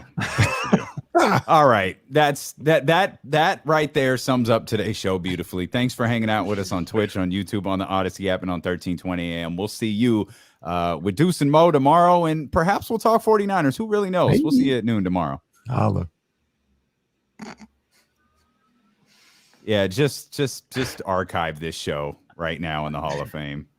This dude, there was a Butcher Boy had a line today that fit perfectly with what Matt just said. Butch was talking about how I think it was Mac Dre merged like cultures together with white audience and black audience and colleges and all this stuff, and it's like now you go to hip hop concerts and black people are the minorities. Like you walk into a Travis Scott concert and you look around like, hey, it's true though. I went to a number of years ago. Kevin Hart came to Arco Arena, and I went. A buddy of mine and I went because I love Kevin Hart and we love comedians, and it was like 65-35 white people. It's like, what the hell? It's like, and Kevin's telling jokes that we're all looking around like, can we laugh at that? Or are we allowed to? It's kind of Kevin's demo, though. Let's be honest. Like, let's be real. It wasn't like what's my man's name? Oh my gosh, he's supposed to be here like next week. It's not like it was a Mike Epps concert. No, it wasn't Mike Epps. No, it wasn't Mike Epps for sure. Can I get one? There we go. We just poll question up. Does Matt George look a lot happier lately? 72% say yes. 72% say yes. Number should be higher. It should be. I saw. It's probably way too far back for me to find. But I did see my man Adam. There's Adam. Oh, see, I can't go back for that. Adam was a little confused as to how you were over here with us. Yeah, some people have been, including, I guess, some people that are. Never mind. A lot of people have been confused about that. About Matt being over. Hey, here. man, I'm in a great place. I'm looking forward to next season. How's the new gig? It's awesome, dude. It's awesome. The hardest part is getting up, but as soon as I get out of bed, man, I'm fired up to be there. Love what I do. Excited to do more. I'm going to be working more with Sean Cunningham going forward, doing high school football stuff, hopefully, and hopefully some King stuff or public stuff. We'll see, man. But it's your schedule is going to be like it's not going to be like it's set, right? Like, because if you're on the Sean Cunningham plan, you're going to be all over the place. Yeah, it's going to be, my main schedule is going to be like 3 a.m. to 11:30 a.m. Saturday through Wednesday, I think. So Thursday, Friday are going to be my days off. So you guys caught me on a Friday, which is also why I'm in a good mood. Oh, nice. But it works out because, I mean, working in TV, a lot of your money comes from working overtime, and my nights are open for events and stuff like that. Now I'm with the baby and with that sleep schedule, I'm not going to be able to make it out to the Golden One Center for every game like I used to, but I'll still be out there as much as I possibly can and enjoying some major matchups. And man, life is very good right now. I have absolutely nothing. I'm so blessed right now, man. That's great, man. Like, all kidding aside, you do sound happy, man, and I'm happy for you. It's because I can finally come on D-Lo and KC and bust your chops. That's good stuff, man. That's great stuff. We'll figure out the day like this. I mean, it's 2 weeks away. We wanted to start this at camp. Like, we want you on with us weekly. So if you want to do, if you want to do like one of your days off, man, like we'd love to have you on whenever you're free. I could do days off, man. Like I said, I'm home or I'm off. Like, at what's your sleep schedule? Like, when do you try to get some sleep? So last night was the first night I went to bed at 7. And it was great. Like, it felt good. I woke up not super tired because the nights before, mixture of because of the baby and just because I'm naturally a night owl. Like, I was going to bed like 10, 11 o'clock and getting what I could and then chugging coffee. But like, it's a work in progress, especially during Kings season, because I'm still going to want to stay up and watch the games so that I can record a Locked On Kings podcast after. My goal is to have, unlike last year and years past, like, my goal is to have a post-game episode of Locked On Kings out within a couple hours of the game, so it's fresh and you can listen to it the next morning, like on your way to work. You don't have to wait till tomorrow afternoon when things get stale. So that's the goal. Sure.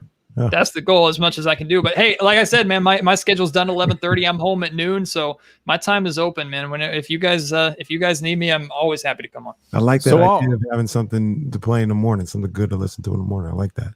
Yeah, it's hard to find good content in the morning. Like so we get locked on nice and early. We get Deuce and Mo at 10. Actually, Deuce and Mo's schedule's about to change.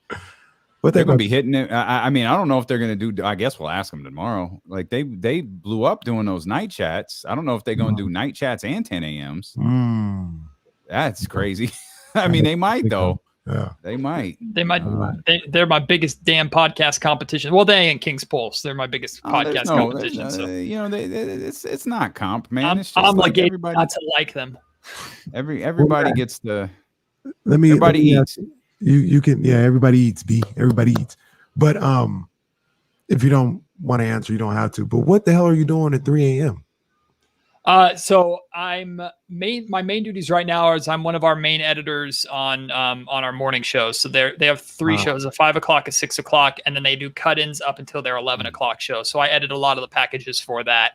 And then eventually it's going to go into the first half of my schedule is doing that. And then after the 6 a.m. show, then I'm going to go out into the field with a camera and go on assignment for whatever they need for the rest of that day during my schedule. And then, like I said, my nights are open for sports stuff if they need it to.